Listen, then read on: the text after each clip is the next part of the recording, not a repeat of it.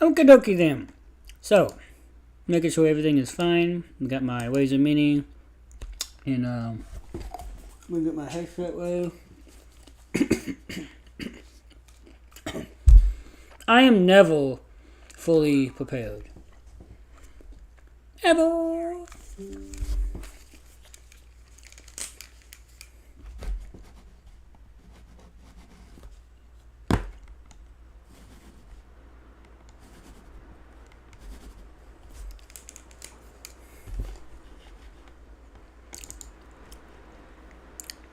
So I'm connected.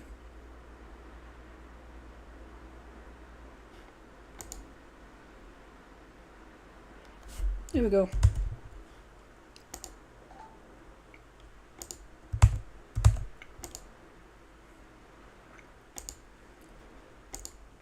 I want the headset to be this. The output to be this. Maybe I gotta play the sound.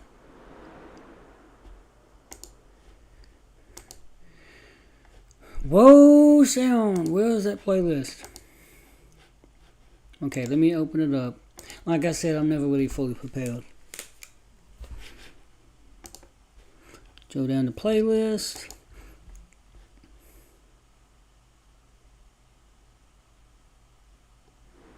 Oh, I don't have a playlist. I thought I had one. Oh, I know I did. Yep. Just Start with Jeremy Johns.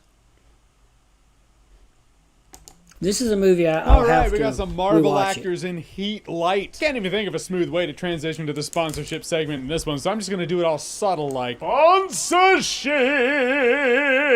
This video is brought to you by Factor. Factor conveniently delivers fresh, never frozen meals right to your door.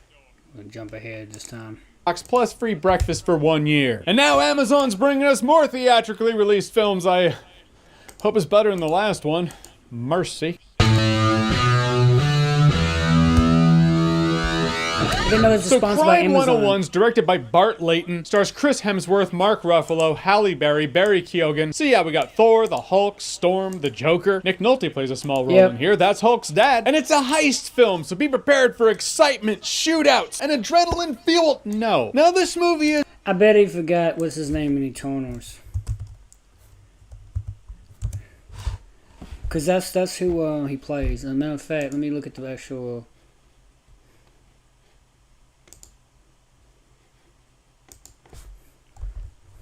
Let me look at the actual, because I cannot do a review of this film until I see it again. I was kind of not paying attention immediately.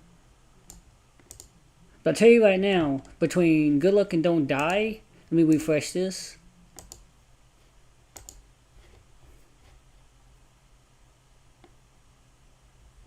Got my shit all mixed together. Okay, let's Good Luck and Don't Die. I'll put this here, next to that. Put this next to that. Okay, so if you look at here, I rate the movie, I give it a meh.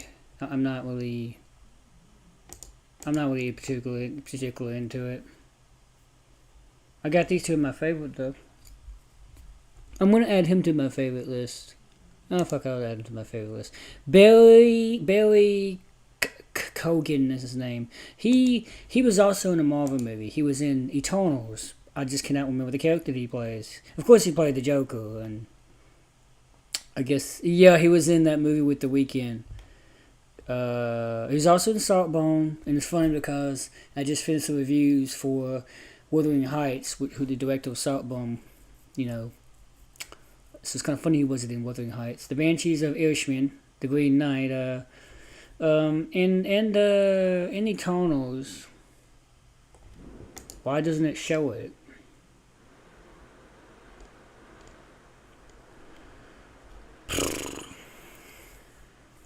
It's supposed to have it. What the fuck? It'd be around. Oh, here it is. Droog was his name. What is this? It looks like he's Bob Dylan or something. Oh, this is an upcoming movie. He looks kind of like John Travolta. Between the eyes and the big nose. That's funny. Anyway. is a slow burn. I will say that. It's a slow burn involving these different It is characters a that slow do work burn, in in different fact. fields. Halle Berry's character works for this insurance agency. Mark Ruffalo's this cop, this detective looking for Chris Hemsworth's character. He doesn't know it. I mean, he doesn't know who it is. He just knows, like, there's this guy out there, these crimes, these robberies, they're all connected. I feel it in my bones. Chris Hemsworth is, you know, the cool criminal. You know the types. Those polite, non-violent thieves that we all love to watch in movies. If you're ever going to be robbed in life, pray it's by him. And Barry Keoghan, who plays an asshole. For a large portion of this movie, though, you do get a couple of robberies throughout. You're dealing with the drama of their lives, like Chris Hemsworth dating. He's awkward. You can tell he doesn't have a lot of history in dating. Hookers, yes, but not dating. He meets this girl, it's super awkward, it's super weird. He texts her like, hey, I'm using your number to ask you out. You want to go out? And she's like, yeah, because you can be awkward, you can be weird, you can be socially inept in the whole mating ritual thing. But if you look like Chris Hemsworth, it doesn't matter. So is this the most realistic heist film ever made? On that basis, probably. The movie does have conveniences, absolutely. Whether it be one character in particular that makes a decision and then does a complete 180 on that decision the very next scene or so. But because that decision was made and then flip-flopped, it actually, you know, the walls start closing in on... It was convenient. Trying to be spoiler-free as I explain it, but I couldn't help but be like, is that the only reason that happened? So we can actually get to the end of this 2-hour, 20-minute movie and not make it 3 hours? That and Barry Keoghan's character, like, he was fun to watch. He's a total wild card. But at a point, he becomes kind of a MacGuffin himself. He's a convenience. Like when writing the script, someone was like, we don't know how to get from here to there.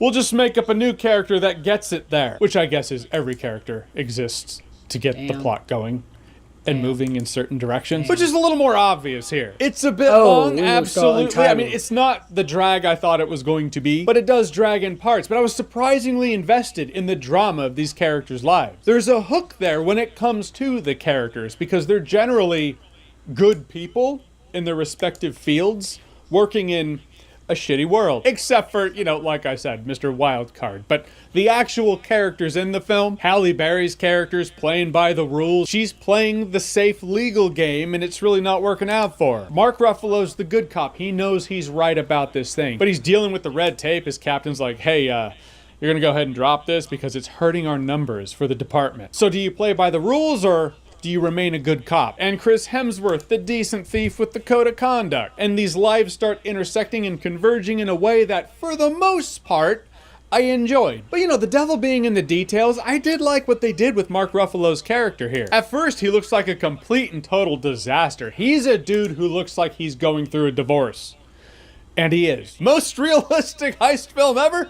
But as he starts closing in on Chris Hemsworth's character, he takes up yoga. He starts, you know, he looks more put together as the film goes on. He looks more presentable, like he's found a reason to get up in the morning. He's found purpose. But it's subtle. No one ever addresses it. I love that. No one's ever like, hey man, you're looking good. Like purpose is putting you back together.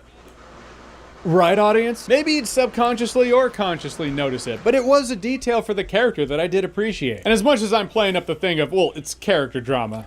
I mean, there's thievery going on, but character drama. There are some fun action sequences in it. A couple of chase sequences I thought were fun. Barry Keoghan's always on a motorcycle, so that's like his thing. He does wipe out, no broken bones. I was like, erroneous! Erroneous! But in the end, yeah, I surprisingly enjoyed Crime 101. I thought it was gonna be some 90-minute, should've come straight to streaming dime store heat kind of thing. When I said that dude next to me, right when the lights were dimming for the movie to start, he was like, well, the movie's 2 hours, 20 minutes, so probably not. I was like, wait, what? He's the one with the glasses. Oh. I was like, this is gonna be a drag, man. Is it heat light? Absolutely. I guess that would make it warm. He just walks off. I had to. There was a big part of me that was like, okay, so we could cut the romance from this thing entirely, right? But I do get, you know, it's the human element, the romance that no one else has romance going on in their lives in this movie. You know, there's a heart there that the rest of the film doesn't have, so nah, keep it. Had a surprisingly good time in heat light, no alcohol required. Or so Crime 101, have you seen it? What did you think about it? Or what's your favorite heist film? Or series? Or something else that might rival the first 5 minutes of The Dark Knight? Whatever it is, whatever you think, comment below, let me know. And as always, if you like what you've seen here and you want to see more, click right here to see more.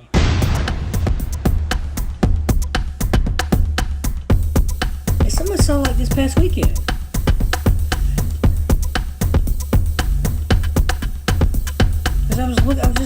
just looking at this woman. Sorry, I'm a little bit distracted. She's got those damn bashing hair. This is a tight.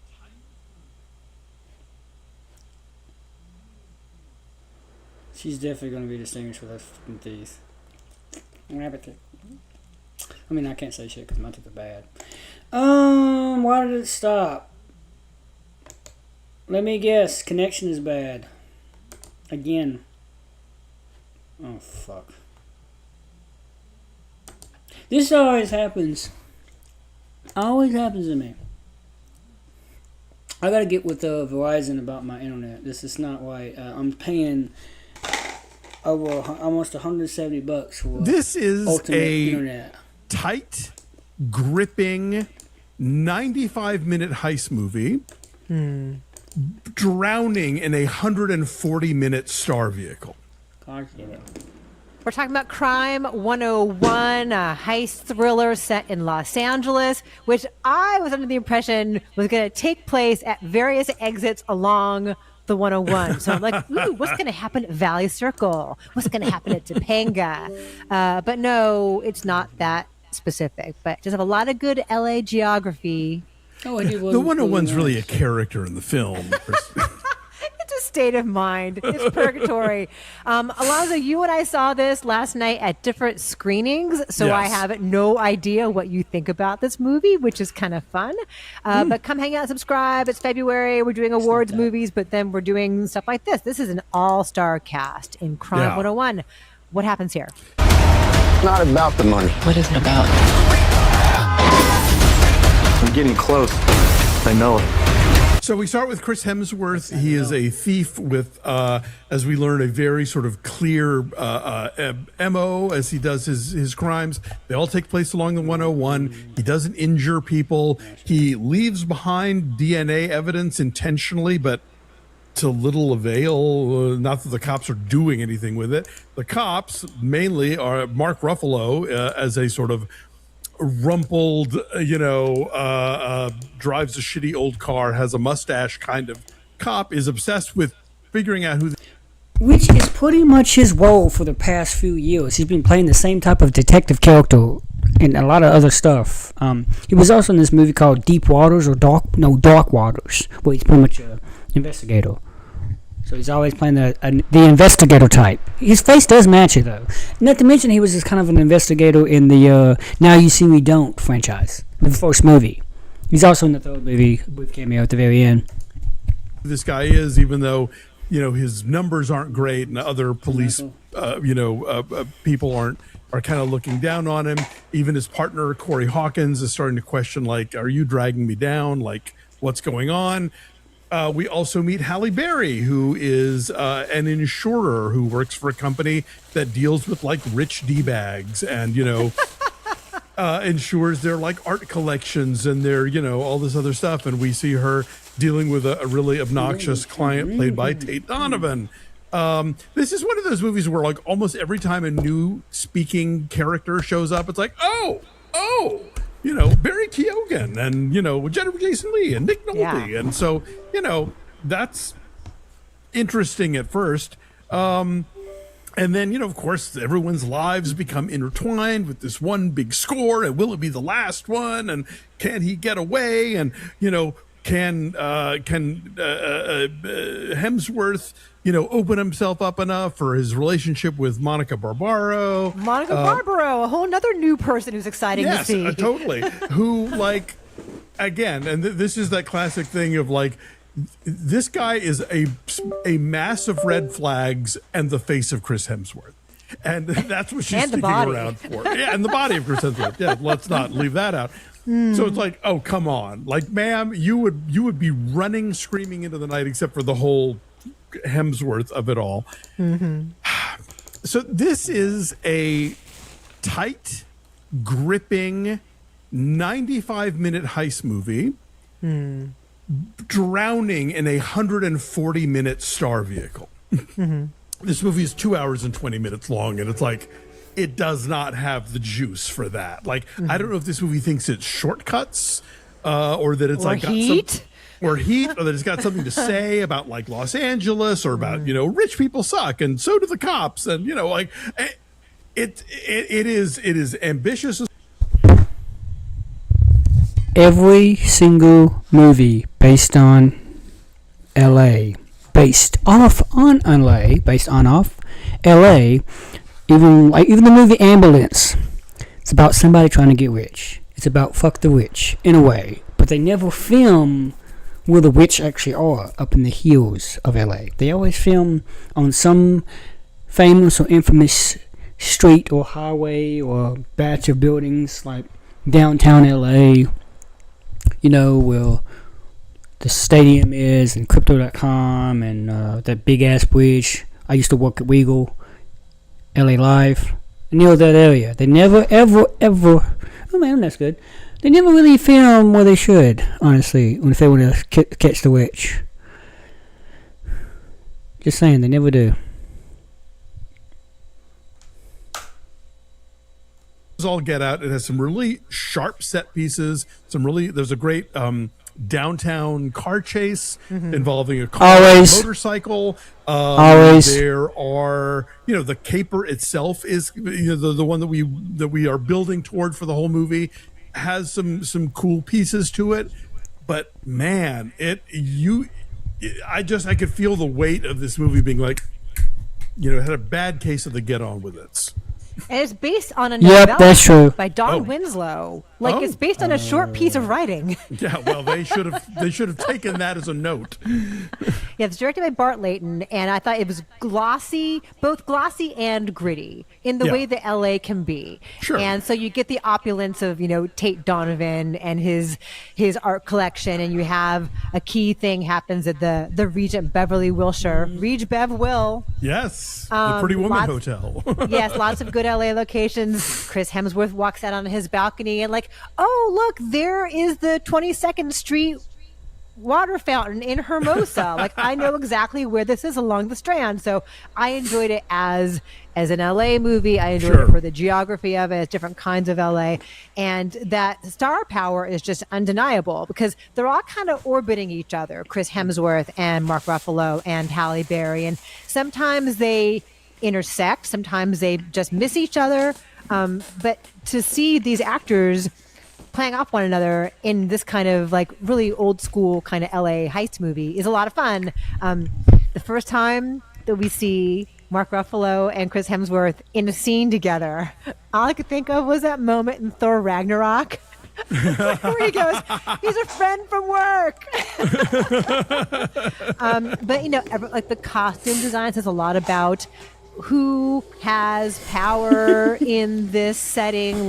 Halle Berry is supposed to be, over the hill at 53, which I took as a personal attack. The guy who says that to her is a total dick. He's a horrible boss, right? But the number 53 comes up specifically. I'm like, hey, wait a minute. But her whole putting on her armor of the clothes that are a little too revealing and a little too tight, and watching her put on her makeup says so much about her struggle to remain relevant in a world that she's clearly overqualified for. So that was kind of good. And then I think the way that they indicate what is going on with Chris Hemsworth's character too, and who he is and how he got into this position of being this kind of thief, is a smart example of showing and not telling. Within those 2 hours and 20 minutes, they don't go totally into his backstory, but they indicate enough about the way he interacts with people and the way that he does his job to help us understand. There's some telling in there too, though. There's one little scene of telling, but I think when as you far grow as up in chaos, you crave order or whatever. It's there's that, but also I think watching him go about his job, they never say that he is neurodivergent, but I think that's clear from the way he interacts with people. True. There's a woman.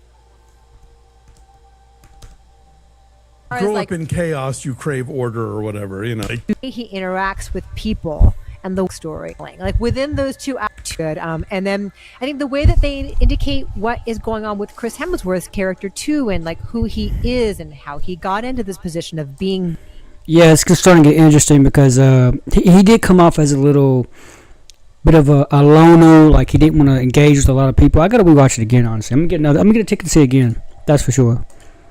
This kind of thief is a smart example of showing and not telling. Like within those 2 hours and 20 minutes, they don't go totally into his backstory, but they indicate enough about the way he interacts with people and the way that he does his job to help us understand. There's some telling in there too, though. Like, you know, there's one little scene of telling, but I think when as you far grow as like up in chaos, you crave order or whatever. You know, it's like there's that, but also I think like watching him go about his job, like they never say that he is neurodivergent, but I think that's clear from the way he interacts with people. True. You know, there's a woman who he talks to who asks him about eye contact. And so things like that just have that. And that's what makes him good at this job.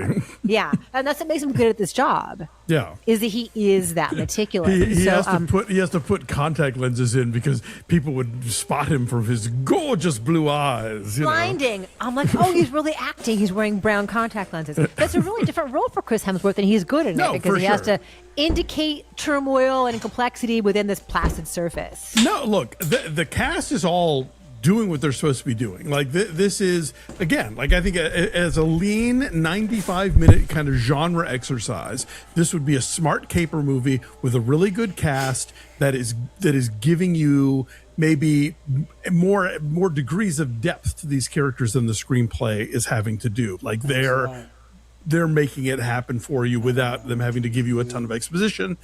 There's a lot that works here, but like I honestly think that if you teach an editing class at film school, you could literally hand this out at the beginning of the semester, and the final project would be make this movie 95 minutes, and you would get, I think, really good versions. I think a lot of that is the big key set piece at the Regent Beverly Wilshire goes on too long, and then the way it all wraps up goes on too long. Like, it's satisfying. Movie 95 minutes, and you would get, I think, really good versions. I think a lot of that is the big key set piece at the Regent Beverly Wilshire goes on too long, and then the way it all wraps up goes on too long. Like, it's satisfying, like how all these little storylines wrap up is satisfying, but it is languid to get there. I do think that Bart Layton was aiming for heat here. In terms of the LA scenario, in terms of the score is very synthy. I think that's what he's going for, is his version of Heat. And so I think he has epic ambitions along those lines, and that speaks to the running time. And as opposed to like Amy Brenneman having that apartment that no bookstore employee in the world in Los Angeles would ever have in Heat, at least here he gives you reasons why all of these people live at the beach. They do. I mean, because you can. If you can, why wouldn't you? I mean, you know. Okay, so Crime 101, I think I liked it better than you did. I'm going to say an 8. It is a totally solid, well-made, well-acted movie. I'm like a 6.8. I think there's a lot of stuff in it that I enjoyed. I think it'd be, this is an Amazon MGM movie, and I think on streaming it'll be great. As a movie you're not entirely paying full attention to, but I think 220 in the theater, I didn't think this movie had enough juice to get us there. Like there was not, the character stuff wasn't deep enough, the commentary wasn't deep enough, even the like mechanics of the crimes weren't intricate enough to need to be that long. All right, more crazy-eyed Barry Keoghan. Crime 101's in theaters this weekend. Will you see it? Let us know.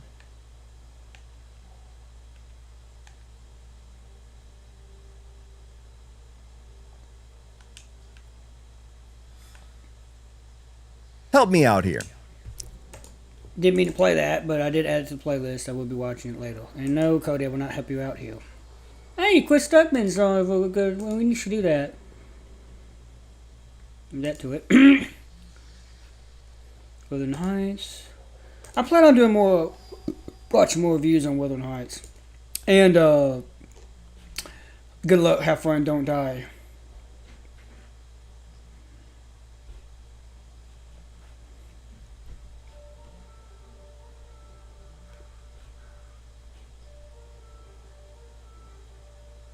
How to make a killing after your reaction. Yeah, that's a funny movie. I just saw that. It was a AMC Screen Unseen. Let me add this.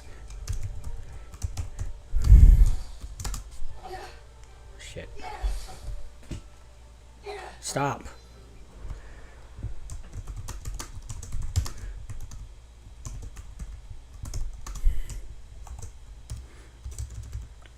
It's not gonna happen tonight.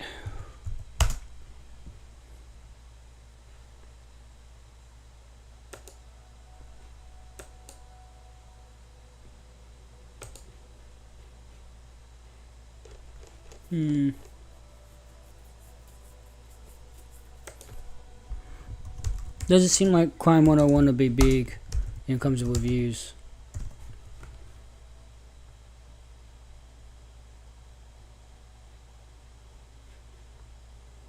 Number one.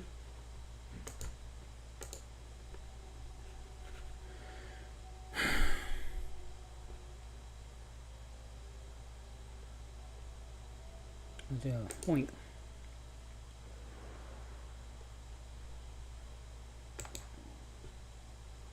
It's not the best film of 2026, man. Come on, get the fuck on.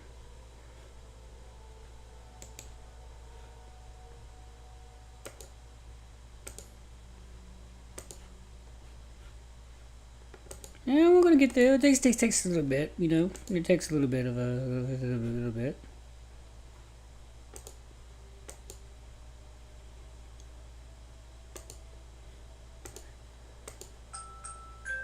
I know I'm doing it kind of fast, but I need this computer to speed the fuck up, buddy. I need it to move. Come on, give me the pop up, goddamn! Don't have me wait all fucking day. Ending explain. Who is this? What's happening?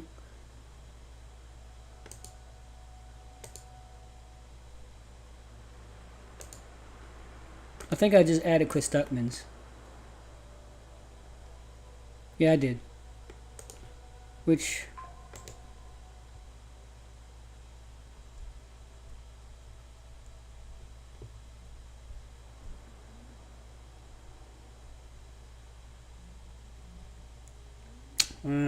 sure, why not? He's doing it by himself, I guess. I need to rewatch this film, though. Oh, hello! You know, she's going to take 20 fucking minutes to give a review.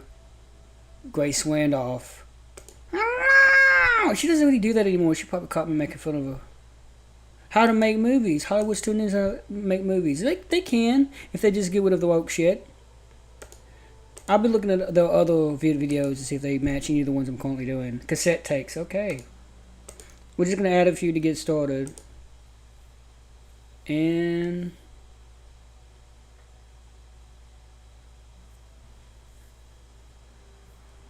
yeah, this Townfall of Silent Hill, people don't like it. They think it's woke because of the black person. That, to me, is not enough to make it woke because, you know, black people created woke.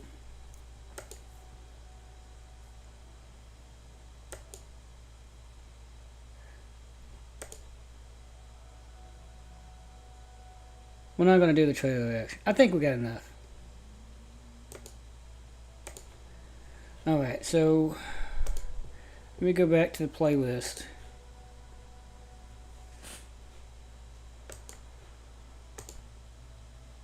Is this muted? So I just got done seeing Crime 101, the new crime thriller drama. Emphasis on the word drama. And this film stars, the Avengers, X-Men, Eternals. You have Chris Hemsworth, Mark Ruffalo, Barry Keoghan, and the great Halle Berry. This is not a bad movie. It's just 4 different movies competing to be one narrative, and it just doesn't fit. It doesn't work. Like, this is trying to be a heist film, a crime drama, like really a drama more than anything. It's trying to be Heat. It's trying to be Thomas Crown Affairs. It's trying to be Italian Job, but it just doesn't have the oomph. It doesn't have the gravitas. It doesn't have the thrills or excitement.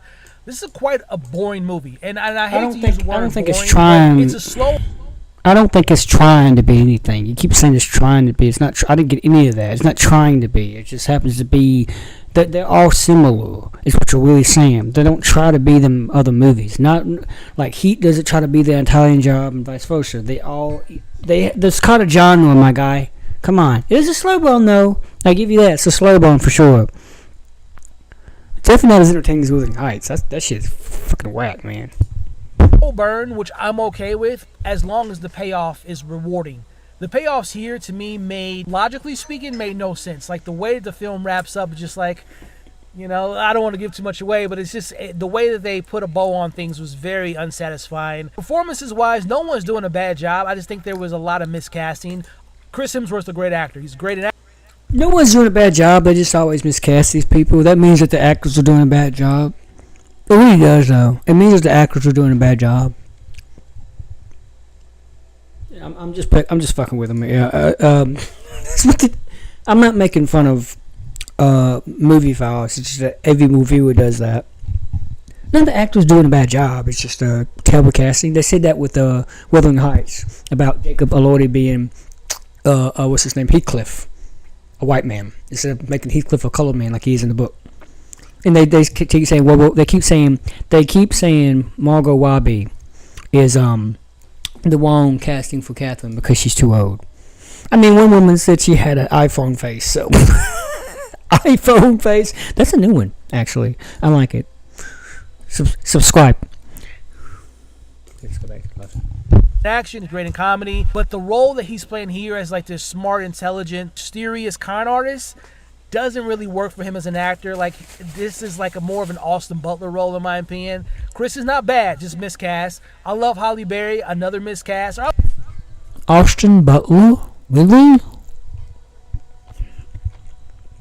It's kind of a generic character, but no. I don't want to say miscast, but I just didn't really care for her story. Mark Ruffalo is the saving grace in this entire film. Like, he's basically, if you've seen Task, he's playing a similar character to Task, but with a little bit of a difference in the... Told you. He's playing the same damn detective type character. Told you. You should be inside of him. In the story, but think of like a good cop trying to do the right thing. Like, he's good in that, even though I don't agree with some of the decisions he's make. I think Mark Ruffalo is the best part of this film. I like Barry Keoghan, but he's in a more of a thrilling, suspenseful, backstabbing crime thriller. This movie isn't that, and he's acting like that, and that's not what this movie is. So again, miscast. It's well made, it's well produced, it's a well put together Barry Keoghan, but he's in a character to Task, but with a little bit of a difference in the story. But think of like a good cop trying to do the right thing. Like, he's good in that, even though I don't agree with some of the decisions he's make. I think Mark Ruffalo is the best part of this film. I like Barry Keoghan, but he's in a more of a thrilling, suspenseful, backstabbing crime thriller. This movie isn't that, and he's acting like that, and that's not what this movie is. So again, miscast. It's well made, it's well produced, it's a well put together movie. It's a narrative that if it's 8 different narratives going on and they all need their own movie. But when the worlds collide, it doesn't fit. It's like putting a square in a circle. It just doesn't work. This comes out in theaters this Friday. I don't think it's almost 2 hours and 20 minutes.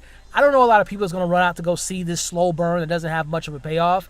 It might be a better streaming movie, but I saw people in my theater on their phone, so I don't know how people are going to pay attention to this film, because again, not a lot's happening. Again, not a bad movie. This is why I feel conflicted. It's just a very disjointed movie with a very slow He's right about that. Not a lot of payoff. Let me know what you all thought of Crime 101, what worked, what didn't work. For more reviews and reactions like this, consider subscribing and following for more. So I just got done seeing Crime 101, the new crime thriller drama. Emphasis on the word drama. Emphasis on the word drama. I just got out of Crime 101. What you got for me, Eric? Give me something good, buddy. Best film of the year. Kind of shocked not really, how strong this film is for an early in the year release. Typically, studios avoid putting really strong, awards-worthy films this early in the calendar in February. But you look at this film, you're talking about 3 outstanding performances, really strong direction, and I really want you to pay attention to when you see this film, Crime 101. Watch the scene transitions. They are masterful, very, very elite level stuff. I'm telling you, this is a smart drama, very Heat-esque. I like it a ton. We're going to do a live evaluation of this coming up tonight on MMT. Until then, peace out from Burbank. I just got out of Crime 101, and it's the best film of the year. I am really kind of shocked how strong this film is for an early in the year release. Typically, studios avoid putting really strong, awards-worthy. Crime 101 is not a shoot 'em up kind of film. It is a slow burn, one that demands you to pay attention. And if Yep. you do, it is a That's true. rewarding experience. I love this movie. This is tension filled from beginning to end. Yeah, it takes its time because it wants to grow with the characters. If I had to say one aspect that didn't really work for me with the character development was the generic formulaic routine of a relationship dynamic between Chris Hemsworth character and Monica Barbaro. Great actors, pretty decent chemistry, although the better chemistry is with Halle Berry and Mark Ruffalo. I see a Storm and Hulk. But this movie just has the sauce. Chris Hemsworth plays a thief with OCD, Halle Berry is an insurance broker that is starting to rethink her job, and Mark Ruffalo is a cop who is sick of corruption. And then there's Barry Keoghan, the wild card. Love him. If you enjoy this kind of movie, I highly recommend you check it out in theaters this weekend. Crime 101 is not a shoot 'em up kind of film. It is a slow burn, one that demands you to pay attention. Bienvenidos, fans of the hottest entertainment on the planet. Jaime Fuego here. This is a little bit of an early Rapido Fuego review, so out of the theater, while technically still in the theater. And I mean, look at this cast beside me here, man. I mean, yeah, all of those familiar faces, and that's because, yeah, Crime 101. So this big old display is what you get when you have some Amazon money to play with, man. And that's because Crime 101 is basically the first in a series of films that are going to be coming from none other than writer Don Winslow with a lot of Amazon MGM money behind them. And so this is a LA set, big grandiose crime thriller. Blech. Okay, here's Chris Stuttman. Let's see what kind of videos he has. I know he has Oh, okay, so I got one.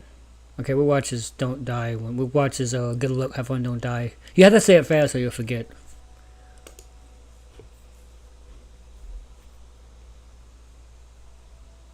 His name is James Norton, like Norton VPN or...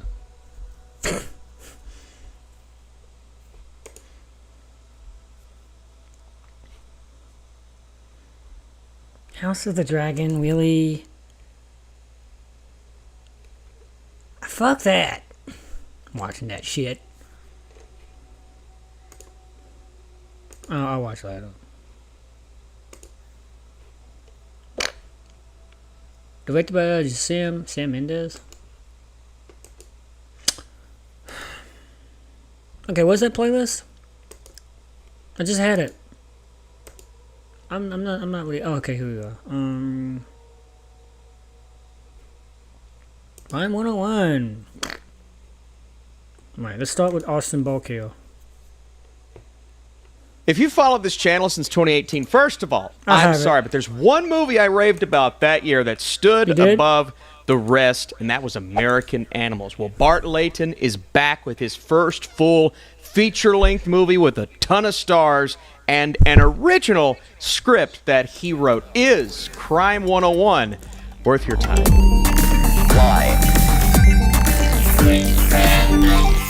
That's right. 8 years and 2 kids ago. But we're back in 2026. This is Crime 101, a movie that I, didn't really think looked all that great when I watched the trailer, but I saw Layton as the director. So obviously we've got our 3 main characters. It's the actors headlining the press tour right now. Chris Hemsworth is this thief. He's eyeing his final score. Halle Berry is this insurance broker. She's kind of at a crossroads in her life. Their path intertwines along with Mark Ruffalo, who plays this extremely conflicted cop because he's the guy that wants to not only solve this case or string of cases along old 101 there, but also everybody around him's like, nah, we're going to do it the old-fashioned way, the bad way. We're going to lie. We're liars. And snakes. Those are the 3 main characters, but there are more big names here. Barry Keoghan comes in, causes chaos every time he's on screen and kind of messes up the lives of really all of our main characters. Monica Barbaro is somewhat of the love interest, the romantic aspect of this movie. Every time she's on screen with Hemsworth, I did find that their chemistry was solid, but at the same time, he's such a red flag. And every time he gives her an answer to one of her questions, I'm thinking, all right, this would probably sketch me out a little bit, but she's like, oh no, he's hot. Oh no, he's hot! Corey Hawkins, Nick Nolte. The cast is great. I could talk about that all day. But I really want to talk about Bart Layton, what he's able to do, bringing this efficiency to the dialogue. What do I mean by that? Well, everything that's said in this film, whether it feels like a subplot that didn't need to be there or not, This movie's 2 hours and 20 minutes. Did not need to be that long. We'll talk about that here in just a second. Regardless, the dialogue was so efficient within the way it told this story. Favorite part about it, and you all know this, I love when movies show and don't tell. Sometimes you need to be told. In this case, it's a very generic story on its surface, and we've seen this genre done countless times, so you don't need to tell me A, B, and C. Just let me figure it out. Let me deduce it as I'm watching. And there are so many instances in Crime 101 where that was the case with the script. A character is obviously feeling a certain way, or maybe there's something preventing that person from fully opening up. But again, you are just able to assume that.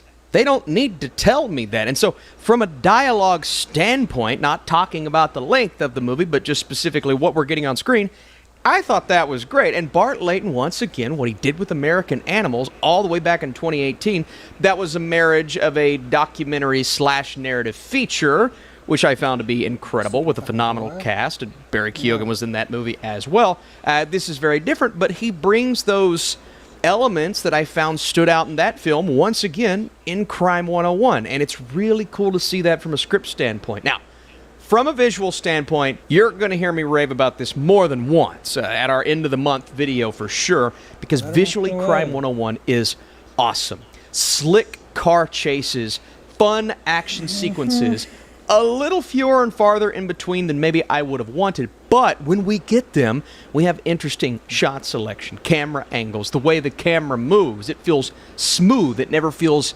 overly jumpy. When things actually happen on screen, your eye is drawn towards it rather than kind of wanting to look away because it's ugly and it's jumpy and it's shaky. That's not the case. Bart Layton is a great action director.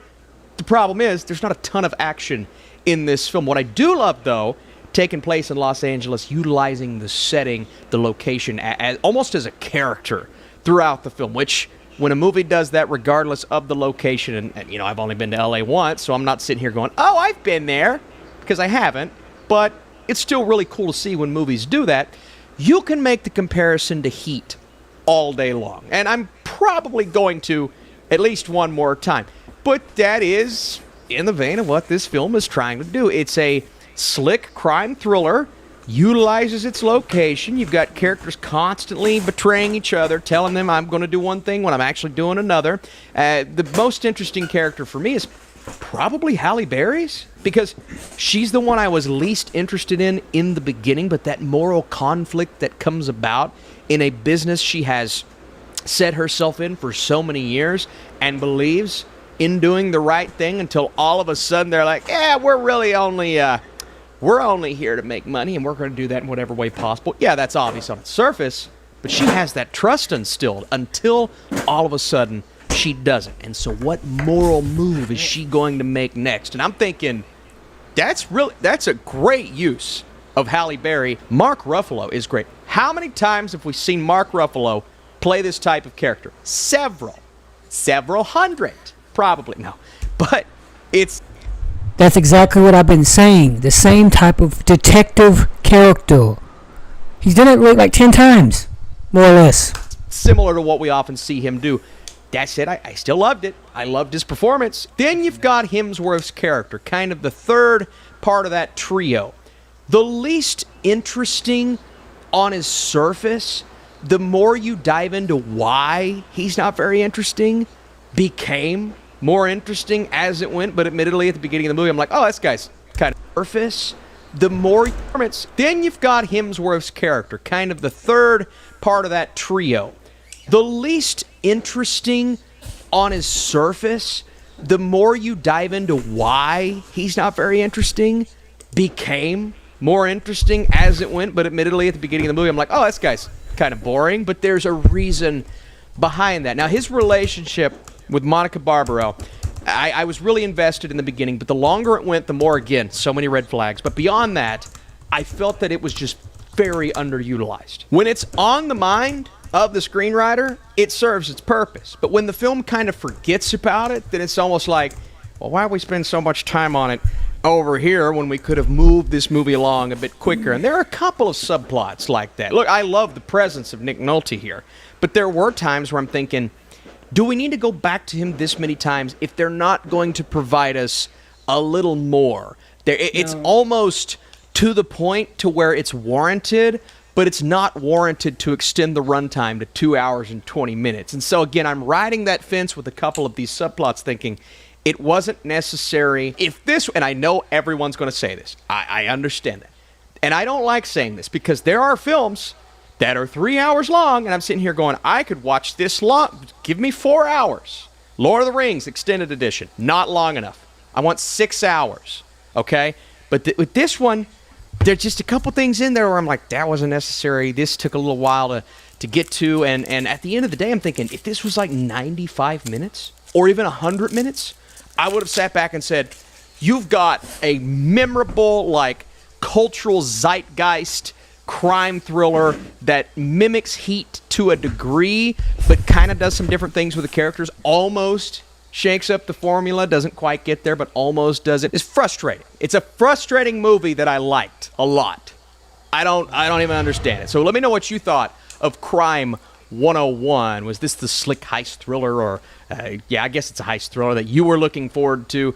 Who's your favorite character, and what's the movie you're watching this weekend? We're going to talk Wuthering Heights. We already did a short review for Goat. If you want to drop a like, share this video, all those things. Crime 101 is a rock-solid crime thriller that excels at utilizing its stacked cast in a variety of ways. The dialogue works efficiently, withholding information when necessary, while also tackling a few interesting elements beyond the crimes themselves. What keeps it from truly knocking it out of the park is its inability to move things along when needed, as it inevitably overstays its welcome. That said, a lot to enjoy, surprisingly, in this crime thriller. And let me know what you think about this. I mean, this could come on streaming, and I'm sitting there watching it going, no, it had every right to be 2 hours and 20 minutes. It's just, as of now, there is a phenomenal 95-minute movie within Crime 101 that would have, or could have, knocked it out of the park for me. All right, I got to stop talking. See you soon.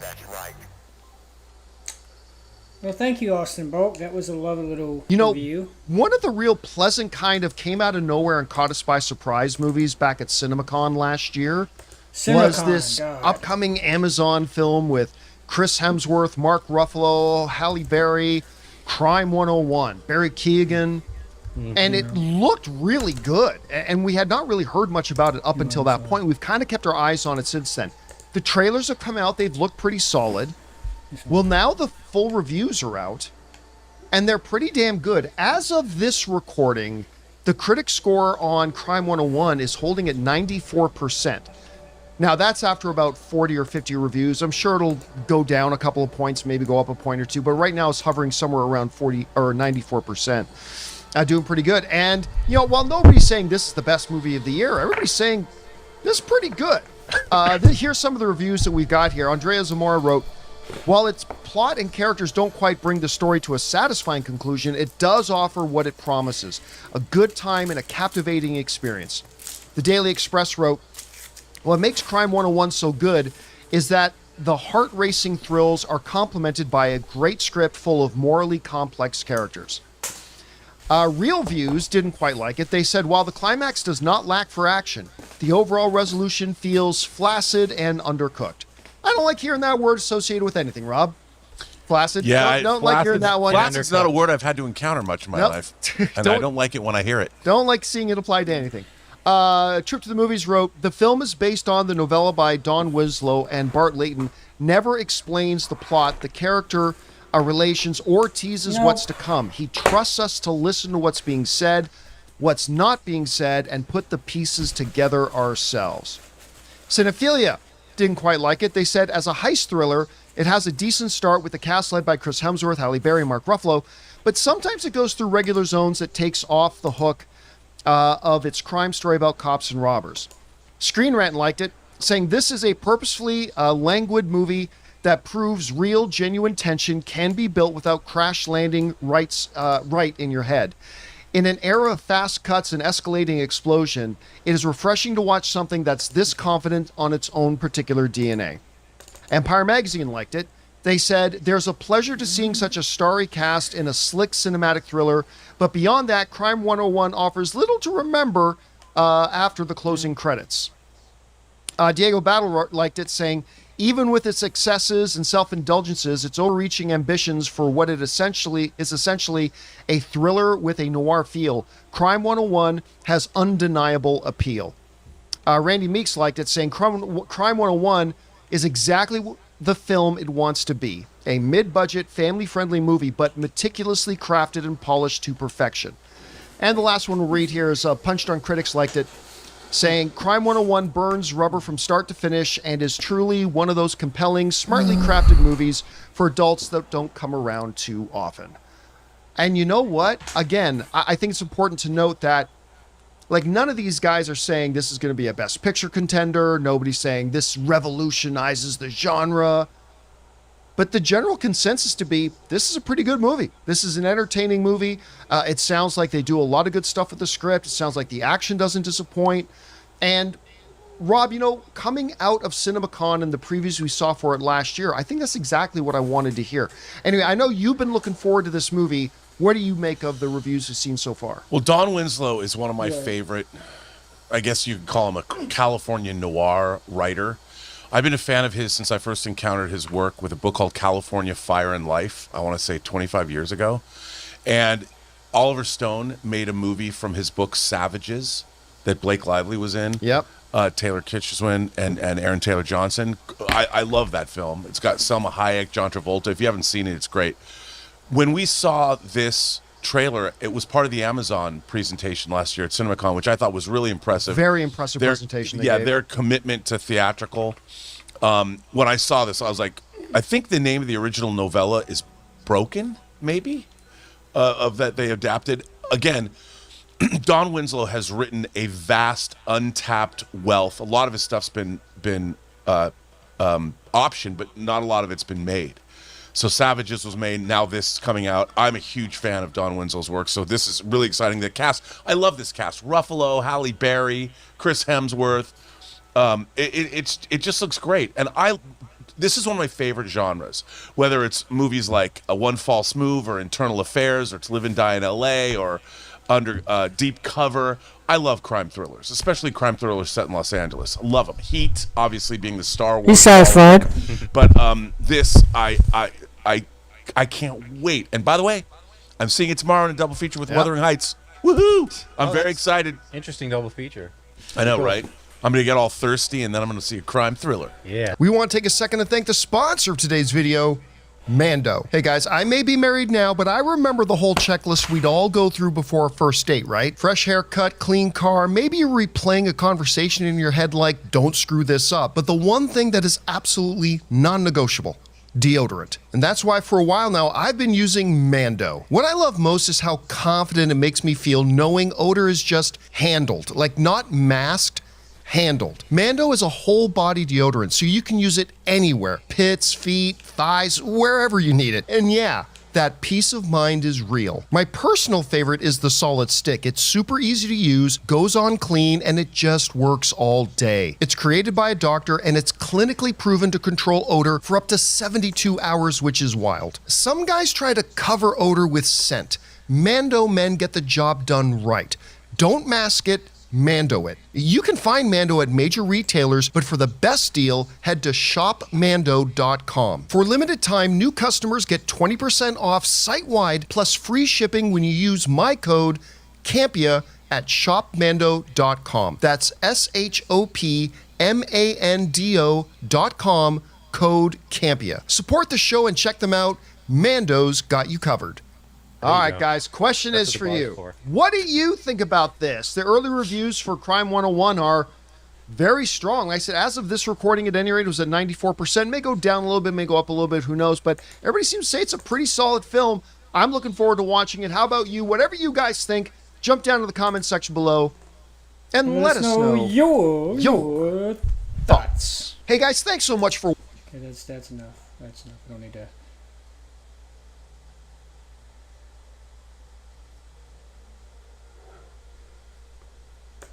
I kind of want to watch all these things. I'm just saying to say later.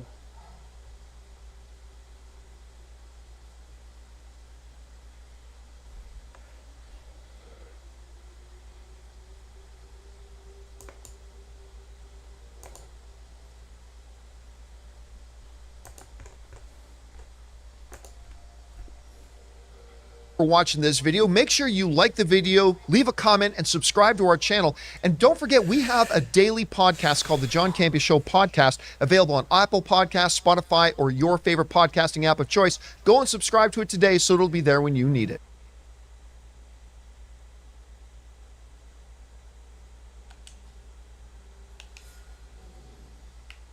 Crime 101. This is a heist movie. It's adapted.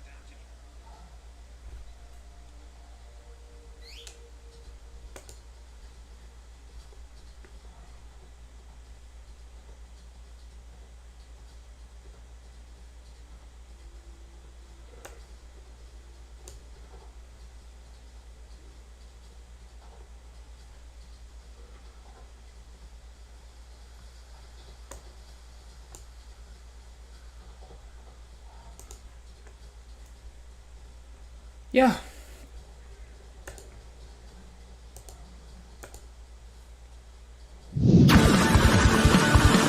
Tell me about Crime 101. Yes, okay. It stars Chris Hemsworth as the lead. He plays Davis, who is a jewel thief.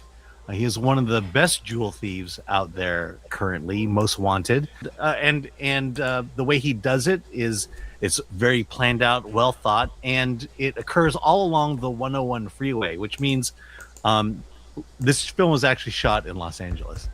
Halle Berry there, she plays an insurance adjuster who is doing research on the jewels got stolen. The insurance company comes in to make sure that it was legitimately stolen and not otherwise. Mark Ruffalo is the police detective who is going after him, and Barry Keoghan is competition for Davis. There's a point where Davis is so meticulous about his. Yeah, because otherwise could be like fraud. Somebody intentionally made it look like they were stolen, just so they can get money from the insurance. Let's see video. Stupid things for recap. Is it time much? Oh, he's talking about Stranger Things. Okay. Perry's just going. Joe's College Worship. That should be funny. Just press the back button. Expand. There you go. About what he steals, that if he feels like he can't do it safely without what he's stealing, is competition for Davis. There's a point where Davis is so meticulous about his about what he steals that if he feels like he can't do it, the company comes in to make sure that it was legitimately stolen and not otherwise. Oh, really?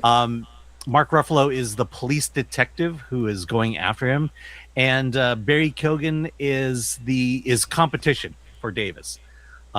There's a point where Davis is so meticulous about his about what he steals that if he feels like he can't do it safely without getting caught, he's not going to do it. And so the guy who's funding him, which is played by Nick Nolte, hires Barry Keoghan's character to take over. And basically, at one point, when Davis does another deal, Barry robs him of that. And so in this movie, there's a big shark out there. His name is Monroe, played by Tate Donovan. He has a wedding, and there's going to be a lot of jewelry there. Jewelry that is insured by Halle Berry's company. And Davis and the Barry Keoghan character are going to rob it. What now the thing is that Halle Berry's character, she's getting passed up. She was with the insurance company for 12 years, promised a partnership, but that partnership keeps getting pushed off. And when she asks why, her boss tells her, I'll give you two numbers, 5-3, and that's her age. Great. Okay. So that's the general sense of the story. I guess the cool parts about this movie is it is shot in LA. The car stunts are real. There's very little, if any, CG in this movie. It's all great stunts. And I've just found myself bored at it. I'm bored hearing you talk about it. Yeah. And I remember you texting me, oh, this movie's so boring. Yeah, it's weird because I'm looking at our our contemporaries, and they, for some reason, they really love this movie. And I'm going, well, it's a fairly average thriller. The stunts. I mean, look, there's this car chase, a souped up Mustang against a motorcycle that's really good. Takes you all the way through L.A. So for us who live here, you'll recognize everything in that. But the story itself is. See, I didn't see that part because I wasn't really paying attention because it is kind of boring. So I need to rewatch this film. There's a lot I did not see, including that car chase.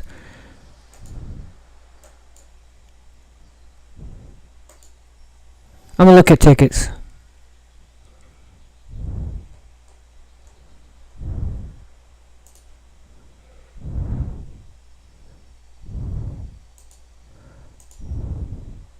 Just a little self-indulgent. The whole 53, I mean, you might as well say she was black for as another reason she wasn't she was passed up. I mean, it's just, there's this issue of ageism, and I felt like it was just shoved into the story to become something. And then the moral at the end. I won't give away the ending, but I'm seeing this in movies this year and at the end of last year. It's this idea that of the criminal with the heart of gold. If you're a criminal committing a crime and you have a heart of gold, you should be able to get away with it. Not saying that he does, but that's kind of the story. And maybe the conspiracy guy in me is saying, maybe someone came here illegally, but they have a heart of gold, so therefore just let them go. Alan, that has nothing to do with it. That's two different things, because you got an American citizen versus an immigrant. You're trying to put politics in the... That's what I'm talking about. Some of these... Alan, he's trying to put politics. He's being paid... I know he's being paid to do this shit. He's going to stop. Someone commits a crime, but they're a good person. All right, let them go. These guys who are shopping, maybe someone came here illegally.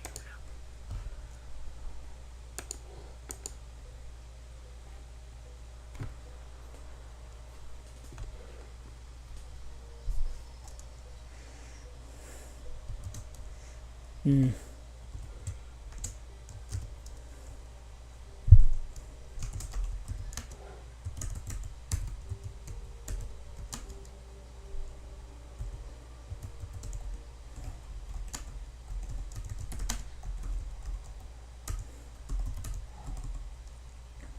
Politics.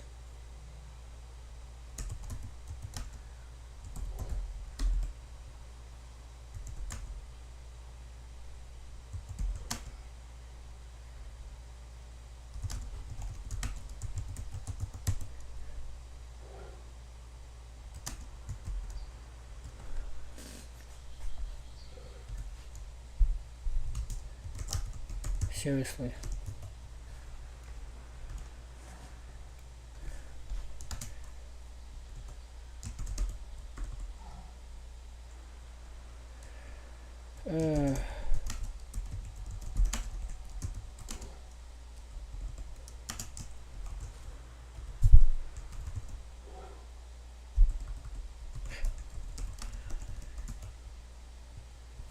I think Alan he's becoming an old grouchy man, an old grouchy son of a bitch, and he better quit putting politics in every one of his damn reviews. Am I subscribed to them? I think I am, right? Yeah, I'm subscribed. I'll seriously unsubscribe if they keep fucking doing this.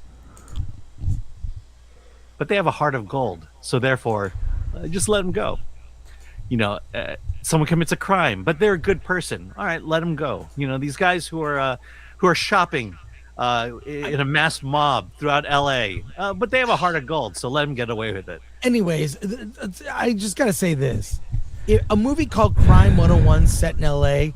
would have been great if it's about those mobs that coordinate on social media. No. And they mob a jewelry store and like 50 people come in at one time and steal, and they can't do No. anything about it. Like, No. how those are coordinated? No. Do they work?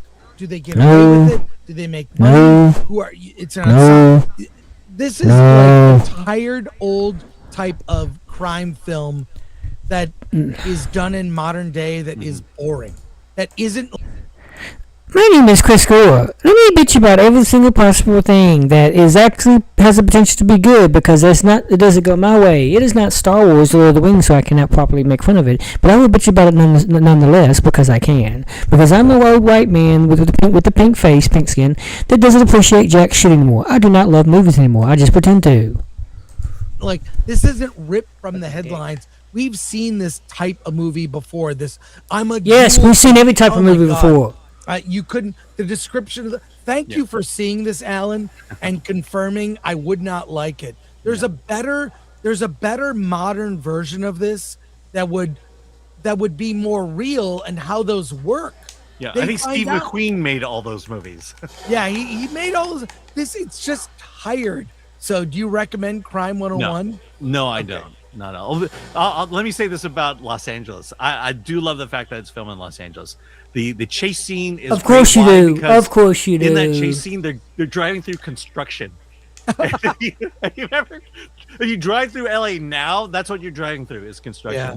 The other thing is and in San Francisco. Yeah. Oh, there are homeless tents in this movie too. So the crime, this is the Californians. The crimes are taken along the 101. During one crime, you see Santa Monica in the background. Santa Monica is nowhere near the 101.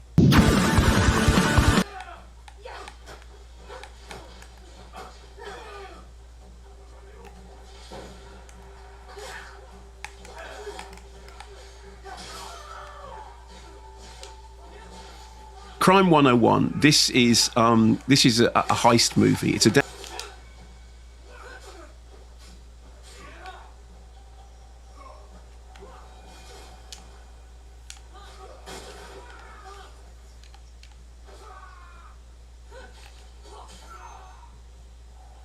from a 2020 novella by Don Winslow, and it's written and directed by Bart Layton. Bart Layton's name you'll know. He has a background in documentaries, but he made a splash with that film American Animals. Now, I did a BBC Secrets of Cinema on heist movies, and I'm a big fan of heist movies. And Bart Layton is a big fan of a lot of things that I like the films of William Friedkin, who incidentally was a big fan of American Animals. So the story basically plays out along the 101 freeway. Chris Hemsworth is Mike Davis, who is this Mustang-owning thief who has conducted a number of super efficient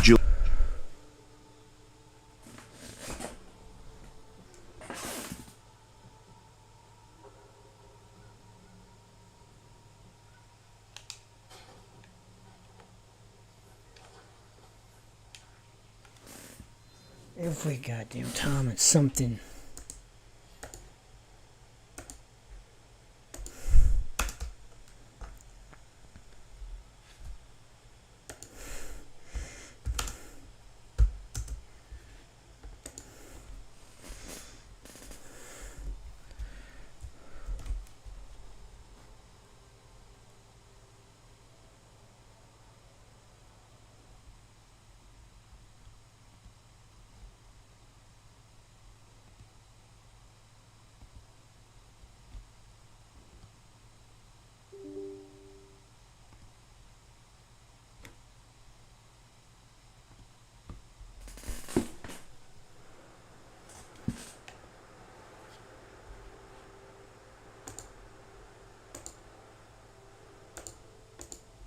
heists. He seems to work with insider information because he knows exactly where to hit, when to hit, and he leaves no trace. Here's a clip from the trailer.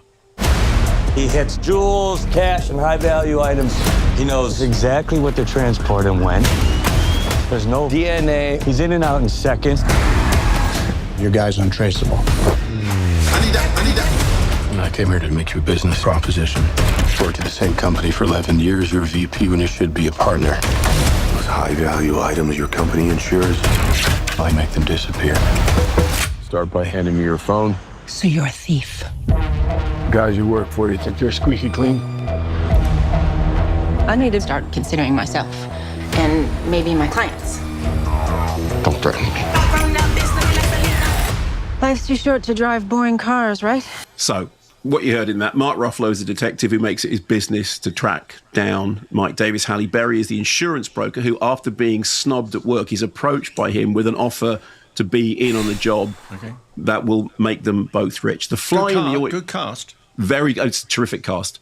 Fly in the ointment is Orman, who is this mercurial biker live wire who's also on Mike's trail and who is played in typically firecracker fashion by Barry Keoghan, who is also in American Animals, and whose appearance in the drama is like someone throws a hand grenade into the plot to see what happens. Starry cast also includes Nick Nolte, Jennifer Jason Leigh, Monica Barbaro, Corey Hawkins, Tate Donovan. I mean, quite the roster. And apparently, Pedro Pascal was almost inevitably at one point considered for one of the major roles, because I think there's now a rule, which is that if you're making any film, you have to find out first whether it's possible to get Pedro Pascal in it. So, look, I really enjoyed this. There is a scene in it in which Chris Hemsworth is in a car with Mark Ruffalo, who's hiding his real identity from him, okay?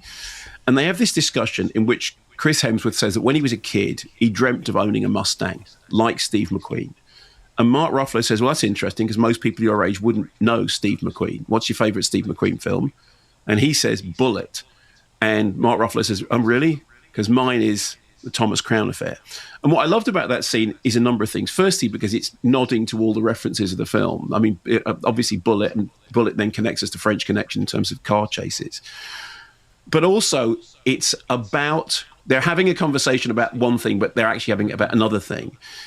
It's partly it's about, I know who you are and I know what you're doing. Partly it's about, you all watching this know what genre we're in.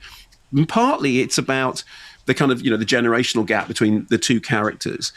But it's also about this thing about ownership, about dreaming, about owning a Mustang. And it's very playful, and it's very sort of, it knows what it's doing, and it knows that the audience is smart enough to keep up. And incidentally, whilst this is all happening, they're driving through LA, and there's like homelessness and poverty on the streets just beyond the car window.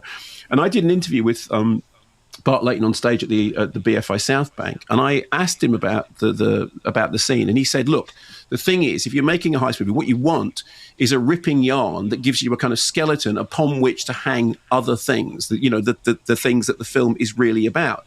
And he said, so for him, what the film is really about is partly it's about his love-hate relationship with LA, because he obviously spent time in LA, but he's not an American native. And partly it's about they never are. That kind of thing about defining who you are by what you own, but also defining who you are by the anxiety about what other people think of you, which is kind of to do with what's happening with the Halle Berry character. So it is on one level this kind of sly critique of materialism and the goals that you give yourself. I've got a number in my head that I have to attain this amount. I have to get this amount of finance. I have to get this amount of stuff. I have to get these things that will make me the person I am. Like everybody. It's all built around this kind of really ripping crime thriller. And whilst I was watching it, I was thinking at one point, this is reminding me slightly of Michael Mann and Heat, the same sort of sense of location and the story being intertwined. And I know you loved Heat, and I think you'd really like Crime 101. It's also got a brilliant score by Blank Mass, a.k.a. Benjamin John Power, who's this electro pioneer who did the score for things like Calm with Horses, which I absolutely love, with Barry Keoghan. And here, it's what they're doing is they're blending stuff by the London Contemporary Orchestra with synthesizers to make, synthesized sound to make this kind of really sort of pulsating, throbbing score that gives you a sense of action, but also gives you a sense of depth and something else going on underneath it, this kind of, sort of sadness and melancholy. I really enjoyed it. And it's one of the, every now and then you see a film in the cinema, you think this is just a great film. It's just a really good cinematic experience because it's a heist movie. It knows how to do the heist movie stuff. It's got, exactly as you said, a terrific cast. But underneath that propulsive surface, there is something else going on. I just enjoyed myself enormously. When I saw the posters for the first time, I did kind of hope that Mark Ruffalo would be around, because he hasn't been on the show for a number of years. And he's one of those people, I don't know, like Saoirse Ronan, you go, oh, okay, they're in it. I can watch it. Because he always is quality. He is. But the whole cast is like that. And, Barry Keoghan is real kind of, like the blue touch paper stuff, isn't it? Whenever he's in something, there's going to be stuff happening. But as I said, I'm a fan of Bart Layton because I've enjoyed his previous work, and I like the fact that he's got he likes genre in the same way that I do, and I do like a great heist movie. I love that thing about you've got a great plan and then something starts to make it unravel. And in this case, the thing that starts to make it unravel is Barry Keoghan's character.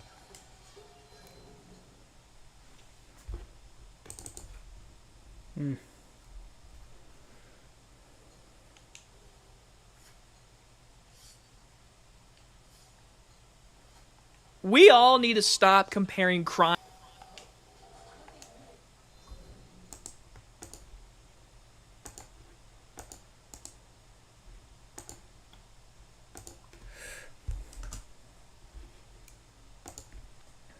Action movies to the movie Heat. Heat is an all-timer. It's one of the best movies ever made. So when you wouldn't know that, you're a kid.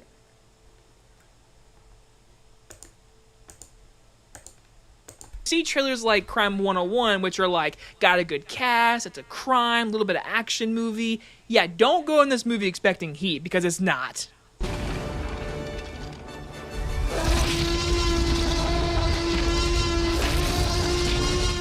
Crime 101 stars Chris Hemsworth and is about an elusive thief eyeing his final score encounters an insurance broker at her own crossroads. From director Bart Layton, who also did a movie called American Animals, which I have not seen, but I've heard a lot of good things about, we are talking his brand new movie, Crime 101.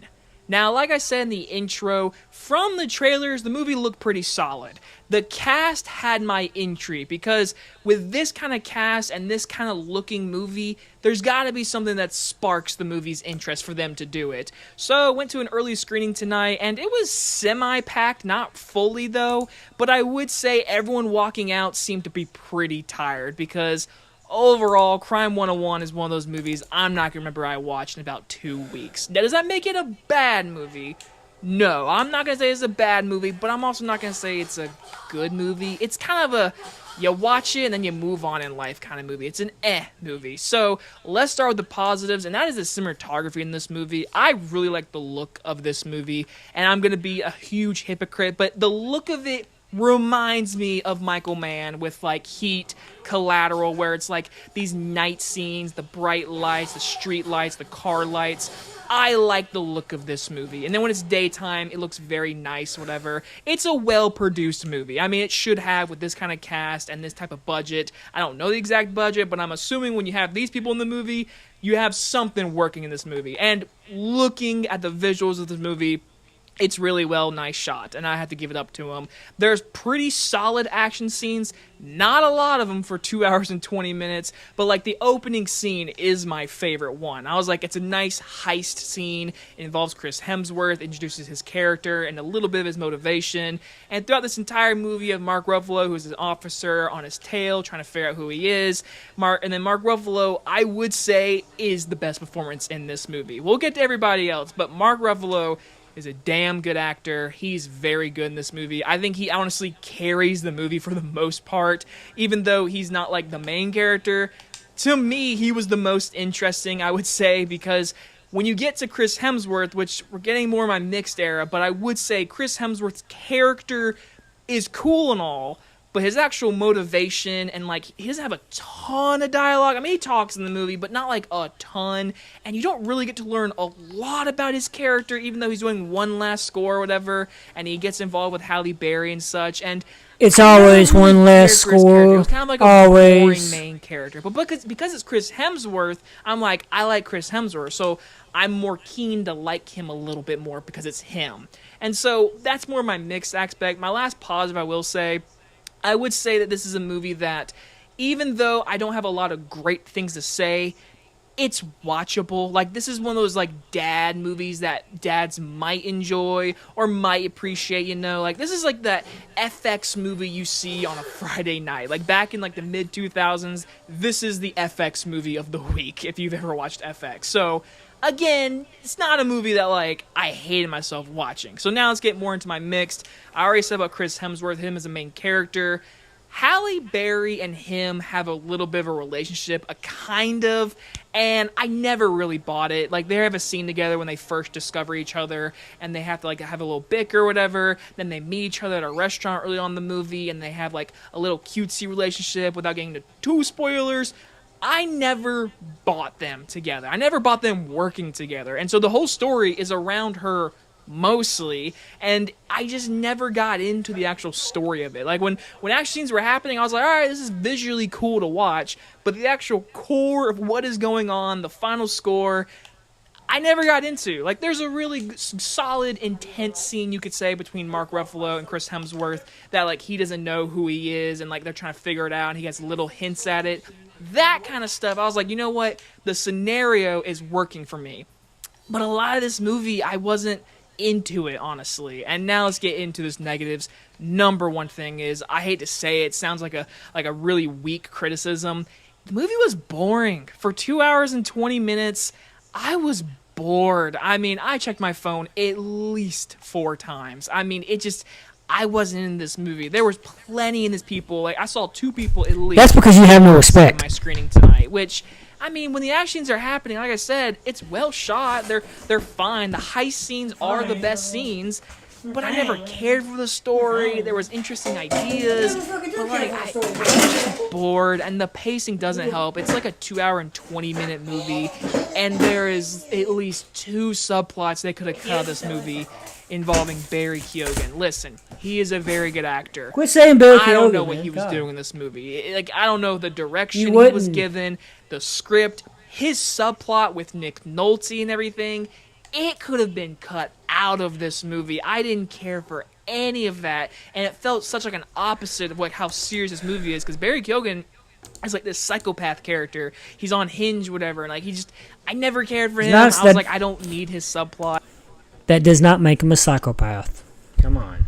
He's not a psychopath just because he's unhinged. Barry Keoghan, who is he? I mean Nick Nolte, who's...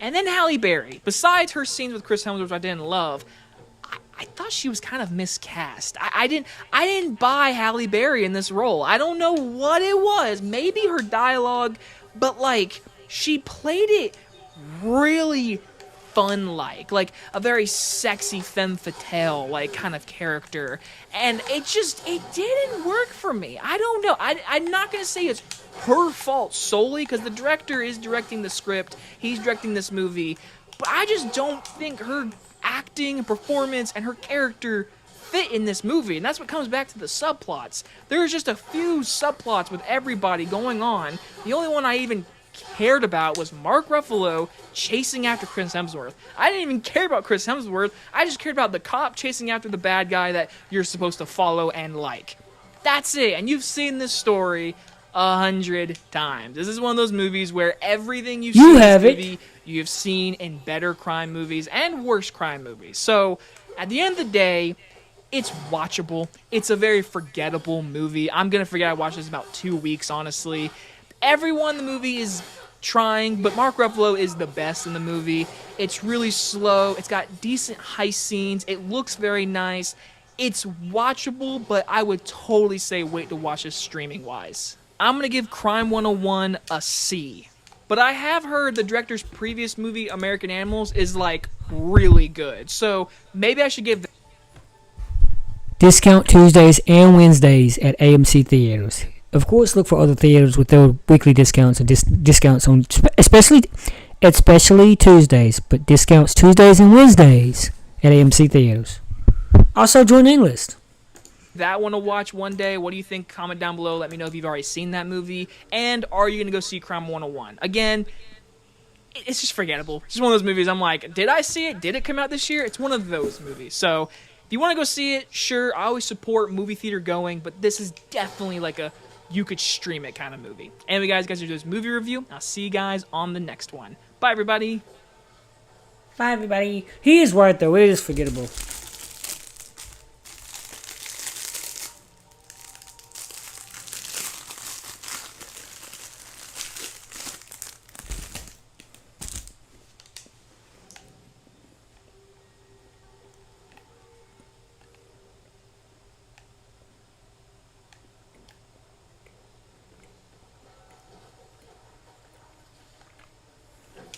Yes, hello, you absolute lovelies. I am just walking out of the world premiere of Crime 101. Fittingly gotta be a here world in beautiful premiere. Los Angeles, California. I love this city so much, and this movie loves this city so much. I love that they had the premiere here in literally downtown LA, about 2 blocks from where so much of the film is set, and this film loves LA, and I mean that from the bottom of my heart. There is so much in this. The title, I thought Crime 101 was about like an introductory course, like a college course, like Shakespeare 101. No, it is about the 101 freeway. This movie loves LA so much it wears it on its sleeve, and you feel that I passion. thought that too. A movie, especially when it has a setting that clearly everyone is I thought passionate Criminal about, Justice 101. everything. There's 4 I was thinking an introduction, either an introduction to criminal justice, like 101, or an introduction to crime, as in how to commit crimes, 101.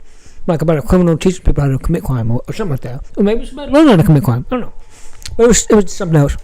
leads in this film, and a 5th one is LA. And the 4 leads get this incredible opportunity to all have consistent arcs and to all grow. Everyone is passionate about, enhance, feel that passion. A movie, especially when it has a setting that clearly everyone is passionate about, enhances everything. There's 4 leads in this film, and a 5th one is LA.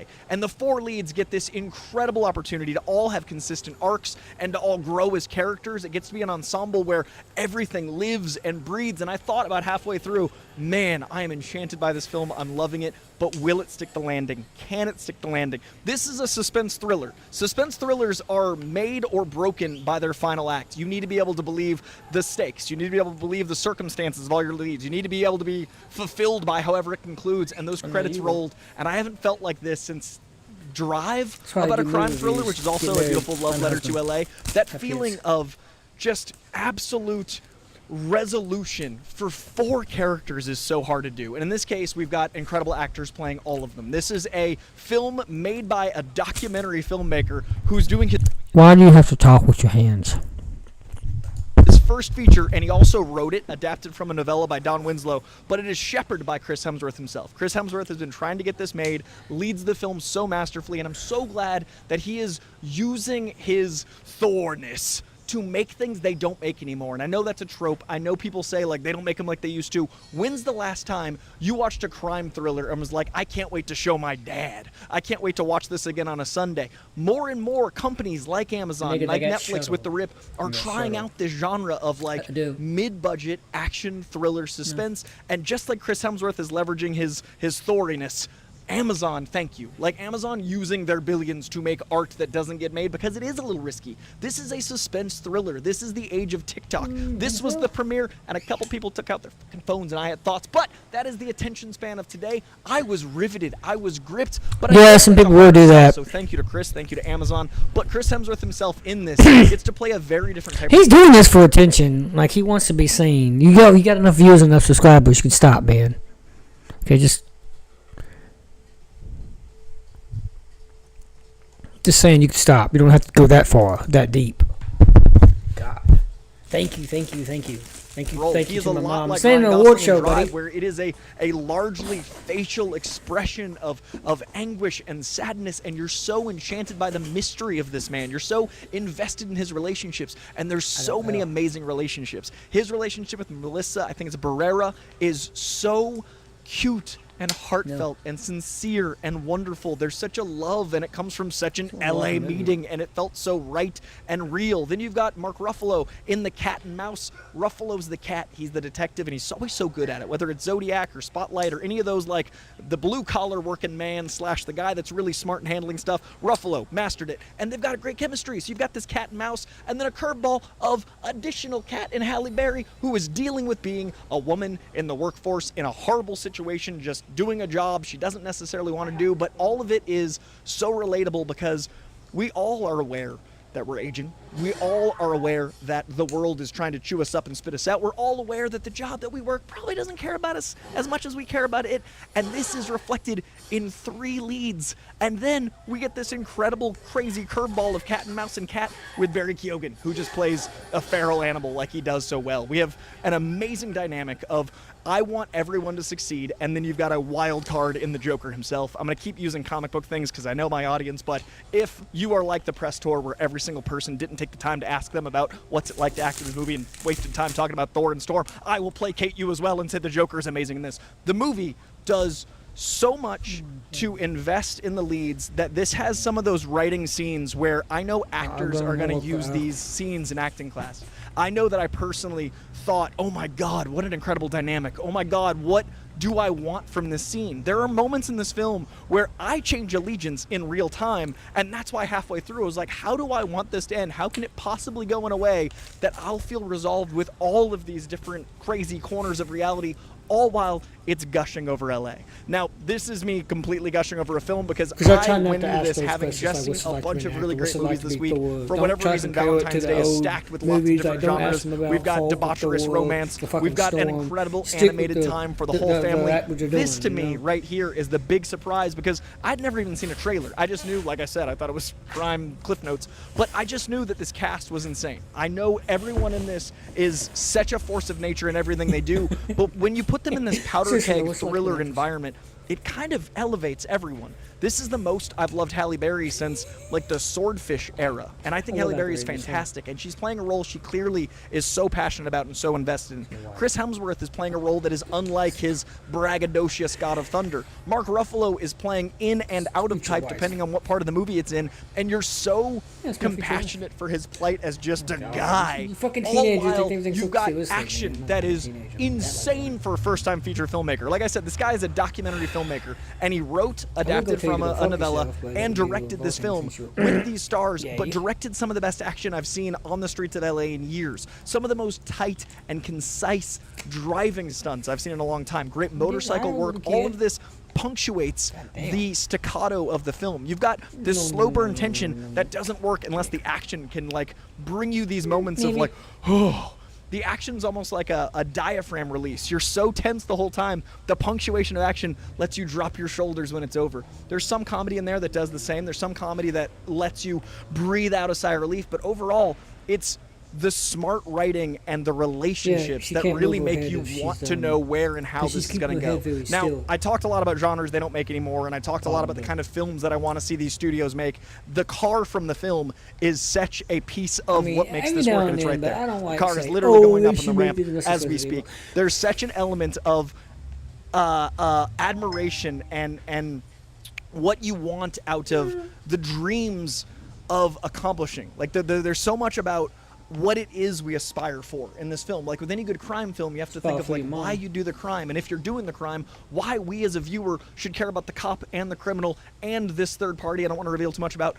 But there's such a beautiful element of wish fulfillment and hope in the origin of these characters that is so beautifully tied to that car, that things that happen with vehicles I was as invested in as any other human beings. It does the impossible where you're so wrapped up in everyone's story, you forget to get excited to go back to the other person, and then you see them again, it's like an old friend, it's like a family member, like what are they up to? But with tension and trauma. I'm not getting paid. I love movies because they remind me that I can forget about the world for 2 hours, and they remind me that there is so much that makes us a species that shares in highs and lows. And there's something about a movie that is just above reality, that's like a 10.5, not an 11, that's just a little bit heightened beyond our world. And maybe it's like Nosferatu, Frankenstein, Companion, Longlegs. Just beyond reality. Because it's been a rough year for me. Maybe it's because I love this city and I feel like no one else gives it its flowers. Maybe it's because I worry about the film industry. That's because LA sucks ass. Just like San Francisco. Oh, they got the car. They got the car in the background. That's the car from the movie right there. That green Mustang. But yeah, LA sucks ass, along with San Francisco. Oh, and San Francisco, spoiler alert, there's a movie coming out soon. It's starring Glenn Powell. It's called How to Make a Killing. There's a certain line in the film, and somebody says, quote unquote, San Francisco is the worst city in the United States. And people laugh, and it is, roughly. But this emotionally impacted me in so many ways I wasn't expecting, and there's so much about seeing that MGM lion and then watching a new modern thriller classic that I just want people to see this in theaters. I want movie theaters to thrive. I want thrillers to do well. I want actors that clearly put their all into something that is well written, that is well directed, to get their due. So if you're going to see one movie this weekend, I would recommend Crime 101. I have one more movie to see. I need to see Good Luck, Have Fun, Don't Die, which is on paper so my shit. This, I didn't know the paper was so my shit, but this paper I love. Thank you, Crime 101, Amazon, Chris Hemsworth, everyone involved. This moved me in a way that I wasn't expecting. Make more. Like, comment, subscribe, do YouTube things. I really want to know what you thought of Crime 101. I hope this type of thing is your type of thing. So let me know in the comments below. Appreciate you. You can't do it unless you have a license. Is Crime 101 worth going to see? I'm fresh out the theater. Let's break it down.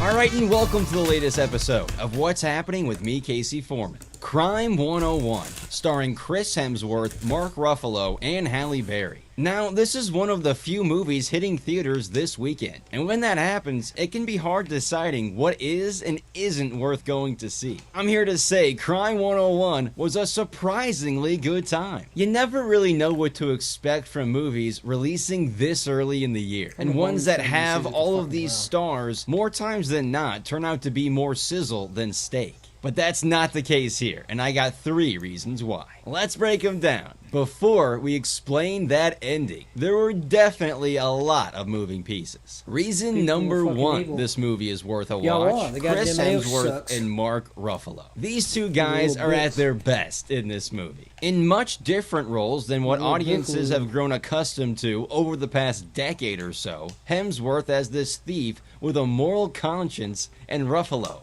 as the veteran detective. Their dueling roles reminded me a lot of Al Pacino and Robert De Niro in Heat, maybe the best heist thriller of all time. Elite chemistry, and both characters giving you a reason to root for them. If you made it this far in the video, make sure you hit that like button and subscribe to the channel. Essentially, you've got Ruffalo's detective, who's always a few steps behind Hemsworth's moves. At first, then things start getting messy for our thief, who hates hurting people. Barry Keoghan's character gets in the mix, and immediately his presence is felt. He's legitimately a menace in this movie. A little pest that you just can't get rid of, always making things worse for our main characters. And I can't forget about Halle Berry, who is maybe the most likable and relatable character in this movie. But at its core, this movie is about the 2 Marvel stars. They, more than anything, make this a movie worth going to see. Reason number 2, the LA noir vibes and story. Like I said, Crime 101 gave me a lot of Heat vibes throughout it, between both the cinematography and the plot. I mean, look at some of these camera shots and angles, the use of lighting and color. It's not something you see super often in movies now. And for people like me who think cinematography and creative choices visually really make an impact on a movie, you won't be disappointed with this one. Visually, very pleasing. The plot and story as well, set in LA, where a series of robberies are taking place along the 101 highway. A thief with moral implications, a cop with personal problems, and an insurance broker who's tired of being overlooked. Anyone who likes a good noir crime setting is likely to have a good time. And since we've talked about some of the best heist thrillers of all time, get in the comments and share your opinion. Is it Heat? Do you like the Ocean's 11 movies? Let me know, and maybe we can get a list going down there in the comments. And the third reason Crime 101 is worth going to see, before we break down that ending, this is the dude in me talking. This movie has some intense and extremely fun action sequences and car chases. Now, do those 2 things alone make a movie worth going to see? Yes. There were multiple times I was holding my breath, just absolutely locked in. Between Keoghan, Hemsworth, and Ruffalo, the action is pretty consistent and does ramp up throughout the movie. But is the conclusion of Crime 101 satisfying? We all know an ending can make or break an otherwise quality movie or viewing experience. The word I'd use to describe it, safe. It's not one that's really going to move These the nuts, needle I mean, one I'm way or fucking the other, or one I'm necessarily going to remember years from now. And spoilers ahead. But it's for a good those of time, who so you haven't watch it. seen After this cat and mouse game that they were playing practically the entire movie, job. we get Hemsworth and Ruffalo face to face after the detective was finally able to find out the thief's next move. This one. Thanks to Halle Berry coming what is clean this? to Ruffalo after a not so nice interaction with Kogan. We get a Reservoir Dogs moment where everyone in the room is holding each other at gunpoint, but a very different outcome. Our show is sponsored by Dubby Energy. Are you tired of the same old energy drinks and how they make you feel after the fact? Then Dubby's got you covered with an extensive list of clean energy drinks and just deals ate happening all the time. You can find a link to their inventory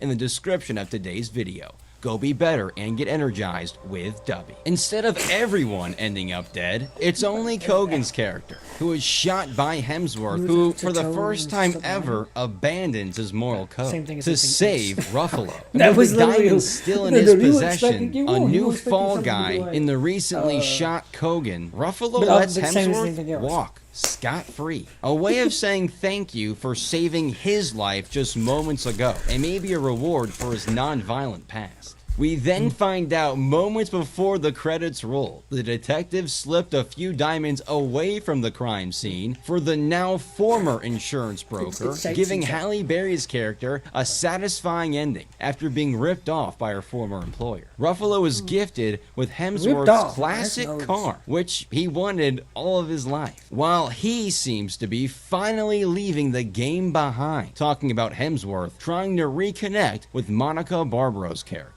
Again, the word I'd use to describe it, safe. Everyone pretty much gets a happy, satisfying ending. Not bad, but nothing really stands out for me. My rating on Crime 101 is a 3.7 out of 5. Between the performances, cinematography, and the action, this is a movie worth going to see in theaters. Make sure your voice is heard in the comments. Will you be seeing Crime 101 in theaters? And Yes. for those of you Yes. who already Yeah. have, what are your thoughts on the movie? Did you enjoy it more or less than I did? Make sure you let me.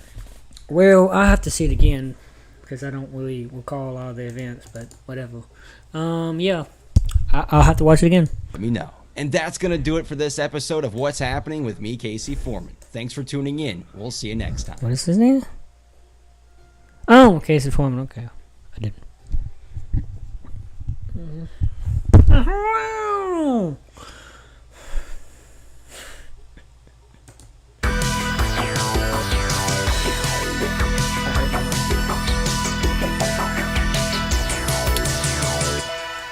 I'm not gonna point a gun to your head. And make I'm you do it. Joseph, here to talk about It's Crime your 101, choice. the new film You're directed the by choice, Bart my Layton. friend.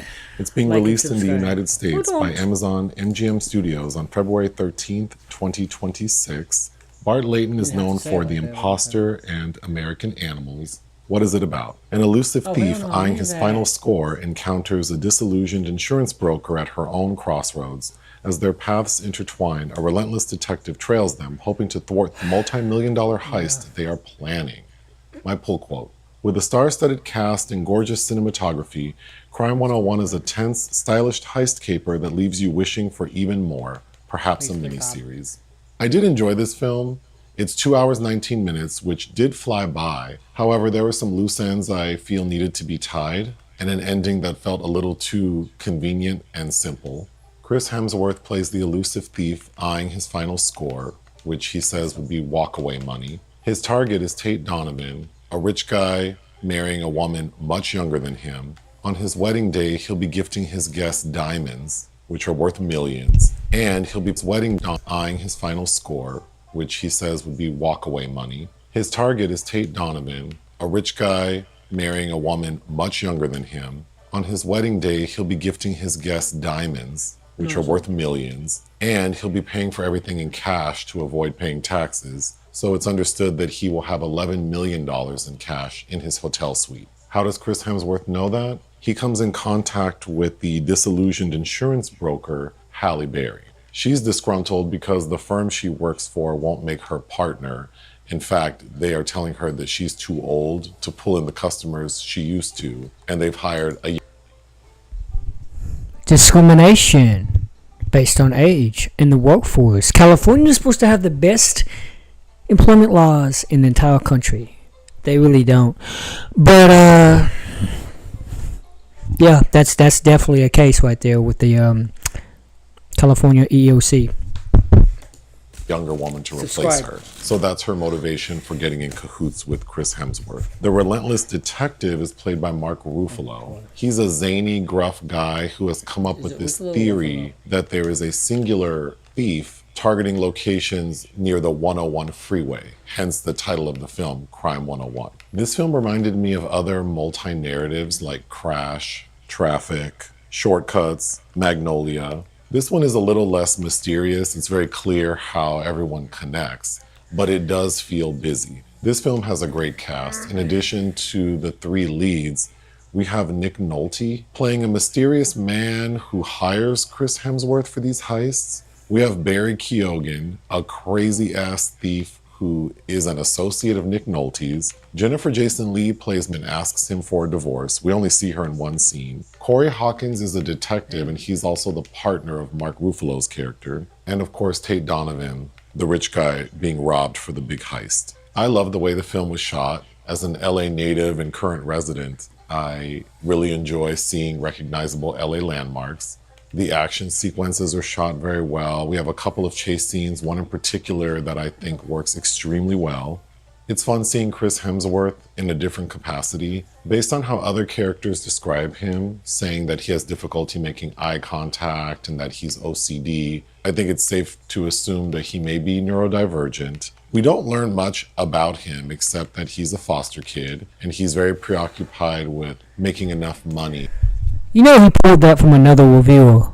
That's not his words. Because I've heard that at least twice. That he can walk away. I liked Mark Ruffalo in this role. He is doing something very familiar. I especially liked Halle Berry, and I think we get most interiority for her character. We understand that she's 53 years old, never been married, doesn't have children, works as an insurance broker, and we see that she's struggling with aging. We get a scene with her barefaced, putting on makeup. The clothes she wears, while she looks stunning, do seem like her character is trying hard to stay looking youthful and sexy. The first meeting she has with a potential client, she flubs, and that seems to be a point of anxiety for her character. We see that she has difficulty sleeping. She's frustrated because she was told she would make partner, and she's being given the runaround.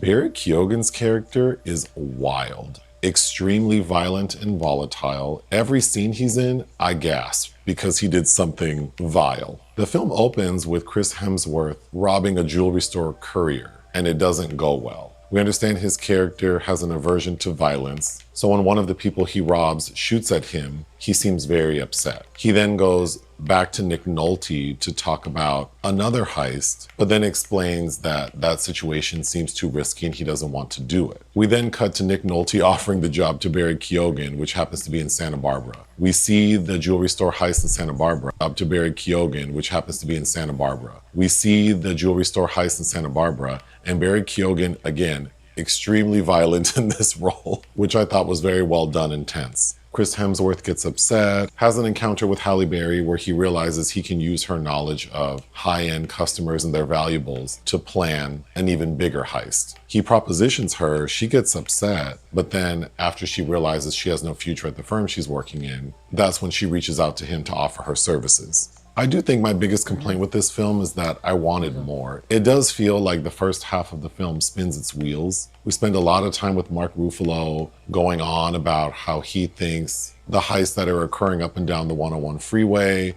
are by a serial thief. No one's taking him seriously. Corey Hawkins is loyal to his partner, but also feels like he's chasing ghosts. However, it is through Mark Ruffalo's persistence he finds Chris Hemsworth and feels confident he is the serial thief. We get a very tense but fun moment with Mark Ruffalo and Chris Hemsworth in the same car together, which was giving me Thor Ragnarok. I think my favorite scene in the film is when Halle Berry quits her job. This is after she's been told that she will most likely not make partner, that she can't, at the age of 53, pull in the kind of clients she used to. And we see that they've hired a younger woman, Madeline, to replace Halle Berry, essentially. I did find this questionable. I think we needed a woman who looked like she could have given Halle Berry 20 years ago a run for her money, and this woman does not. No shade to Crosby Fitzgerald, but I think we needed Ellen to replace Halle Berry. Clients she used to, and we said she quits her job. This is after she's been told that she will most likely not make partner, that she can't, at the age of 53,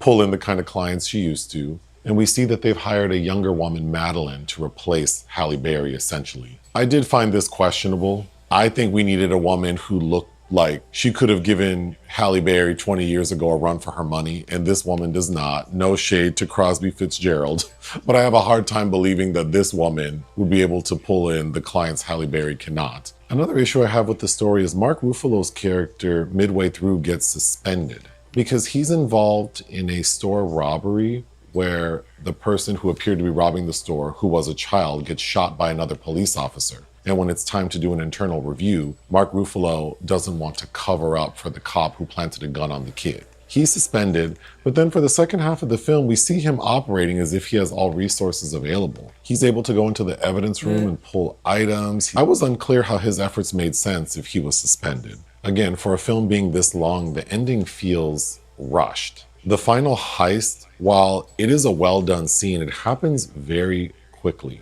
and I found the resolve less than satisfying. We have characters and plot lines we don't revisit, like Mark Ruffalo and his wife and the divorce. We get what I think was a romance hinted at between Mark Ruffalo and Halle Berry that I don't know that I needed. It makes sense to me we don't learn much about Nick Nolte's character, as he's kind of this nefarious person working in the shadows, but his character seems to disappear midway through when I felt like there should have been a reckoning. I appreciate this film doesn't feel like your standard streaming action film with A-list people. This actually feels like there's more depth and emotion to it. It's much better made. The action sequences feel like a lot of time and energy were put into them. The character work is strong, but I do think with so many characters and storylines, this actually might have made better sense as a miniseries, which is ironic because this script was based off of a 2020 novella by Don Winslow. That being said, this is a slick crime thriller with heart. I would give it 3.5 out of 5. Join us on Patreon and listen to our podcast. Bye.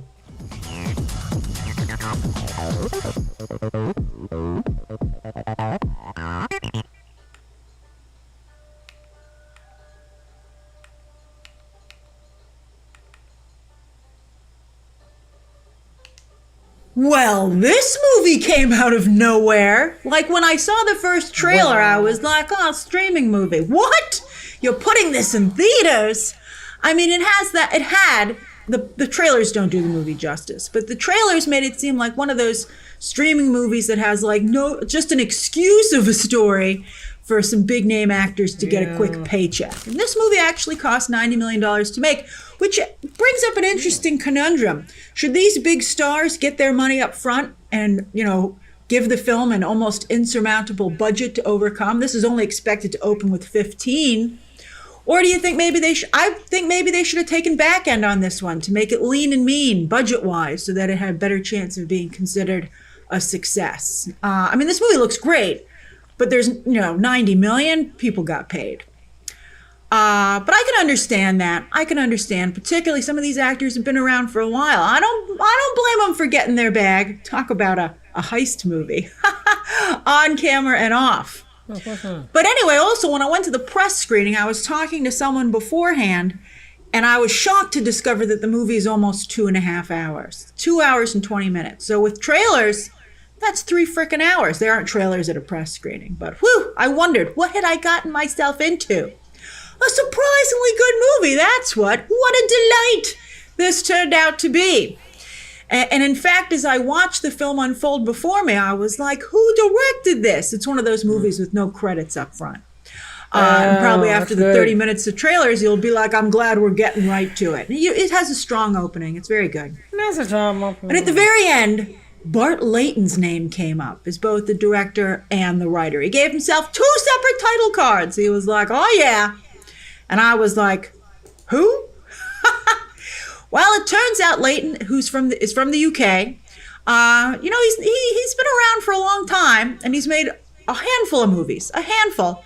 I saw 2018's American Animals, but I barely remember it. I remember it had some nice shots. I was like, I think that's when they had like a cool sequence in the library. I was like, oh, that looks pretty good. Barry Keoghan, by the way, stars there as well. So I guess maybe this is, you know, an actor-director relationship that's building. And that's great for Barry Keoghan because, you know, Leighton's really talented. And he seems basically to come here out of nowhere with an excellent homage to Heat. Yes, as I watched Crime 101, I mean, eventually I just got sucked into the movie, but at the beginning I was like, someone's seen Heat and liked it a lot.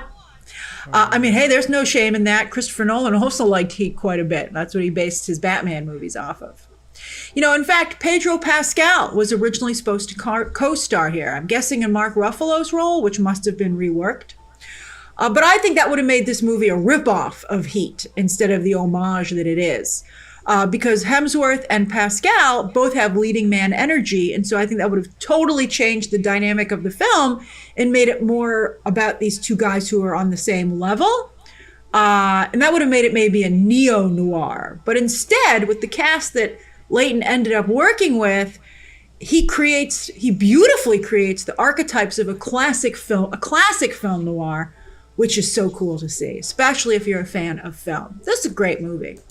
By the way, I have another review coming tomorrow for another movie that's opening this weekend. And also I'll be reacting to the Spider Noir trailer that's dropping.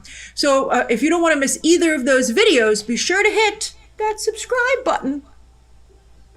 So as I said, this film amazingly recreates the classic character archetypes of film noir. Chris Hemsworth, I love this stuff. If you're a student of film, this is a lot of fun.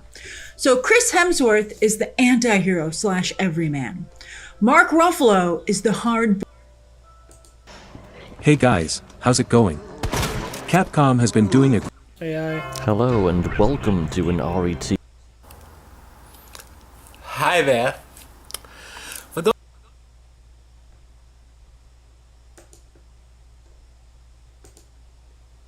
This is an interesting title.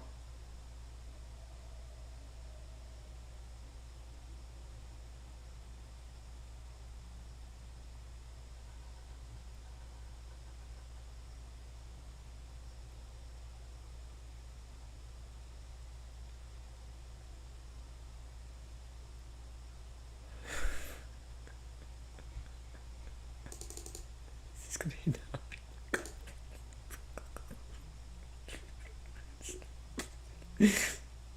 Please stop. Gonna bait. I think it is. Those of you who know me, you'll realize that I'm a big kid at heart.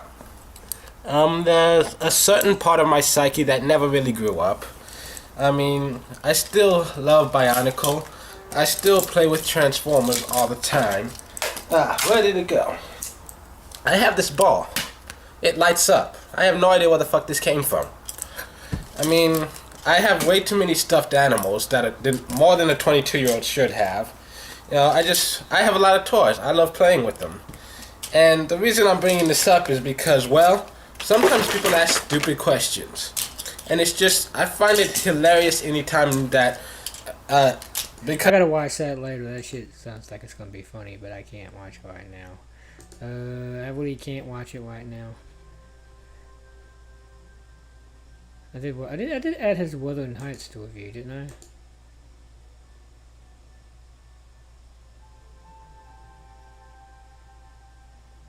I? I did.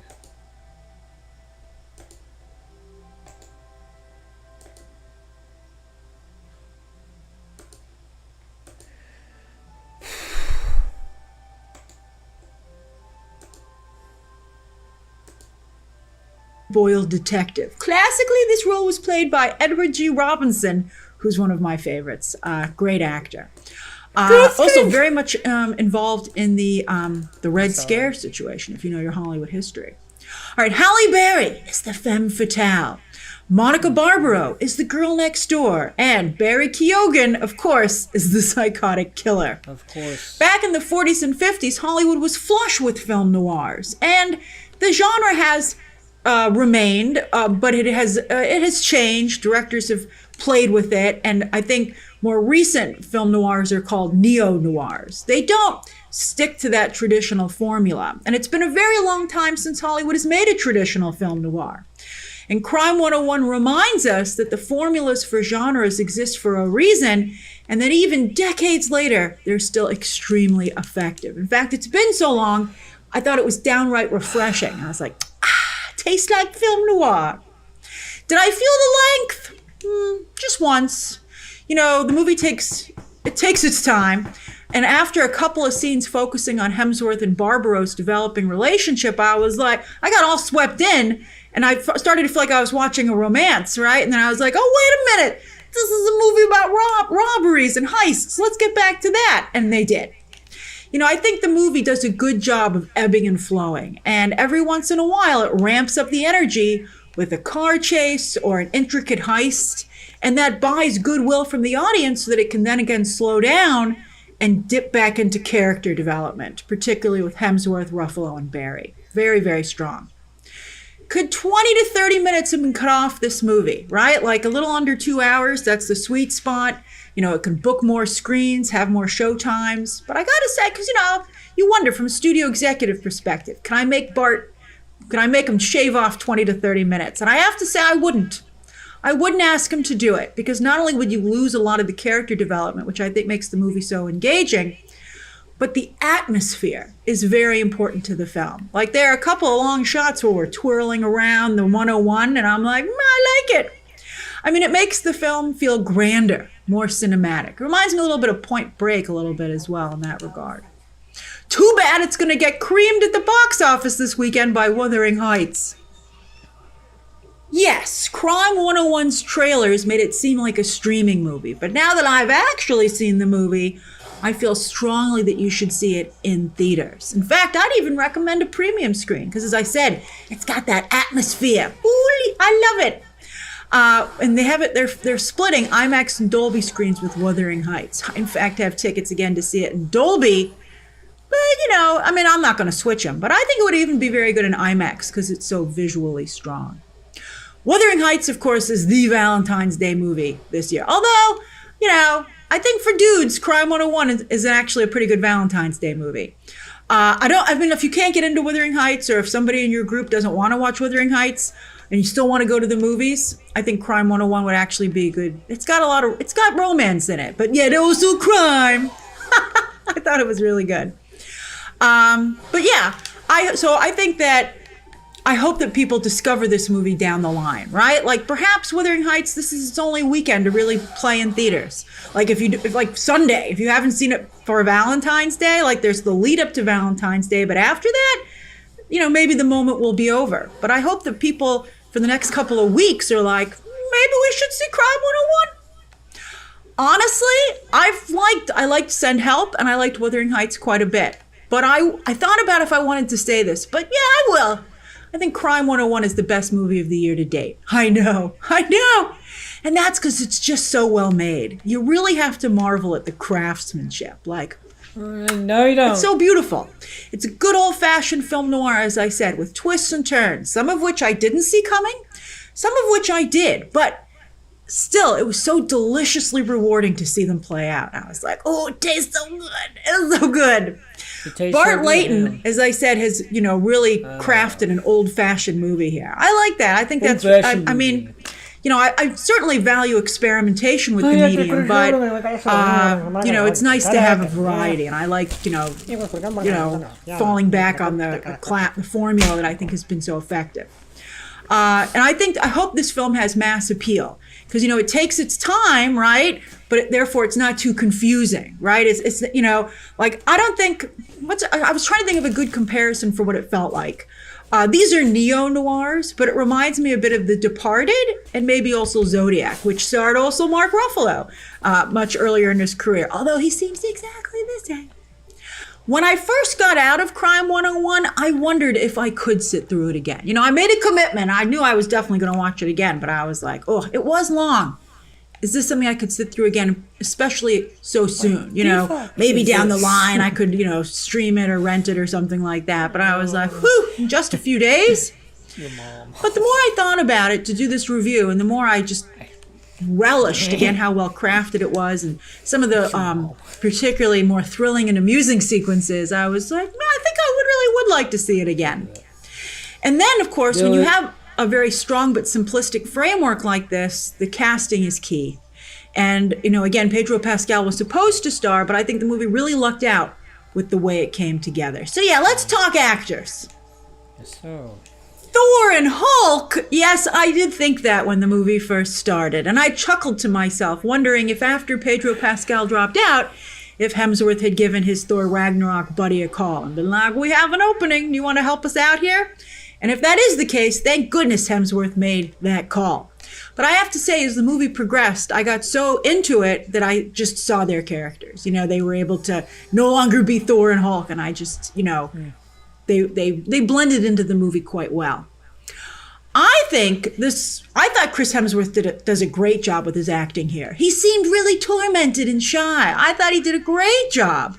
Although it was funny that I called up a friend of mine after the movie who had also seen it early, and they were like, ooh, such bad acting, career-ending bad acting. And I was like, really? I thought it was great. So you'll have to tell me what you think of his acting here.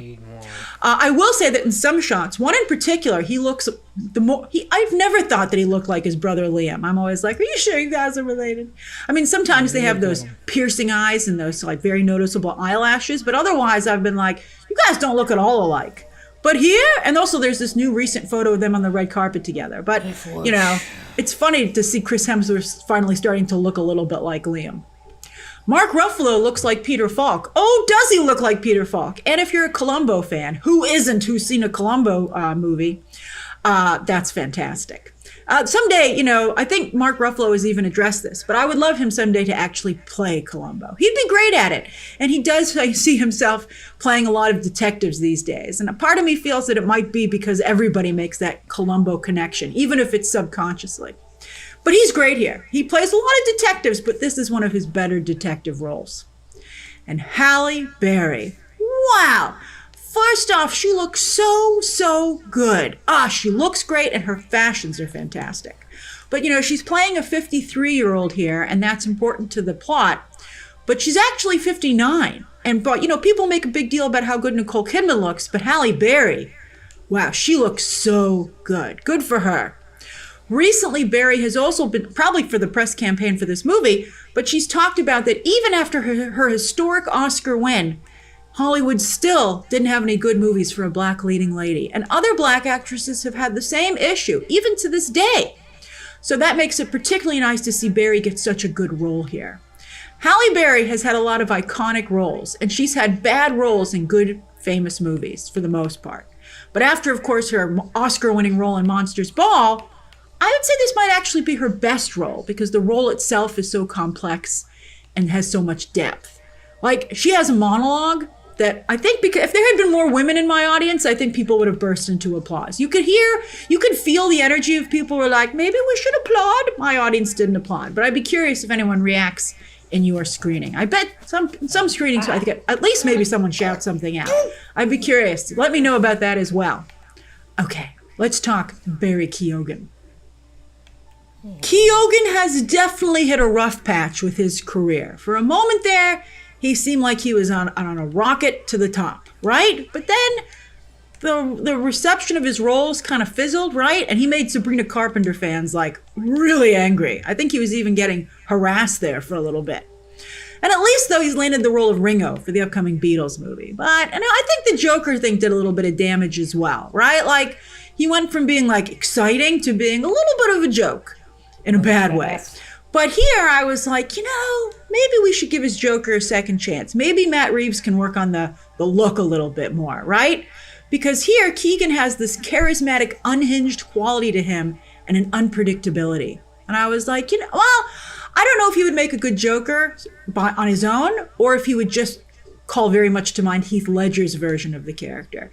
He's blonde here. He's got Heath Ledger vibes, right? So part of me feels like, well, I don't want to do a ripoff of Heath Ledger's brilliant work. I would rather try and take Joker in a different direction. And maybe Keoghan was trying, But whatever he was trying, I don't think was totally working. So I don't know. I'd give him another chance, though. He's so good here. He did a really phenomenal job. As for Monica Barbaro, who was also so good in A Complete Unknown, she and Hemsworth are actually only 7 years apart. She's in her mid-30s, but she looks much younger than she actually is. And on top of that, they give her the job here as an assistant, which is typically someone in their early to mid-20s. So she seems substantially younger than Chris Hemsworth's character, which throws their scenes off a little bit. It's a little distracting. But otherwise, she does a very nice job. She's the girl next door. It's a thankless role, but it's important to the formula. So she does what she can with what she has. So it was nice. But I mean, it's not like as rich a role as anyone else's here. Oh, by the way, Corey Hawkins is in this movie as well. He has a very small role as Mark Ruffalo's partner, but I was just happy to see him getting more work. He does a nice job too. All right, so why exactly do I think this is worth seeing in theaters? Well, you have to commit. You have to realize that with trailers and ads, this is a 3-hour trip to the movie. But as any film fan will tell you, there's great comfort in a very good 3-hour movie. In fact, during the pandemic, I was looking for 3-hour movies. Even sometimes now, if you have a little bit of time on the weekend or something, you're like, yeah, let's settle in for a movie. And if you find a movie like this, it's extremely fun to watch. It captures Los Angeles quite well, the more lived-in, realistic part of Los Angeles. I really feel that it felt a lot like the city. And also, by the way, speaking of Michael Mann, it has those beachfront apartments that his films are famous for. And they look very good here, too.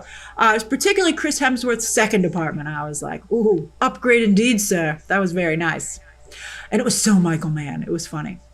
It goes back. I mean, I do wonder, Michael Mann is making Heat too. And I was like, oh, did Bart Layton just drink a little bit of your milkshake there, buddy?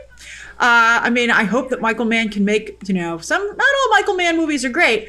I wonder if he can make something that works this well, Sometimes people lose their touch, but this was, very, very strong. All right, it goes back and forth between hypnotic and thrilling. Hypnotic, thrilling, hypnotic, thrilling. And that works. It's well thought out, but doesn't try to be too clever. It's easy to follow, again, as I said. And I found a lot of the developments, even though some of them I saw coming, extremely rewarding and fun to watch. One in particular, I was like, I just noticed it at the last second. And I was like, are they going to do what I think they're going to do? And it was as good as I hoped it would be. Like, I gasped a few times. I laughed a few times. And again, I thought to myself, ooh, this is going to be good a few times. So I strongly recommend Crime 101 in theaters. But if you can't make it out, if you don't quite believe me, I hope that you'll give it a shot down the line on digital or streaming. Because this is the way they used to make them, and it still works. All right, so that's my review of Crime 101 hitting theaters this weekend for Valentine's Day. But see it at some point, really. I think you should give it a shot. Share those thoughts down below, subscribe today, and of course, as always, you can check out some more videos right now.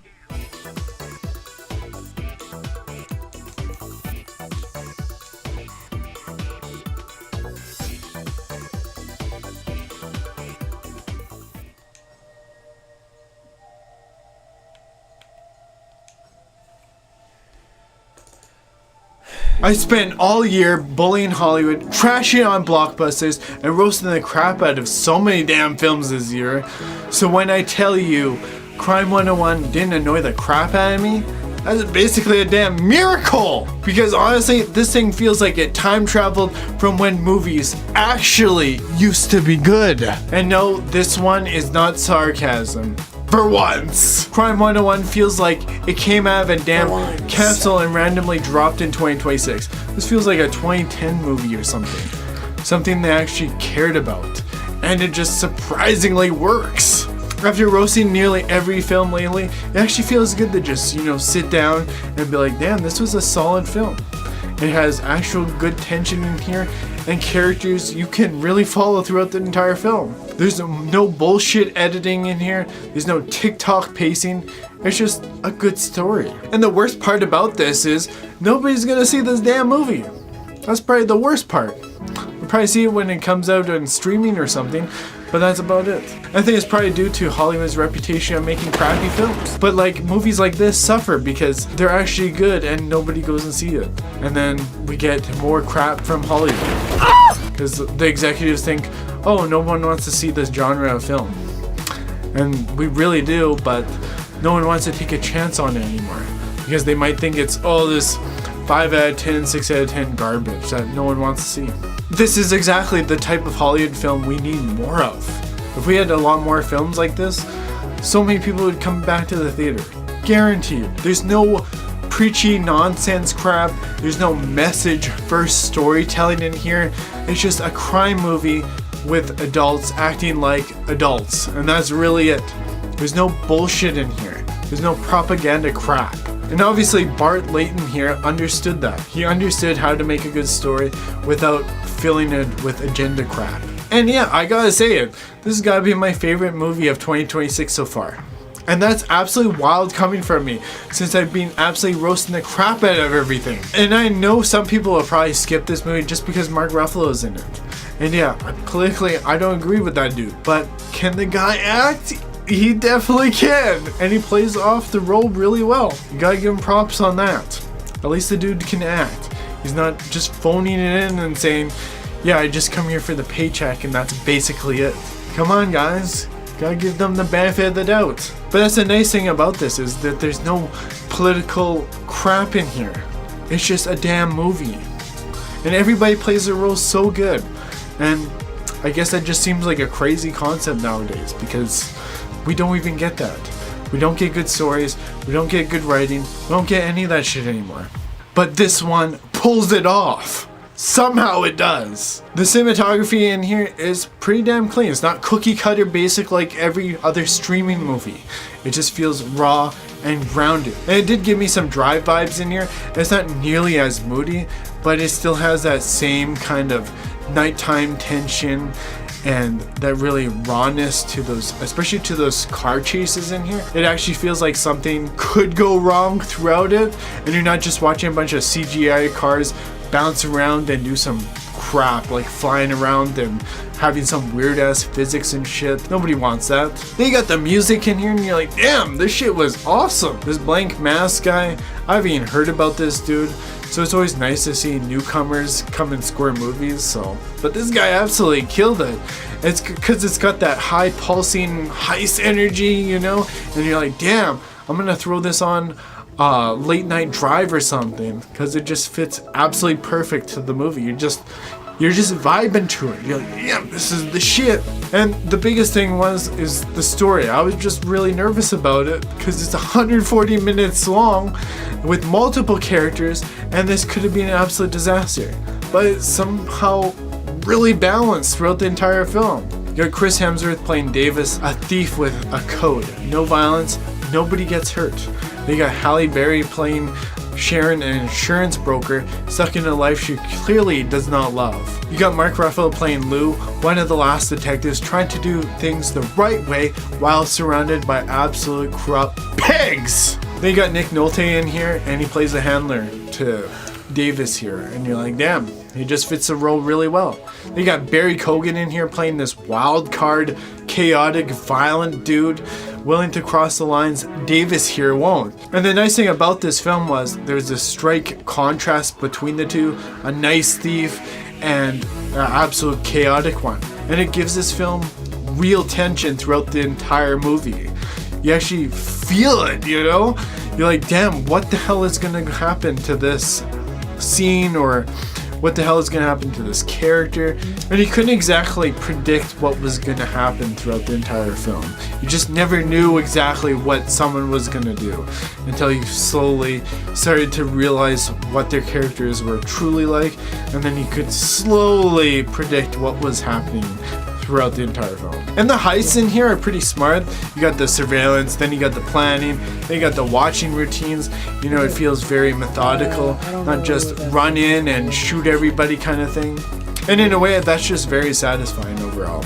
You got movies like Heat, you got movies like The Town that do that kind of stuff, and it's overall very satisfying. Except this guy just steals like jewelry and diamonds and shit, and it's great. I love that shit. And now for the flaws of this film, the pacing absolutely could have been way tighter than it is.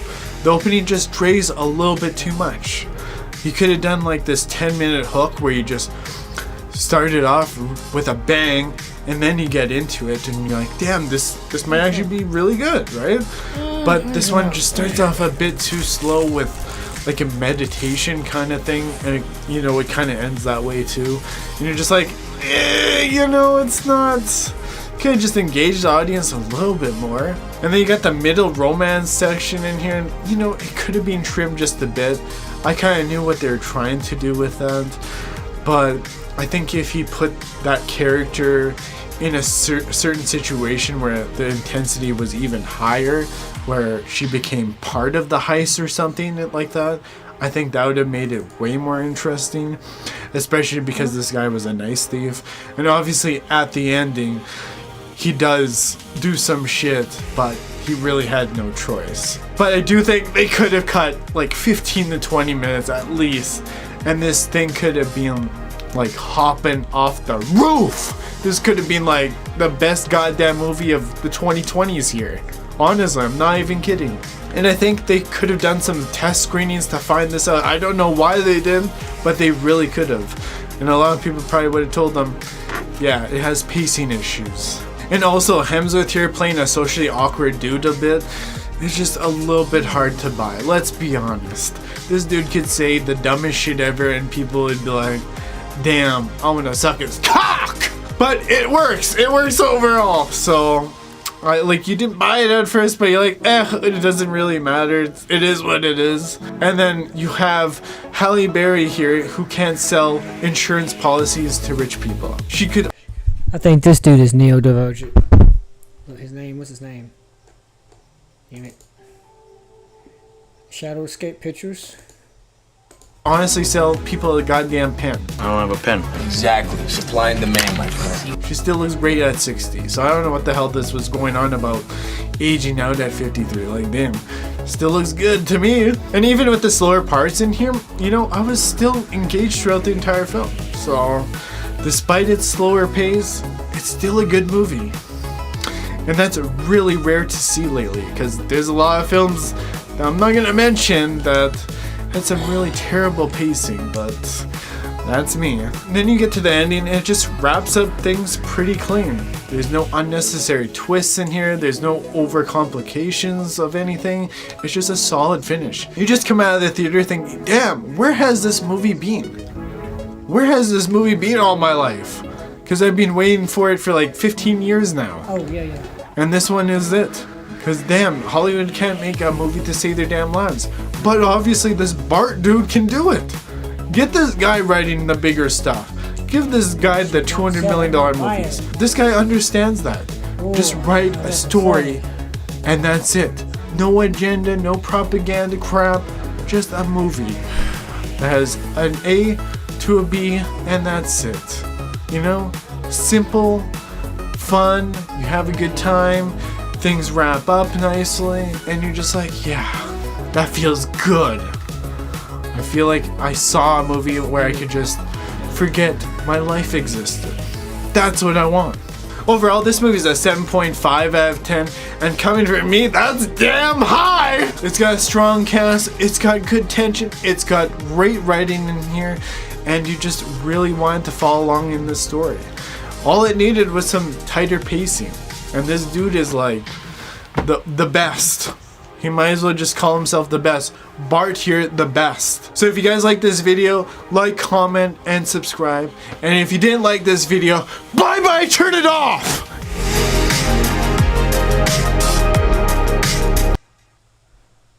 Yeah, he's got no comments. He's yelling. He needs to change how he does things, man. I should watch more of his videos. Let's see. Just to make fun of him. Wow, I can't really buy anything.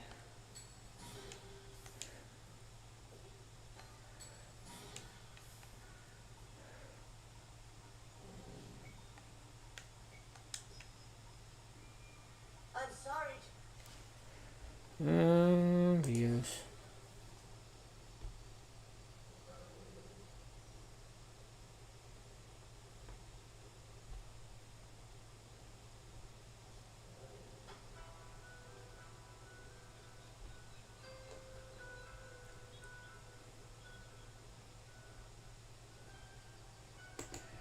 I don't know. I don't know. Sure, I don't know, man. What's the playlist? I just had it, right?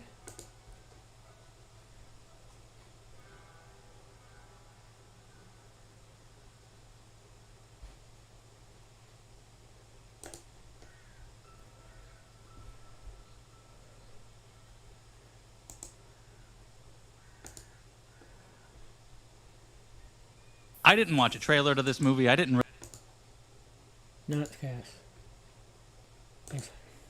really know much about it other than the cast. So I'm thinking Crime 101. Are we going to get an introductory course on how to do crime? Okay. No, it's just because the crimes take place on Highway 101.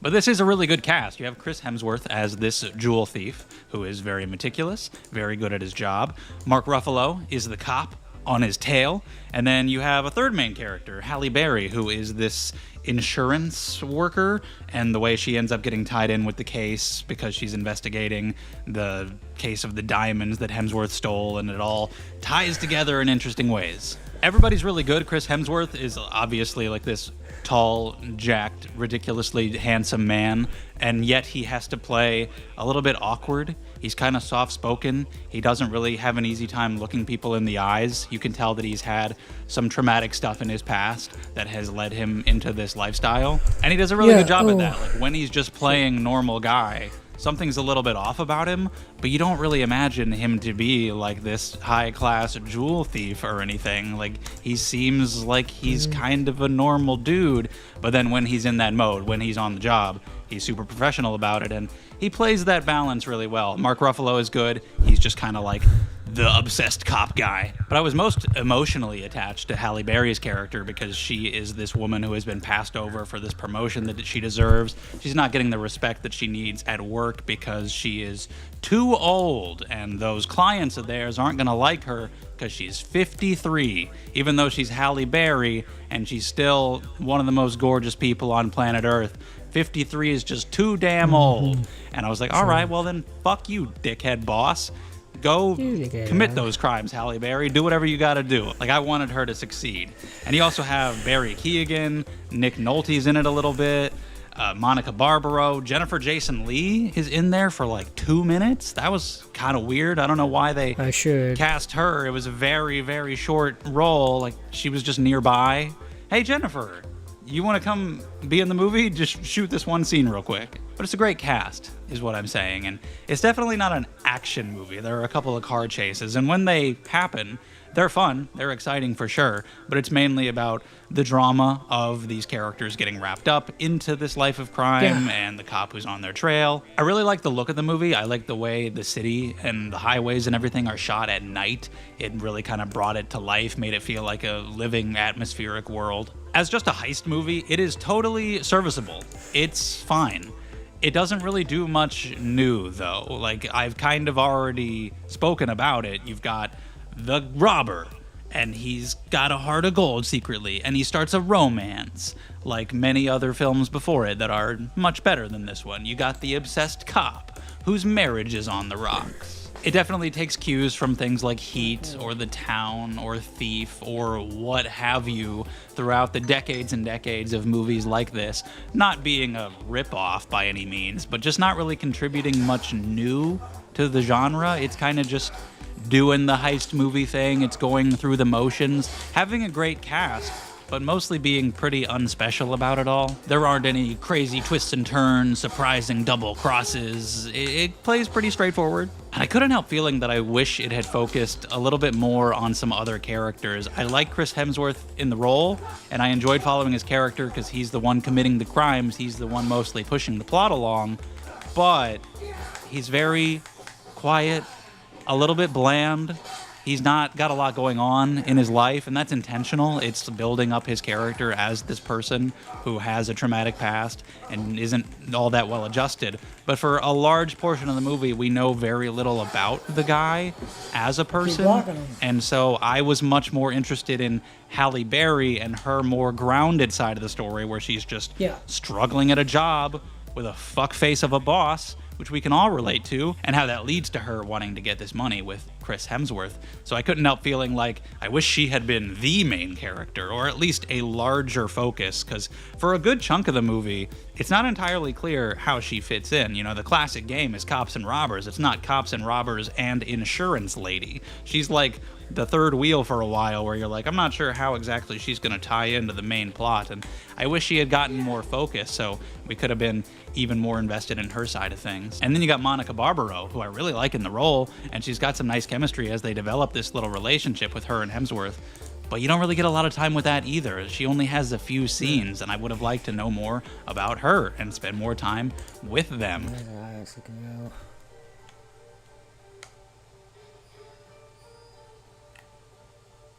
I needed either more Monica Barbaro, more Halle Berry, or maybe like combine them. Because you gotta have the cop and you gotta have the robber. Those are your essentials. But they're also kind of like the standard pieces of the puzzle, so I'm actually more interested in the ladies in this case, because they're a little bit more of the wild cards.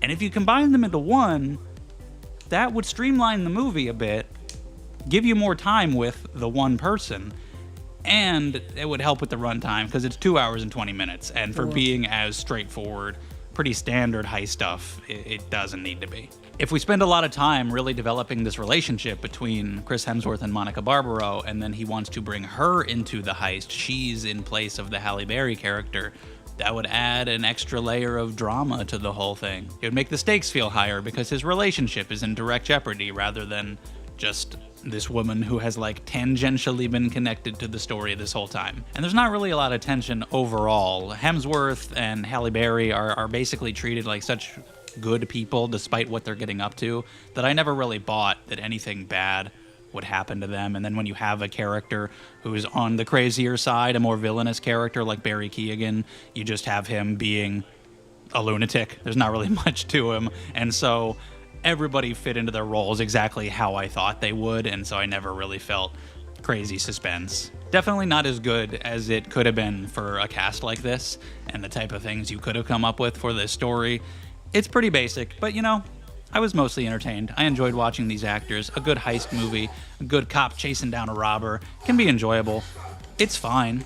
6 or so out of 10, you know, very like my old recommendation. If it's your kind of thing, it's just not really gonna give you anything new. But if you've seen the movie, leave your thoughts in the comments, because this was all just my opinion. We can talk about it more down there. Thank you so much for watching. If you enjoyed the video, leave a like, subscribe if you want to see more from me. I appreciate it, and I hope to see you next time.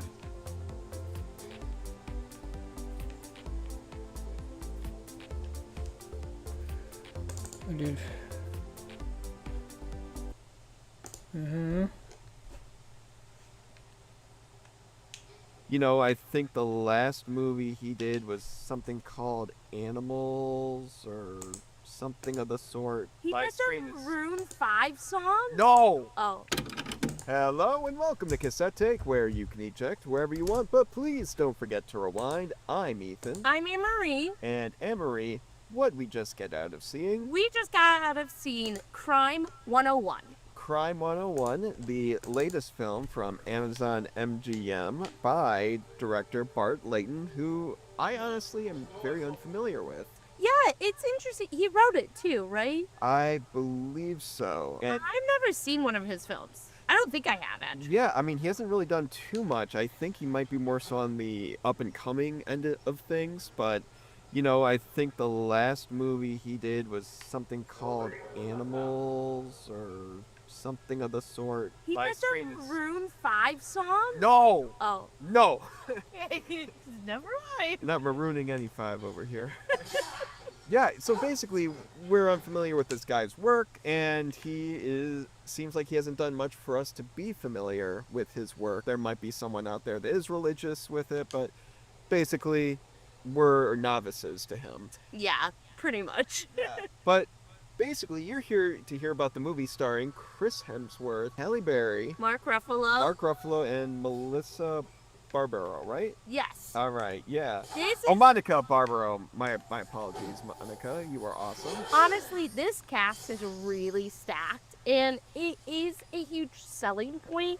I feel like in the trailers, because when you think of this movie, I think most people would think pretty generic movie, right? Yeah, pretty generic heist thriller, cop gotta hunt the guy down, and the guy that's committing these heists is, there's the morally gray area, but he wants to be morally good, and, we've seen a lot of that before. But then you saw, because this was all Ethan doing, pretty much, you saw it had like a 98 on Rotten Tomatoes. Oh, I didn't look at the tomato score, but I did see, like, there were a lot of reviews giving it a lot more praise for certain aspects of the movie that I didn't really think it would be associated with such a project, It was garnering all this attention, and I was like, you know what? Maybe this could be like a black bag situation where, we're hearing all these good things, and, we'll give it a try and see how it turns out. We'll be delightfully surprised by it, and maybe it would be in our top 5 of the year. So I drag Amory to this movie like she's been dragging me over to Wuthering Heights, and amongst, many others in the past. But hey, I've done the same with her, so we'd like to balance it out here at Cassette Take. And Amory, at the end of the day, what did you think of Crime 101? I really liked this film. I very much enjoyed it. I turned to Ethan and I'm like, wow, I'm gonna have a new like black bag where it's just like film I didn't really expect much from, but then I saw it and it ended up being in my top 5. This is a great film. I love the intense moments. There's some shots in here. You guys know me. I love a good shot. I love it. I love that feeling that I get from it. There's some great shots in here. It's cinematic, and overall, like, again, I walked in very low expectations. I'm like, great, we're gonna go see a crime movie. And it actually was really good. I was like, wow, this is great. An Italian being turned off by a crime movie? I know, seriously. My ancestors would be so disappointed in me. But no, I thought this was great. I think Chris Hemsworth is honestly very good in this role. I kind of thought even a little bit like if they were going to recast maybe Glenn Powell. But I think Chris Hemsworth is really great in this role. We're talking about when we came out of the theater here. I think Glenn Powell in this role would have been too perfect. And I like how I have Chris Hemsworth instead. Because Chris Hemsworth, he's got that more. He is that star. He has that stardom, that star caliber. He's basically the younger version of you. But at the same time, he also has that jadedness to him, where it's like he feels more rugged, where you can believe him as someone that really did grow up. This character, at least, grow up from like the underbelly of a city. So for him to come and deliver the performance he does here, I was absolutely happy with what we got. I think he delivered in spades amongst the other cast as well. Everyone here does not let up. With a movie that has a subject matter that is very, like we were talking about, run of the mill, and just we've seen a lot of this stuff done before. When you get the execution down and you get the right cast to like have a good chemistry and cadence about them, and their performances are great, I mean, you build that all together and it almost feels like a completely new experience. Yeah, and especially because we've seen these actors also take on these roles before, but I never felt like it was a repeat here. Like, Halle Berry is just absolutely fantastic in this film. I think she does such heavy lifting. Same with Mark Ruffalo here. I like that these people are becoming like more selective of what they decide to do. And I'm so glad that they really took a look at this script, because it's very well written too, and they're able to take on these performances. And it was just something that I think really stood out to me, which I, again, did not expect to like this at all.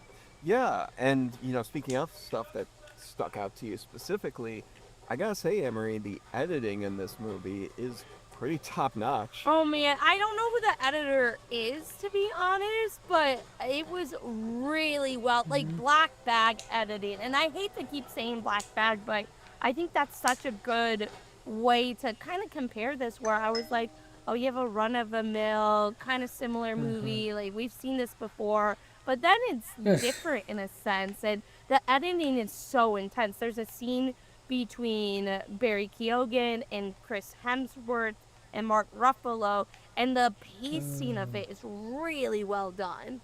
Yeah, I mean, I was really more taken aback by the creative transitions more than anything else. Like, just there were certain scenes where it was just a really good match cut, and they were so smooth that sometimes you were like, oh gosh, we're in a new scene now. But, with the way that the narrative is going about it with certain parallels, it's like, oh, that is such a creative way of going about it. There's one scene where it's just someone putting on their shirt one sleeve at a time, and the way that it's cut is just like, damn, that is really creative storytelling right there. It like had my heart pumping at certain moments too, and I feel like if a movie's good, it really immerses me into the film, and that's something that I definitely got from Crime 101. Julian Hart, by the way, is the editor. She's my new favorite now. This is what happens, you guys. Someone does a good editing job, and I'm like, win an Oscar, you deserve it. Oh, I'm so sorry. I thought you said so. Oh, I'm sorry. Never mind. Favorite, so hands down. Yeah, no, and this editor has worked with them before because I'm seeing the American Animals movie come up again, so they were the editor on that. So, once you have that camaraderie with a director-editor team up, I feel like this is kind of their next step, and it shows that they've worked together before, because between the directing with those match cuts, like I was saying before, it was really smooth, where you have to have that camaraderie between those two roles in this movie, and I think they deliver in spades. Yeah, absolutely. Did you have a favorite scene? Not so much a scene, but really a shot, specifically, where I really, really like, and it's such a simple one, but there's a shot that's taken of a building, and it's just the reflection. Oh my god, I was thinking the same thing. Oh, really? Yes. Oh, wow. I know exactly what you're talking about. Yeah, it's just like a reflection on a building of the, LA traffic, but the different colors and like the context of which it's done within the narrative. It's just like, wow, that's something I would love to hang up on my wall. Yeah, it reminded me of like water in a way. And I was like, is there water running down the building? But it's not. And I knew exactly. That was kind of what I thought too. Like, that shot was it felt good. Yeah, it got like, it almost had like a waterfall effect. So, yeah, I completely see what you mean. That's so funny that it's like both of ours instantly that just clicked. But yeah, no, not to say that specifically there weren't scenes throughout this movie that really stood out. There's a scene that, and it really bugged me, that there's a scene in this movie that you actually see in the trailer towards the end. Oh. And I'm just like, gosh, I really wish that I didn't know this happened, because it just didn't make that moment hit as hard as it could have. Kind of like when there's a reveal in Black Bag, and it's just like, wow, I'm so glad I didn't see this in the trailer, because now I'm like, wow, I didn't see that coming. And here, they straight up showed the scene in the trailer, and I'm like, oh, okay. I mean, it doesn't ruin the whole movie, but just that one moment in particular doesn't carry the same weight as it would have if I didn't see it in the trailer. Interesting. I don't know if you're thinking of the same scene, but there's a scene in a car with Mark Ruffalo and Chris Hemsworth. That's exactly the one. Oh, okay. Yes, absolutely. That scene was awesome, though. Yes, again, not to take away from it, but yeah, I just really wish we didn't see that in the trailer. I just feel it would have hit more if we didn't. But at the end of the day, the marketing team is going to do what they see fit to kind of get people in the seats. And I'll be honest, whenever I saw the Crime 101 trailer in the theater, that scene stuck out to me because it gave me the Fugitive kind of vibes. Yeah. Can I say something? Screw people who cut movie trailers at this point. They are so... No, this makes me upset, actually. Because I feel like movies trailers have not become a love of movies, but to get butts in seats. So they always put the best shot in there, and it's like the Hail Mary shot, and it never ends up being as good as in the movie when you see it the first time. And I know that I probably should just not watch the trailers, but I love trailers. Trailers are really one of my favorite things. Yes, I'm one of those weirdos that go to the movies early just to watch trailers, and then they're ruining it. Welcome to my TED Talk. I was not expecting that rampage, but honestly, I am so here for it. But yeah, I get, you got your marketing team. They want to make sure they're delivering the best thing possible so they can get butts in seats. But yeah, sometimes as a film fan for movies that you're going to be going to see, it's just like, gosh, I really wish you didn't give me the money shot there. I really wish you didn't. But at least we got that for the one shot that we just saw in this movie that we both really liked. Because even though it didn't have that same weight as the one I mentioned before between Mark Ruffalo and Chris Hemsworth, it still was like when you see a really good shot and you're not expecting it, it's like, hey. Yeah, it feels good. Yeah, it most certainly does. Borderline orgasmic. I wasn't going to say that, but I knew that's what I was thinking. Listen, we're still surrounded by the Wuthering Heights crowd, so... Oh, yeah. And believe me, their waterfalls are going, so... But no, at the end of the day, I think Crime 101 is a really, really solid film. It's on that same level as Black Bag. I don't believe so. Would I watch it again? Absolutely. It's just a movie that... I feel like I need to watch it a second time. Yeah, I think that would do it, because honestly, even after I really loved Black Bag, the second time I watched it, that's where I'm like, oh, I think I like this more now. Yeah, I feel like you catch more nuances of it, like with any film, let's be honest. But especially with films like this, where it doesn't treat you like a baby. Like that's something we brought up a lot in the Black Bag review. Go check it out.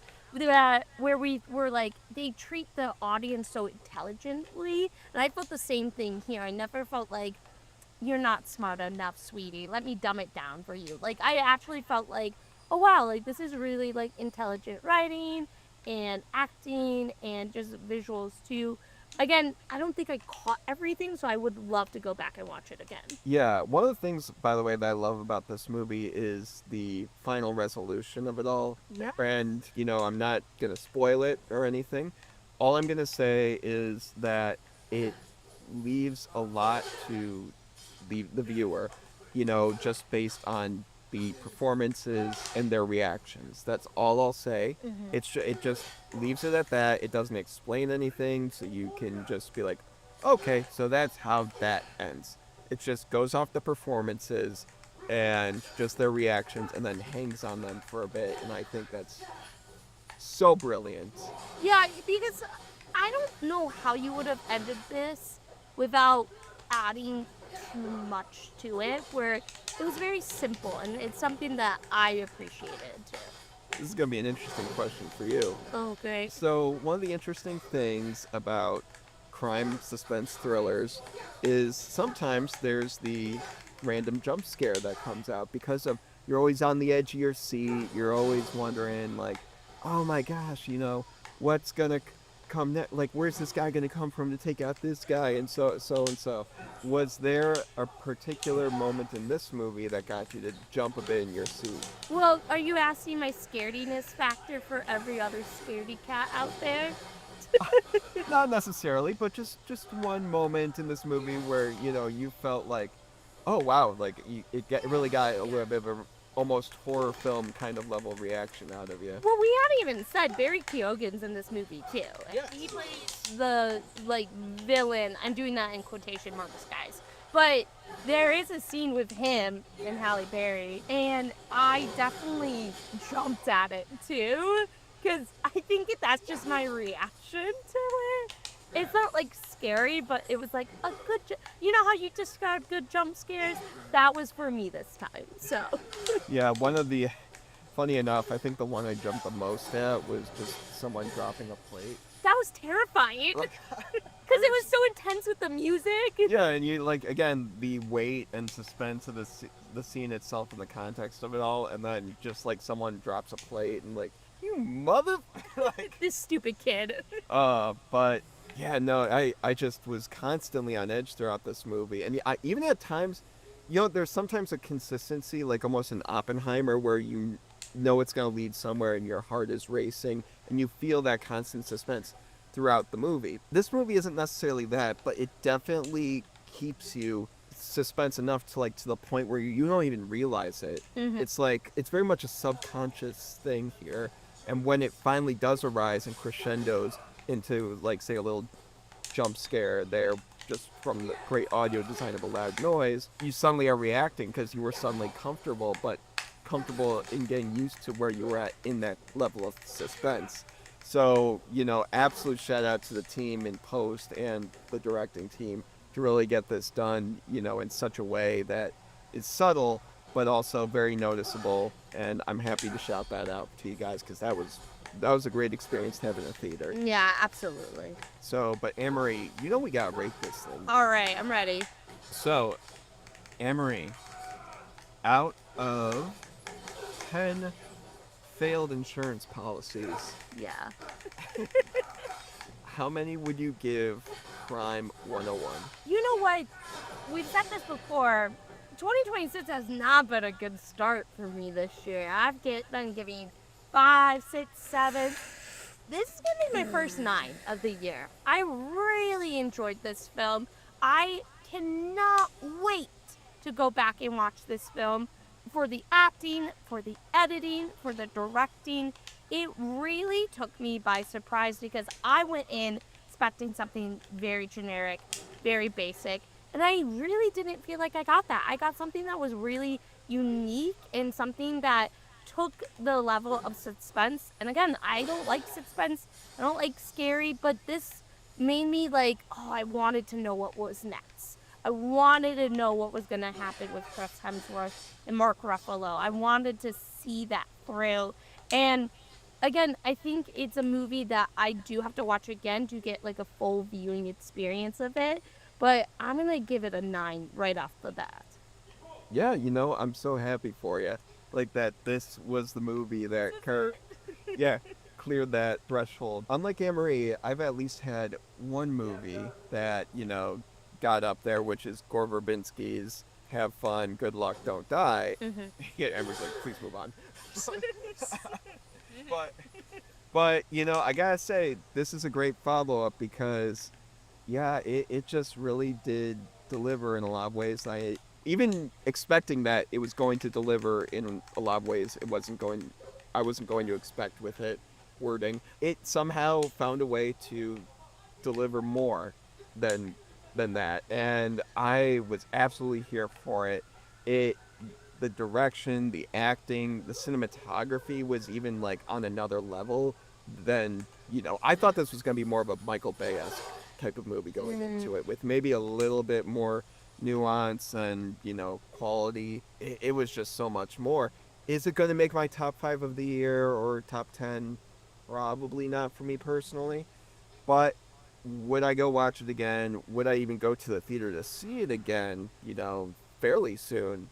Yeah, absolutely. I want to see those shots again. I want to see these performances again. I want to see if there's stuff I missed because there's so much going on, and I loved feeling this roller coaster of a ride. So, I got to give this movie a pretty well-deserved 9 out of 10. Nice. The only critique I would have about it is just, I think there might be 1 or 2 tiny moments that I think drag or probably could have been cut. But other than that, I really did enjoy it, and I'm looking forward to seeing it again.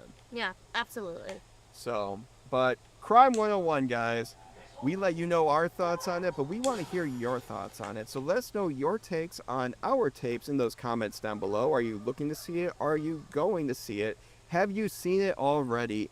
Did you hate it? Did you love it? We want to know everything you're thinking in those comments down below. So let us know your takes on our tapes down there. Also, don't forget to like, subscribe, all the good YouTube vernacular. We definitely appreciate it. It helps us out, and we keep loving to bring this content to you guys. We've been on a roll of content too, so shout out to everyone who has watched, liked, and commented too. We're going to bring you some good stuff this year, I promise. Yes, absolutely. 2026 is a big year for cinema, so we're off to a decent start here. We got you a 9. We got you a 9 out of 10. We delivered something. True. So, but we'll have to see how the rest of the year turns out. But guys, we hope you haven't ejected thus far into the podcast. But whether you have or haven't, please don't forget to rewind. I've been Ethan. I'm Anne-Marie. And Anne-Marie. What? You did it. Yes!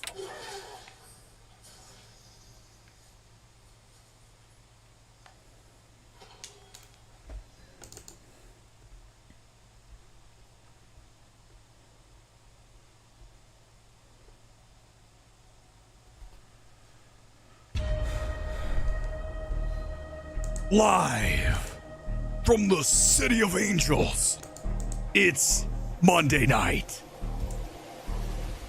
And our live out of theater reaction for Crime 101. Amazon MGM in the house tonight with a hella strong film. We're going to break down why you need to put this on your must-see list ASAP. That is incoming here live on MMT. Let's get to my out-of-theater tweet reaction here on this Monday night. And you can see it right here. Let me make it bigger and make me smaller. Without question, this is one of Amazon MGM's strongest films to date. Crime 101 plays like a modern-day Heat. More on that in a minute. With outstanding character mesh and phenomenal character scene transitions. We're discussing that in minutes.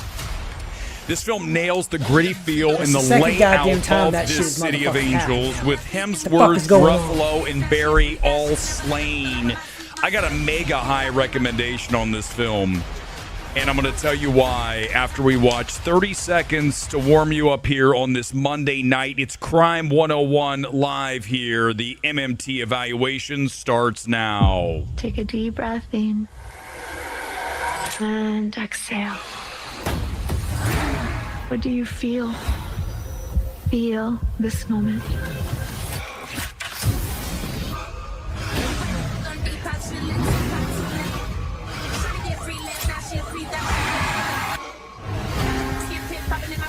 Get down!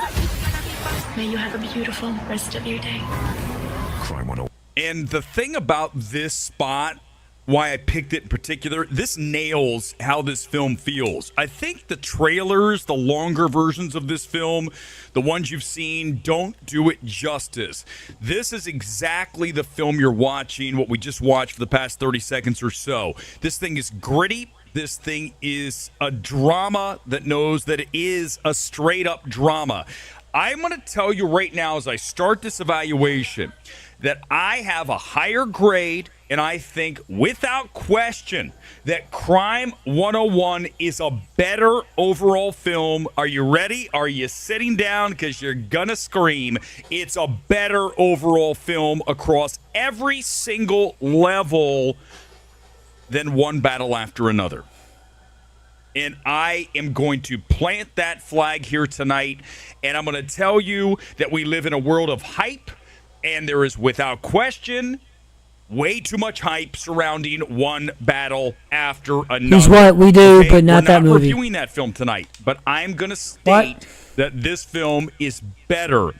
It is a 2010s throwback crime drama. This reminds me, now Heat was a little before that, but this film feels very Drive-esque, very The Town, and as I mentioned, Heat, okay, Collateral.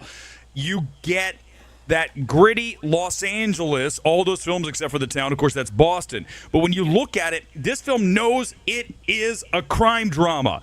It knows that it is developing characters. And that's the kind of film I want to watch. You get elite direction in this film. Okay? When you look at this director, Bart Layton, he did a film called American Animals that all I heard about raves back in, I think, 2018 on that film. I never got around to it, but after watching Crime 101, it is number one in my queue to get to American Animals. Because when you watch this film, you are going to see phenomenal scene transitions. This is not something you take for granted. When you watch a film, you need to be paying attention between scene to scene. How are those meshed?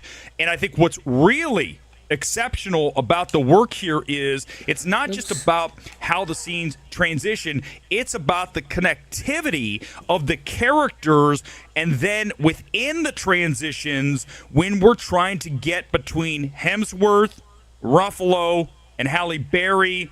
You're talking about a lot of moving pieces here. And the big takeaway from Crime 101 is that this director, Bart Layton, is a guy that you better start paying attention to. Because after this film, if I am a studio, I have Bart Layton. I'm calling him the second I get out of Crime 101, and I'm going to hire him to do a big budget film that is just like this. You already made it, but we're going to make another one. I want to be in business with Bart Layton after Crime 101. No question, because you have that elite, right? We talk about it often. There's certain levels, right, of cinema that you're looking to at least meet. And at the very basic level, I want a mid, right? That's like bottom tier.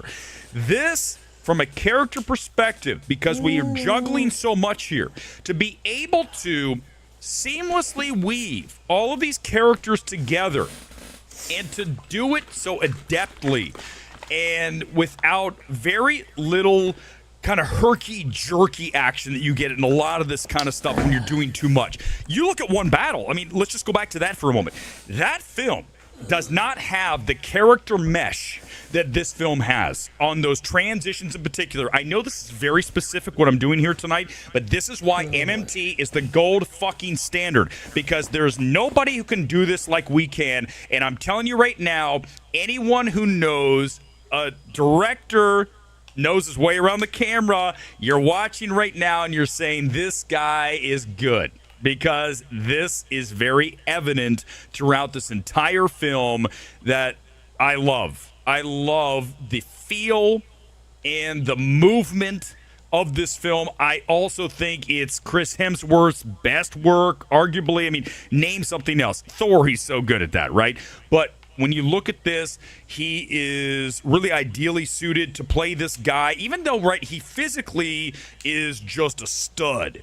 But he also is able to label this character to give it kind of some levels where he has to be kind of this socially awkward dude, but then also can turn on the charm. So there's a lot of different things that he's got to be able to juggle here, and that's what kind of we're talking about throughout this entire evaluation. The film's got a lot of things moving, and I think the fact that it's able to land almost all of it is really a testament to how strong this film is.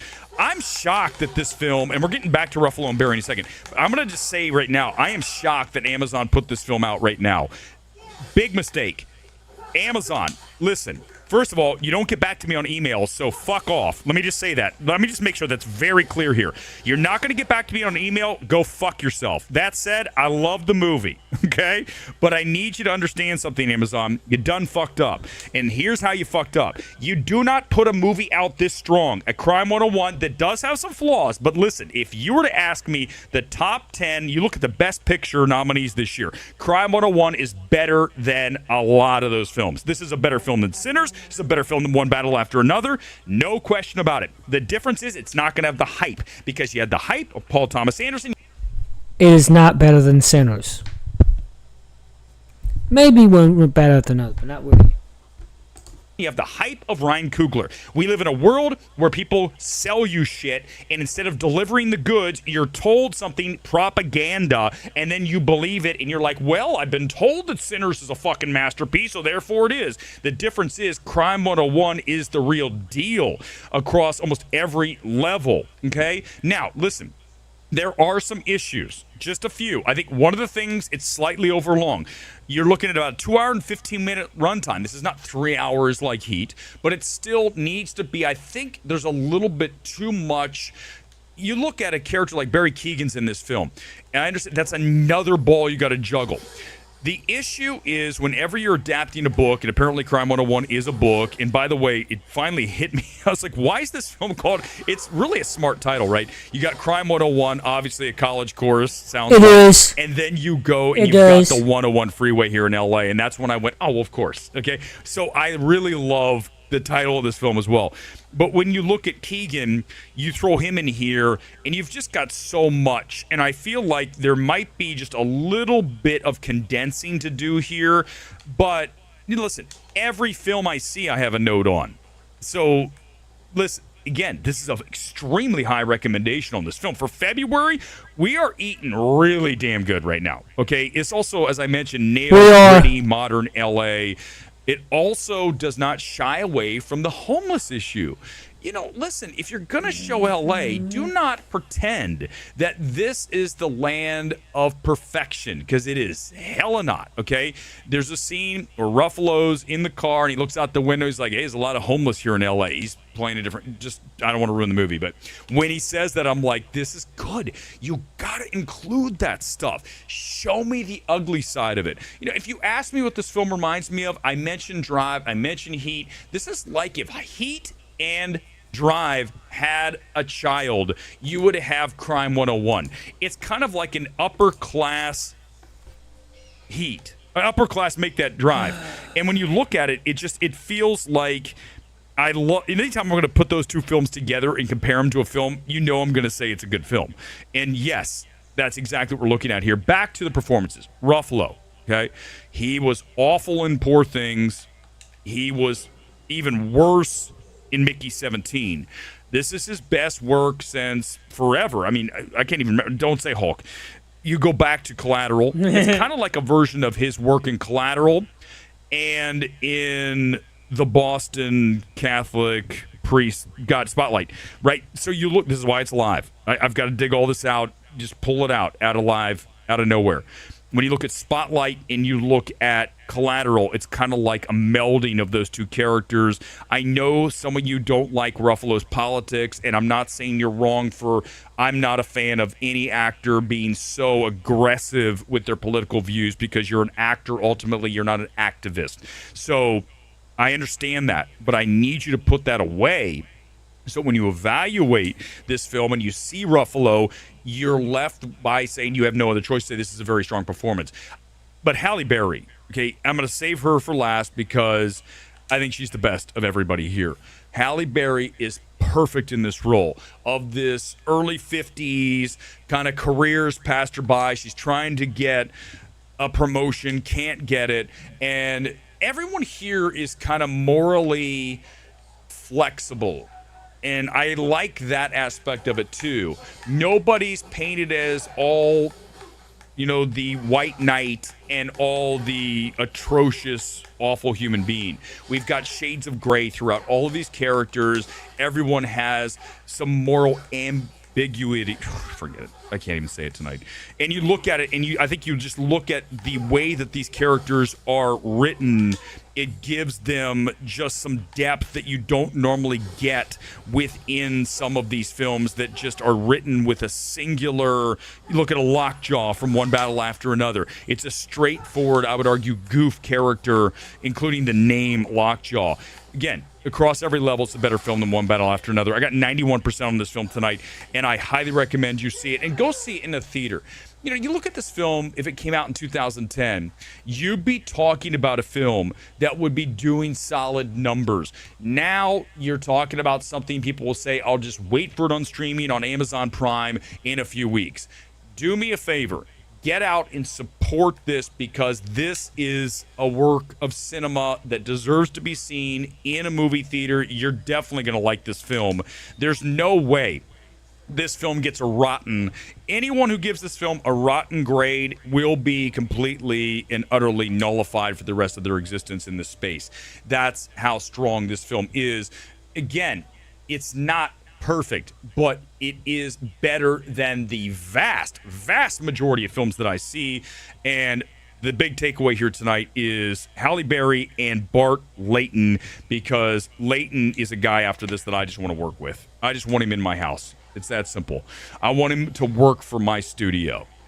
And listen, the score's nice too. The guy who did the score on this thing is the same one who did the movie that we had a high recommendation on, and She Rides Shotgun. This is a better film than She Rides Shotgun, but it has the same kind of knows what it is. She Rides Shotgun, dark drama. This film, dark crime drama. It just knows what it is. The characters are human. They're four-dimensional. This is what I want to watch. We just want to watch character-driven cinema, and we don't get it often. So you need to get out and see this film, without question. And yeah, I mean, that too, Thief, which is, again, Michael Mann. You've got a lot of really cool things going on here, Luis, and I'm glad you like it. And I'm with you on Barry Keoghan. Listen, did I mention, I said Keoghan. Keoghan, we've talked about this how many times, Luis? You know this. Everybody who's watched MMT knows. When it comes to Barry Keoghan needs to fucking button it up. The dude is out of control. He is too much. He does too much. He's always like he's on crack. I need him to go from level 12, not 11, 12. I need to bring it down to a 9. He is always like he just snorted a line of coke. And that's not what I need. Even though the character's that, he's just overdoing it. I don't know if these directors are able to talk to Barry, if they're scared of Barry. I saw Barry Keoghan at my gym over a year ago. I tell you, he's not a tall dude, but he's got these piercing blue eyes. And I remember looking at him going, that guy, like, you just see him and you're just like, whoa, you understand why he became a thing, because when you just see him in person, you're like, you can't miss him. Like, he's got that distinct look. But if you've seen him, we all know, he just doesn't know how to modulate down. He modulates crack, and I need him to modulate high, right? Marijuana. Stop doing crack, get me to marijuana. Or somewhere in between. What's an in-between drug between marijuana and crack? It's live here. Barry Keoghan's a Rothschild. Is he? I don't know. Yeah, it is kind of neo-noir in a way, right?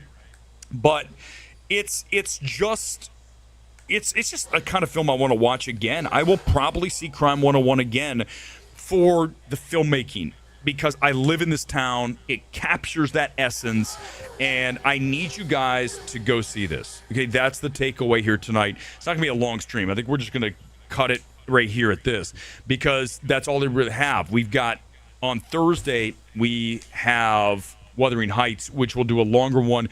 I've got Scott Menzel coming on. Speaking of Menzel, I sat next to him tonight. We both saw it together. He really likes the film too, so I know I'm not alone in this. I haven't seen the early reactions. I haven't even looked at Rotten Tomatoes. I don't think there's anything there. Let's just check it real quick. I don't even think anything's posted. Let's check and see if there's anything. I think the first screenings were tonight, so we're really early on this. Let me see if I can find it. Give me a second. Movies in theaters coming up soon. Here we go. Give me a second. Let's see if we get, here it is. I don't think there's anything. Look, is there, I don't even, maybe the review embargo is still underway. Look, we got nothing. So this is one of the first reviews of Crime 101. But this better be in the 90s. If it's below 90s, it's another, nail in the coffin of all these critics. Again, we've talked about it how many times. The majority of critics in the space are very poor at best. That's being kind. Again, that's me being nice here on a Monday night as we take a couple of comments and we get out of here. This movie bombs and be real pissed. You should be, Kusma, because this is the kind of film Hollywood needs to be making, and we need to support. I go back to 2010s. When I first got into doing this, when I was working at NECN, I had my own little show there on Thursday nights when I was doing my movie review show there. Again, I have a track record in this. I'm not someone who just showed up yesterday, one of these kids who all of a sudden has, guess what, best movie ever made, right? These people just aren't to be taken seriously. You've got to prove yourself over time. That's what I've been saying. Time. And you go back to when I was in Boston, 2010, 2011, when right about then, when I started doing this and reviewing movies on a consistent basis, you're talking about a number of films at that time that were just smart adult films. That was the genesis of A24. About 2011 was Spring Breakers. You're talking about A Drive. You're talking about A Melancholia. I remember that. What a cool little weird film that was. You got a lot of really cool films in that early 2010s. Of course, Social Network right before that, Up in the Air right around that time. So you talk about 2010, Michael Clayton a little before that. But, these are the kind of films I want to watch, right? Smart adult dramas. We just don't get enough of those. They end up being series now, right? They end up being a limited series on HBO Max, Netflix, whatever it may be. And we just need more films like Crime 101. The problem is the box office support is not there. And we need to try to get it back. I mean, you've got names in this. You know, obviously Ruffalo's polarizing. But Hemsworth, you know, you've got Hulk and you've got Thor. You've got Halle Berry, who's still a name. I mean, obviously not as big as she was in the past, but she's really fantastic here, you know. I just want to watch smart adult films like Crime 101. That's the takeaway, that we just don't get enough of these that don't have a goof vibe to them. I mean, guys, listen, we talked about One Battle. There's no argument that the tonal clash of that film is to its detriment in a major way. So when you look at Crime 101, yes, you have some moments of levity and, you know, certainly characters that have a human sense of humor, but it's not a goof. It's not a lockjaw saying, I want to, you know, jam my dick down what's her name. You know, it's just bad, dude. One Battle After Another is not a good film. It's not an awful film. It's not a good film. If that wins Best Picture, I'm just here to tell you, you wonder why I don't care about awards or the Oscars anymore. When you have a One Battle After Another or a Sinners as your two best films of the year, I don't give a fuck about this stuff anymore. Like, if that's what we're going to consider, you need to understand that these awards have virtually no value when you're talking about a One Battle winning every single thing. Again, I go back to my evaluation of that film. I don't like, nor have rarely ever liked, anything that's a tonal clash. If you're trying to do tonally multiple things, comedy and drama, that is not going to work very often. It's very rare. And you ask me every time when I say this, there's very few. You look at a Parasite. Parasite's able to do the comedy and the dark drama. Very rare. That is very fucking rare. You need to understand that. One Battle was not able to do that. Sinners, comedy drama, right? You've got it, dude. I mean, many times Sinners is absolutely laughably, ridiculously bad. I mean, it's amazing to me that there are people out there who consider that a masterpiece. I'm telling you, it's the same thing. The same people that, you know, eat Domino's pizza. They just don't. They have a very low level of intelligence when it comes to what makes something good or bad. They don't see, they follow the crowd. You know, they're afraid to say Sinners is not a masterpiece. One Battle by PTA is not his best film by a long shot. It just takes a certain level of fortitude. These people don't even know. They don't know it in their own life, so they're not going to be able to say it out loud and withstand anyone who comes after him saying, what? How did you not think that One Battle After Another is the greatest movie ever made? You know, I just can't. PTA made Boogie Nights. Yeah, it's a better film. I mean, listen, guys, when we talk about One Battle After Another, you're talking about one of his weakest films. It's not Inherent Vice bad, but it is down there. It is Licorice Pizza. It's lower, PTA, way lower, okay? When you talk about the best PTA, I've said it a billion times. I say it again here tonight. It's The Master for me.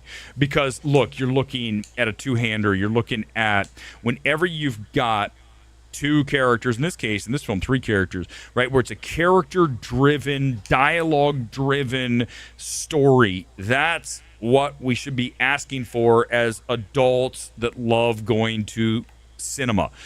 We just don't get it often. The majority of films are not. Listen, Kusma, don't even make me. I've got to be the only guy who sees this. It doesn't work because the reason it doesn't work because you're trying to do all of them. It's not. I can't. I'm going to lose my mind. I'm not going to do it here tonight. One Battle After Another. If you think that's a masterpiece, you're a fucking idiot. It's that simple. You're really fucking stupid. It's that. That's it. There's nothing more to say. I'm not going to say anything else about it. You announce to the world that you are completely and utterly clueless, and you are honestly just saying, I don't know what the fuck I'm talking about. I'm just telling you. So I hope that it wins Best Picture, so we'll just make the Academy look even dumber. I mean, that's the world we live in, though, right? We live in the world where it's upside down. What's right's wrong.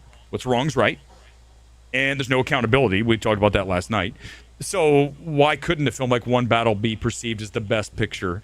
And also, don't forget, oh, we're gonna cherish the messaging, because that's what we do. Because that's the majority of critics, isn't it? We love the message. Really? That's what makes a movie good? The message? No, the execution of the film, not the messaging. But when you're a hardcore leftist, like the majority of critics in the space, and they want to virtue signal and do identity politics, then there it is. Look, here's our film. Imagine, listen, honestly, if your identity is tied into politics at that level where you literally have to say this is good because this is my identity through a fucking political lens, politics, dude, the fact that anybody's invested in politics at the level that some people are, why? Spend that time worrying about bettering yourself. Why are you worried so much about your side or their side? It's the dumbest shit ever. Like when someone's that big, like, here are all my causes, right? What's the cause right now? Is it Ukraine? Oh, that's not anymore. What's the new cause? ICE. There we go. Let's throw that up there. Here's my flag I'm going to fly. How about you just fly the flag that you believe in rather than what's the cool thing to say? And like I said, for me to say that Crime 101's a better film than One Battle After Another, that is, ask someone else to ask another critic to say that. First of all, they probably don't believe it, which makes them even dumber. But truth be told, they would never say it because they don't have the fucking balls to say it, because they don't know what fortitude looks like, because the majority of them are talentless hacks. And you, a lot of you, put these people on pedestals like a Sean Fennessy, the biggest fraud in the history of any space, and that includes film, music, news, politics. No one is more overvalued for their opinion than that dude. Not going to ever talk about it again. I'm honest to God, the fact that I even talked about that guy as much as I ever have on the stream, I'm done. What a waste of words. It seriously is. Just bad. You just said it there. It's reflective pro-immigration messaging towards ICE and Trump. Exactly. The messaging. Ugh. Like, ugh. Really? Objectively, let's talk about it since I'm here for a moment. And you're asking, why does Weber have this gigantic Band-Aid across his nose? No, I did not fall down and smash my face. I was playing volleyball and my glasses got smashed sideways and literally cut my nose across. So I'm trying to minimize the scarring. If there's a scar across my nose when I take this off like next week, I don't want to hear it from you. Do not come and say, look, it is what it is. I'm good, okay? It actually will give me more character, will it not? But when you look at the Bad Bunny performance from last night, right? There's objectively no way in hell that you could tell me that you actually think that music is quality and that performance was elite. Dude, if you are, I'm just telling you, just like One Battle, you're announcing to the world that you are pushing a message and you have no idea what you're talking about. Literally nothing. That was I believe, the single worst thing I've ever seen in my entire life. If I were Bad Bunny, I would be embarrassed to show my face after doing that. I mean, first of all, the songs, those aren't even songs. There's no melody. What is this shit? This isn't music. How we have fallen as a society, right? I said after watching that performance of Bad Bunny last night, this is the sign the asteroid's coming. I'm surprised it didn't come today. I mean, literally, this is how far we have sunk as a society. That shit is considered, this is what's good.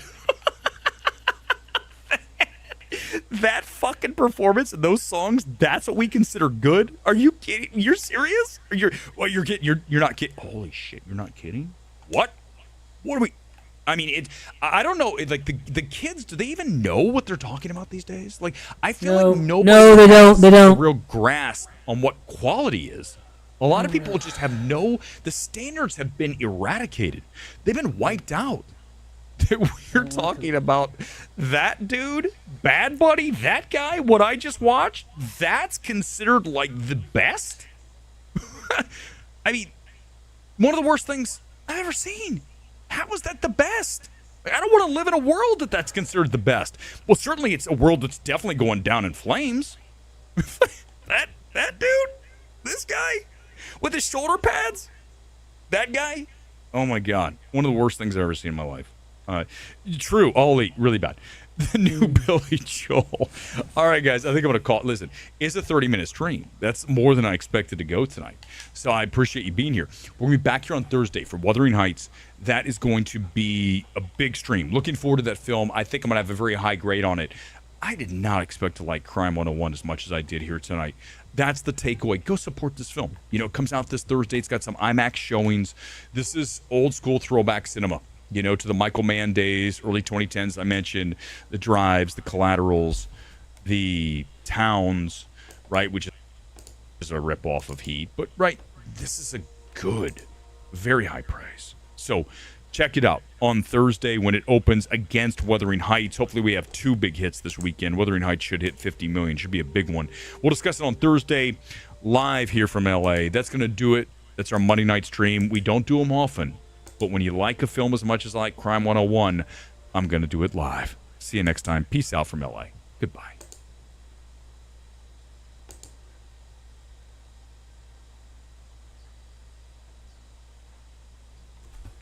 What makes this job different? There comes a moment when you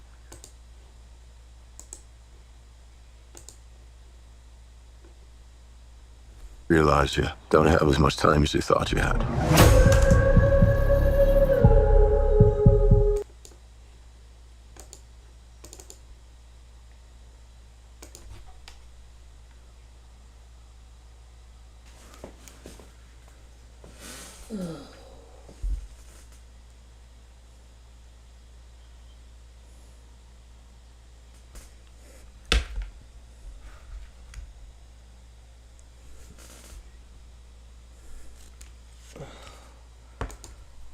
Hi everyone, welcome to the Big Ticket. Hi everyone. There comes a moment when you realize you don't have as much time as you thought you had. Hi everyone, welcome to the Big Ticket interview for Crime 101. My name is Eric Davis. I'm very excited about our guest here today, and I'm a big fan of the film as well. I was just telling a buddy of mine that it kind of plays like a classy heist thriller that we don't necessarily see much of these days. And, you know, with any cool heist movie, you have cool cars, you have some cool action, some great chases. I kind of want to start there. And Chris, for you, you know, you're no stranger to fast cars, having starred in Ron Howard's Rush. You're no stranger to action movies either. But what was something maybe about the action that your past experience did not necessarily prepare you for? Like maybe what was something that you had to learn on the fly that was new for you? Yeah, it was interesting when I was training with the stunt team and the precision drivers. It was very much about the body position, hand position on the wheel, to be exact to, you know, this is how Formula One drivers position themselves, and this is the correct posture. And then talking to Bart, I was like, he's not a race car driver. We have to dirty it up a bit. Unlike for Rush, it was a lot more specific to how it was done in the professional space. So there was a bit more grit and grime and a bit more sort of throw the rules away in that sense. And we did a huge amount of rehearsal and prep, and then took it to the streets of LA. And it was, you know, you ramp up the intensity and the I guess the edge of your seat adrenaline is, you know, they're viscerally real. You're not faking it, and it was all via Bart's insistence to be shot sort of in camera, not on a green screen.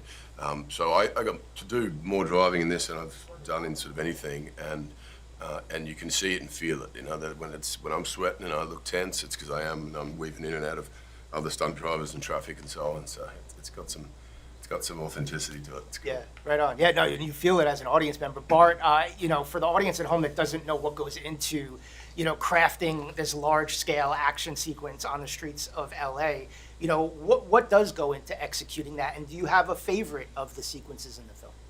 Oh my God, it's so much that goes into it because there's you know, not least the safety consideration. If you're locking down miles of road, you got to think there's people who live all along there. So not only do you have to make sure that they can't just come out to walk the dog or something when Chris is going at 80 miles an hour down Lancashire Boulevard, you know, so just that, the scale of that, and, you know, some of those people have to go and stay in hotels. That all, I wasn't prepared for that. But I think, as long as you have a clear like methodology or like what are we doing, and the mantra I think for me in this was like, what would this really feel like? So if it was you or I and found ourselves in a car chase and we're not professional stunt drivers, it would be terrifying, right? And so the whole thinking was, how do we put the audience as close to in that feeling as possible? So we even built technology that would allow us to have handheld cameras in the car with Chris on his shoulder. And the way we did that was we had like a kind of robotic head. So we'd have the cameraman in another van, right. and he would be moving a kind of proxy camera as a handheld, and it would move the robotic I'm head not quite sure what this that was lost next page to is. Chris. So, because you can't have a cameraman going at 70, 80 miles an hour down Honestly, you and gotta when get out of see the area before him, you do the fashion. what looks like Chris Hemsworth screaming through traffic at a rate of knots, it's because it really is him. And I come from docs, so visual effects is not my happy place. I didn't want to do it with a blue screen, and I think what you see is something that feels quite electric. When we were in the London premiere the other day, I was watching people in one of the car chase sequences and they were moving like that. Did you guys notice that? I haven't had that, because you feel like it's pretty visceral, as Chris said. It is. It's visceral. It's intense, and the action's great. But the character work, I think, is also fantastic in this film. And Hallie, I love your character. She very much believes in doing the right thing, but she also believes in sort of getting what she's earned and putting in the work and getting what you've earned. But when you don't get that, who do you sort of become? And I think you navigate the tricky corners of that brilliantly. I mean, you're Halle Berry. Par for the course. But, talk about that character, and, a character is often different on the page than when you sort of portray her on screen. And so what was something maybe you discovered about her once you were portraying her on screen that maybe you didn't necessarily discover on the page?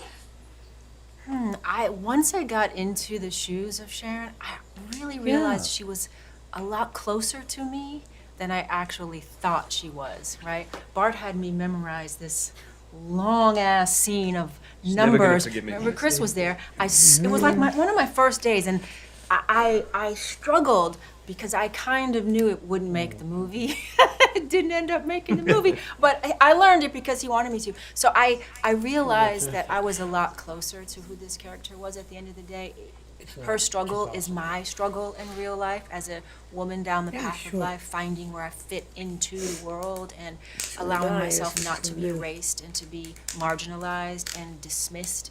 I think women deal with this issue as we get down that path of life in our work and society with our families, right? We're expected to just sort of meander off into obscurity. But when you're someone like Sharon, and she shares this quality with Chris's character, Davis, they came from the wrong side of things. And so they've had to work really hard to get where they are. And she's honest, she's hardworking. She deserves what she deserves. And I really relate to that, being a Black woman. That's been the story of my life, hard work to get wherever I've gotten. Nobody's handed me anything.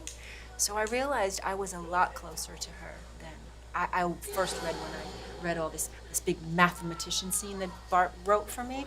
I realized that I really was close to this character. And you are, sort of sandwiched between these two men throughout the film. Mark, I feel like you're in your detective era right now. Shout out for Task. I'm a big fan of that series. Right. But there's something about these kinds of characters, these sort of weathered veterans kind of law enforcement, that's attractive to you. I'm curious, what is it about these guys, and what was it about this role maybe in particular that kind of drew you in? They're usually really, and I don't know if this is just because of movies, they're usually pretty interesting, complex people. They're dealing with criminality. They're dealing with the culture of the police department and this kind of nomad's land of right and wrong, good and evil, black and white. But they're mostly dealing in gray areas, and they're like it's got a pulse. They're dealing with dangerous people, or they're trying to figure out what's happening. So it's just a very active kind of character. And this part is the same.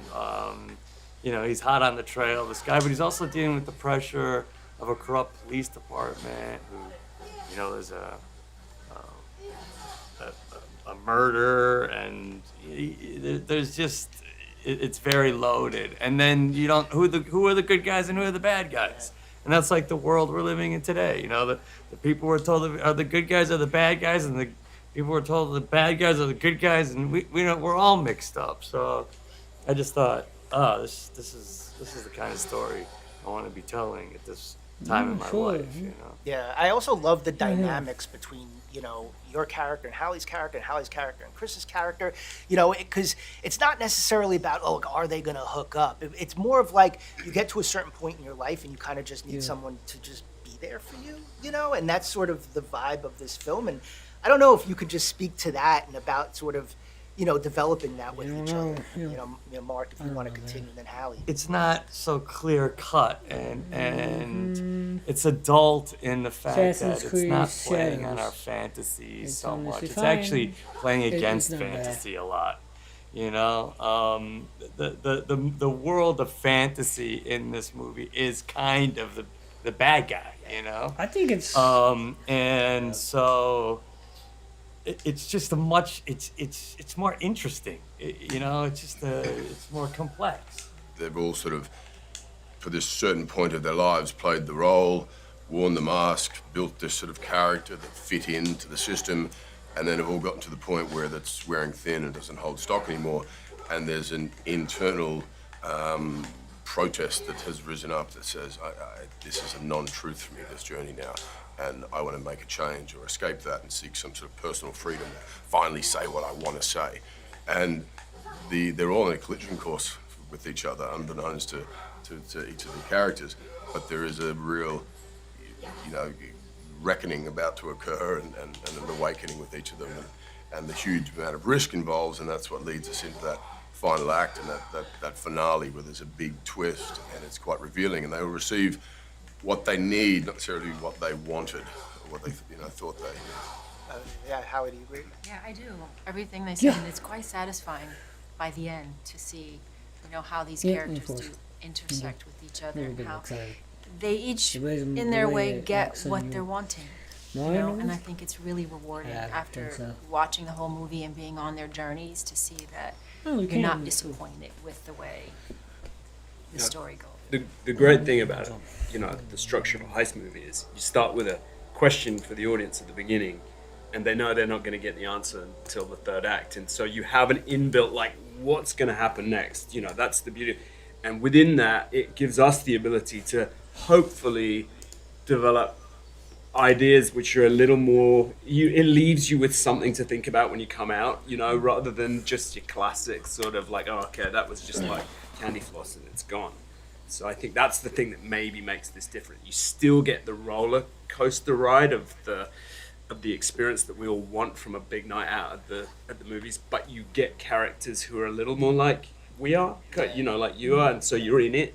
Yeah, there's some depth to it. You know, Bart, to stay with you for a moment, you know, I love the vibes of this movie. And, you know, I was talking to a buddy, it reminded me of films like Out of Sight or Thief. There's a bit of Heat in there, Thomas Crown Affair, like those kinds of films. And so just curious, obviously the novella was a big inspiration for you, but when you were looking at influences and sort of in creating that kind of vibe for this film, what were you looking at? Well, you just mentioned three, which are right up there with some of the movies that I remember. Like I remember seeing Out of Sight as a student in the 90s, you know, and that was just electric. It was everything you wanted. It had a killer plot. It was super sexy, and it was just, you know, and also it was a grown-up movie that was, you know, beautifully done and smart and cleverly edited, and that Thomas Crown, you know, those were all kind of, you know, they're all touchstones in a way. I think we also wanted a little bit of, you know, like what Billy Friedkin was doing in the 70s, which was they were flawed. Like, you know, Chris's character is not the James Bond of jewel thieves. He's a person with depth, and I think that's the thing that maybe we haven't had in a while. You know, like I was saying, I feel like maybe there's been Hollywood has prioritized kind of action intensity over emotional intensity, and if you're in the theater, you're way more like in it if you are emotionally invested, I think. So that's sort of where a lot of the energy went. Yeah, you know, as we start to wrap up, I'd love to ask all of you this question. What was the most LA thing about this film and about making this film? And then what's your favorite LA movie? Actually, shooting in LA was, you know, I lived there for about 10 years and then left because every time I'd go to work, it would be in another country anyway.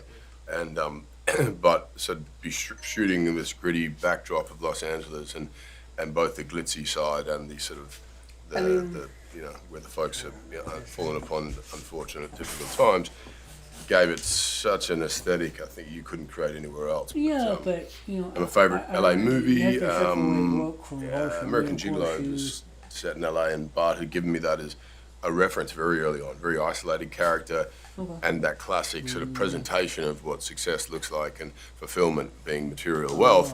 You understand that he's actually quite isolated and depressed, and has all the same questions we all do.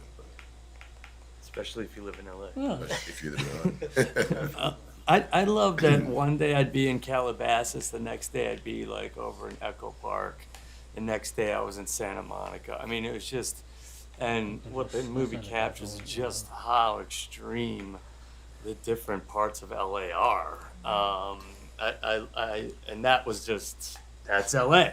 You know, in a half an hour drive, you've seen 10 different qualities that are completely unto themselves from different neighborhoods. And then I guess, I mean, I was in it, but Collateral is like, I just think one of the, and this reminds me so much of Collateral. It's just one of the great LA movies, you know, and it's all shot at night. And LA is a desert town. Like, it comes alive at night. Like, that's when it's beautiful. That's when it's like alive. And this has a lot of that too, so. I was gonna say Collateral too. That's You probably- were? And it's most like this movie too, to me. Like that was a reference for but this that's film, the thing, it would Collateral, probably along with be Heat. So that, I would you say know, Collateral it's for just all of saying those that. reasons.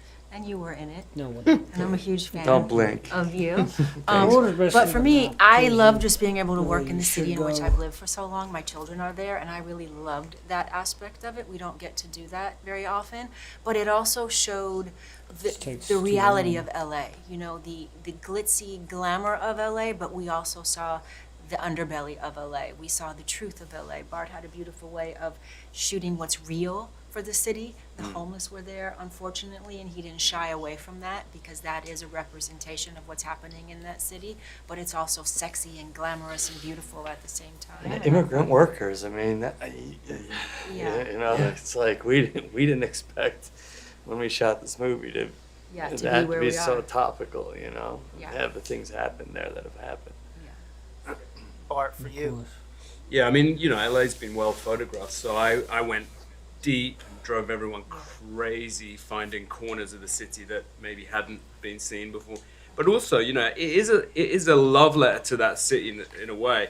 There were crazy things that, you know, I realized, like, you start downtown in the jewelry stores with the immigrant families, a diamond can move from there to 40 minutes or whatever to Calabasas.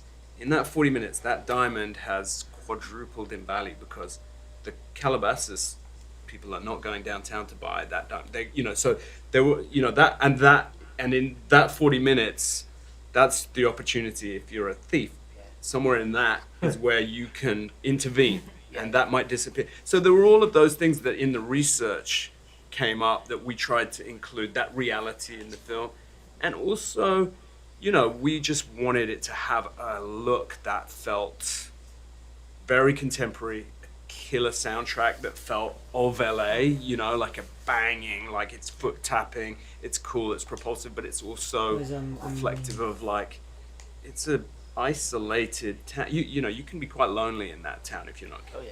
And in terms of a favorite movie, I think also, you know, like weirdly, American Gigolo was almost more of a reference than some of the kind of heist movies, just because it was like, you know, that what's it like to have all of the trappings of a successful life and yet still be on the outside, and so that's one of mine. And then obviously Collateral were touchstones. We wanted to make a movie, get people back to the theater, for that I need kind to of make it experience. 1,000. So I need think we all about felt 600 like more. Yeah, when was you the could last time you had a take great them one back of to the those? forge with the hot out and break all these weapons down, these swords and this. It's like one side's a hook, one side's sword. It's like a slinging mace. Damn, it's like a sword.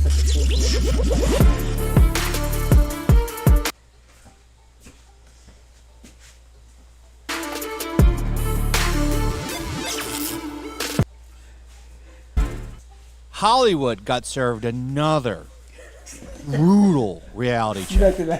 Crime 101, the big budget crime thriller starring the very Marvel's last samurai. How supposed about that? The heavyweights very Chris last Hemsworth as a slick of the jewel last thief time. and Mark Ruffalo as a dog It wouldn't be the detective last dropped time this weekend because they bring it back. like a lead balloon. We're talking a 15.1 million domestic over the 3 days, pushing maybe 17.7 million with the holiday bump. Worldwide, a pathetic 27 to 30 million dollars so far. And get this, there were other people in this cast as supporting characters that were big. Halle Berry was in it. Critics loved it. It got solid reviews, got a B cinema score. But guess what? The audience stayed home. And this ain't some fluke. This is the death rattle of star power. Back in the day, you slapped Thor and the Hulk on a poster, the theaters would have sold out. Now, these A-listers are pulling in less than a mid-tier horror flick on opening weekend. Hemsworth's worst wide release in years, and Ruffalo, he's been coasting on Hulk fumes forever. Celebrities ain't shit anymore. The era of name above the title is over, and audiences are done simping for faded icons. They want stories, not egos. They want value, not vanity projects. And Crime 101 just proved it again. Yeah, but I can't. The Hollywood star system is as dead as the 101 freeway at rush hour, and the execs still in denial. But the box office don't lie. A tiny white dot. Buckle up, because there's a reckoning coming. And they've been trying to make all of these celebrities get political.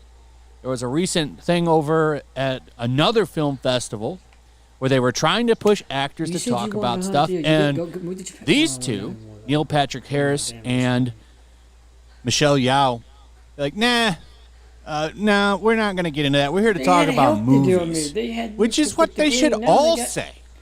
People like Mark Ruffalo are not helping shit. And once again, he gets to see just how valued he is. No one gives a shit about him. And we have another box office flop coming right up his alleyway. So here are the numbers from Deadline. This is today's report. Here it is. Here it is right here at number 3. Now, Amazon probably doesn't care that much. This is just going to go on their streaming service in a week or two.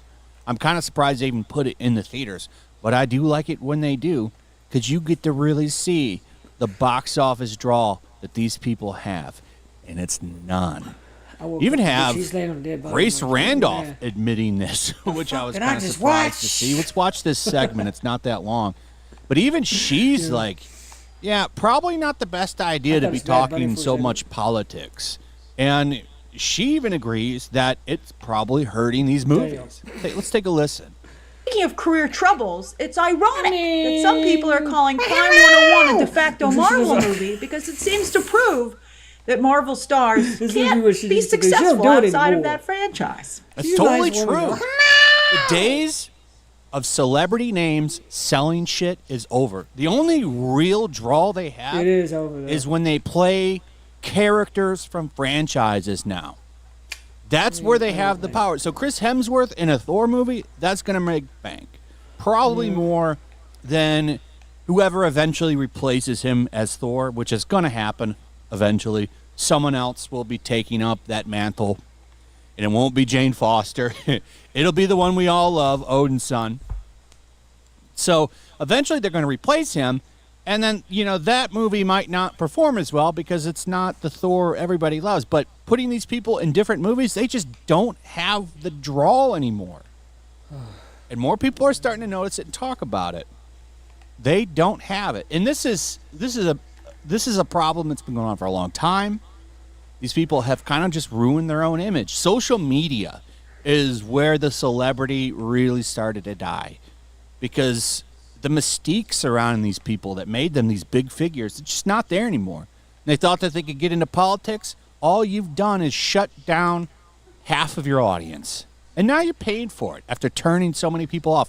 Chris Hemsworth, he's actually not that loud, but Mark Ruffalo is. I see his name in something, I don't want to watch it because I think he's a piece of shit. Now, critics love Crime 101, myself included. It's my favorite movie of the year so far. I saw it again over the weekend. I still thought it was great. And, by the way, the Rotten Tomatoes audience score is also good, but the cinema score? That's not good. The Housemaid also got a B. A B isn't good? I would say a B is a good score from the audience, because cinema score is like, that movie was not. I believe that's people walking out and they Far from pull them political. right after they see the movie. It's just when you're going to get a real honest feedback. It's right when they're walking out, so you're going to get the best feedback. And I would say a B is good. I mean, that's a passing grade. And ended up making a lot of money, and it just opened a touch higher. But this is a sleek film noir, not a sexy, sudsy thriller. Maybe someone should have mentioned to Bart Layton as he made his ode to Michael Mann that Michael Mann has never been a huge box office player. Yeah, but Michael Mann has made some bangers. They're trying to call this the next Heat. Maybe it is. I don't know. I haven't seen it. I don't think I'm going to watch it. Maybe when it comes to Amazon Prime I will, because then I can just watch it at home. I mean, I practically pay for that for the shipping. Get all that free shipping with it. So, I don't know. We'll see. He's like, I'm going to make an ode to someone's movies who were like highly regarded but never made too much money. But I have to say, Michael Mann can shoot back and say, my movie's at least open bigger than Crime 101. When it's close, but when it's small. A lot of these movies are so I can't see that some bangers on here. Ferrari is good. This Collateral is great. Heat. Have you ever seen that tweet? Ali. There's a lot of good names. Michael Mann has made some great movies. They might not be huge draws, but they usually stand up over time a lot better. Ooh, so you know who I'm going to blame here? The cast. Ooh, if you star in too many So she goes after Chris Hemsworth and Mark Ruffalo here. Streaming movies, audiences don't want to pay for you a la carte at the multiplex. Some of you even said this was why you didn't see Crime 101. That's an interesting point, and that's something that I've always kind of thought about when it comes to these streaming movies.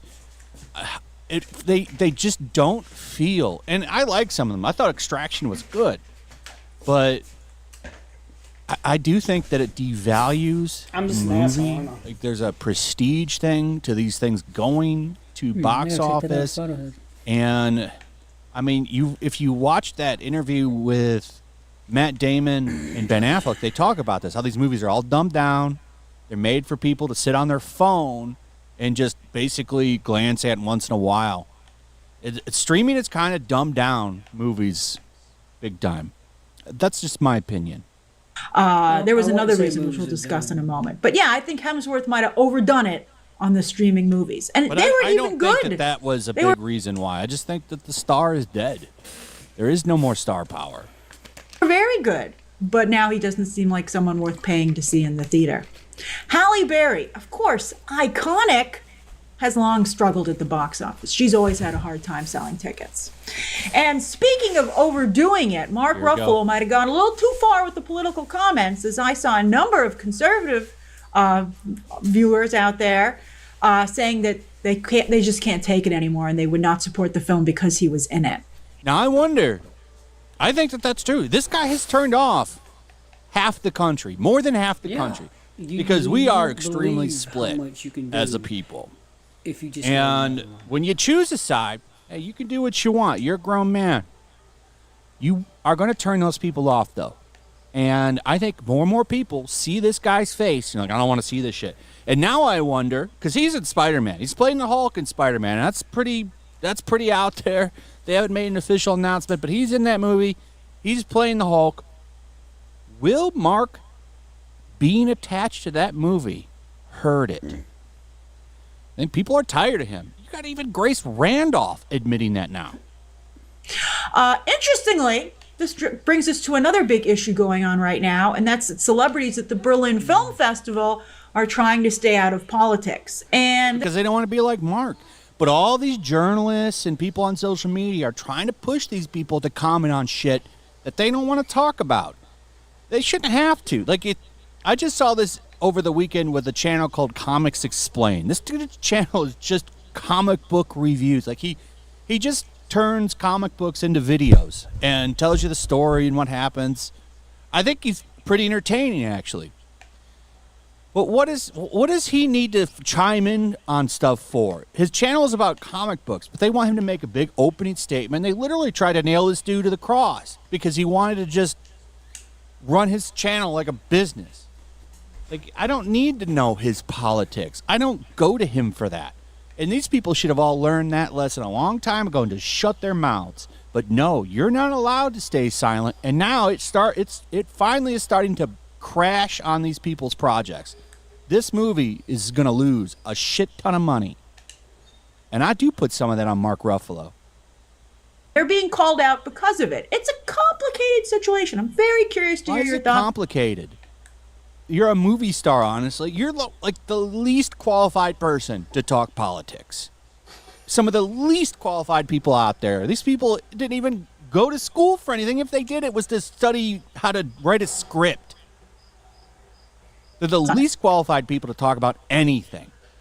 And it's killed their influence.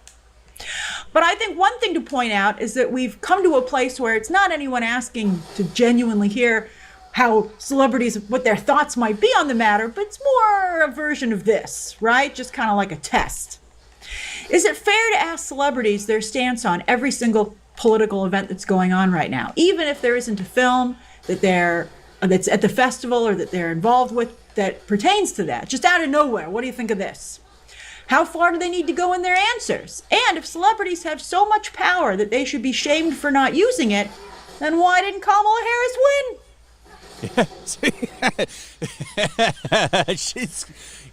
You're coming around, Grace. She had a good take on Kathleen Kennedy too, leaving. That was a good video. She's doing good sometimes. But she's right. Why didn't Kamala Harris win? Because all the celebrities came out for her. Hey, that's all she did was trot out celebrities and musicians for when she was running. It's true. If anything, like I said then, that hurt her. Yeah. That hurt her. They hurt things they are involved with because they're always saying dumb shit that nobody needs to hear from them. I won't say that to me was the real, maybe Hollywood should. I think, Hollywood seems to have no power in this regard. All they're doing is hurting themselves. That's it. Maybe the Democrats who've long relied on Hollywood to advocate for them, maybe they should stop relying on that so heavily. I don't think it exists anymore. And maybe Democrats just have to do a better frickin' job. They're so bad. For instance, the hottest Democrat right now is Zohran Mamdani, who I think is doing a great job so far. Come on, girl. And I don't believe he had a single big celebrity that he posed with during his campaign, or even still. I looked for celebrity photos that he... Just Hassan Piker. That's it. So this movie is going to lose a lot of money. $90 million budget. That's not including the marketing. So who knows how high it is. But these people have chased the cultural dragon for years. They've turned every script into some kind of sermon on diversity, climate doom, or punching Nazis, while the rest of America just wanted a good movie. Crime 101 should have been a slam dunk. You have Hemsworth and Ruffalo trading barbs and high-stake heists. Not really any agenda from what I've seen, but the suits couldn't resist, slipping in the subtle jabs and forced representation. The elite echo chamber vibes that scream, "We know better than you," and audience smells their bullshit from a mile away. So Hollywood didn't just hurt itself, they eviscerated their golden goose. Star power, dead. Blockbusters, they're on life support. The box office is the ultimate pull, and right now it's screaming enough. The execs want to sit in their ivory tower and virtue signal. They can do it all they want. But the real power is with the consumer and the ticket buyers. And guess what? They're done. So maybe it's time for Hollywood to wake up You guys need to ditch the lectures and deliver escapism, or you could continue to watch your empire crumble into irrelevance. I think the people have spoken, and the game is over. Anyway, let me know what you guys think about all this in the comments. Also, if you would, please like, subscribe, share the video, hit that notification bell, and we'll see you on the next one. Peace. Do the same for me, please. Till then, yeah.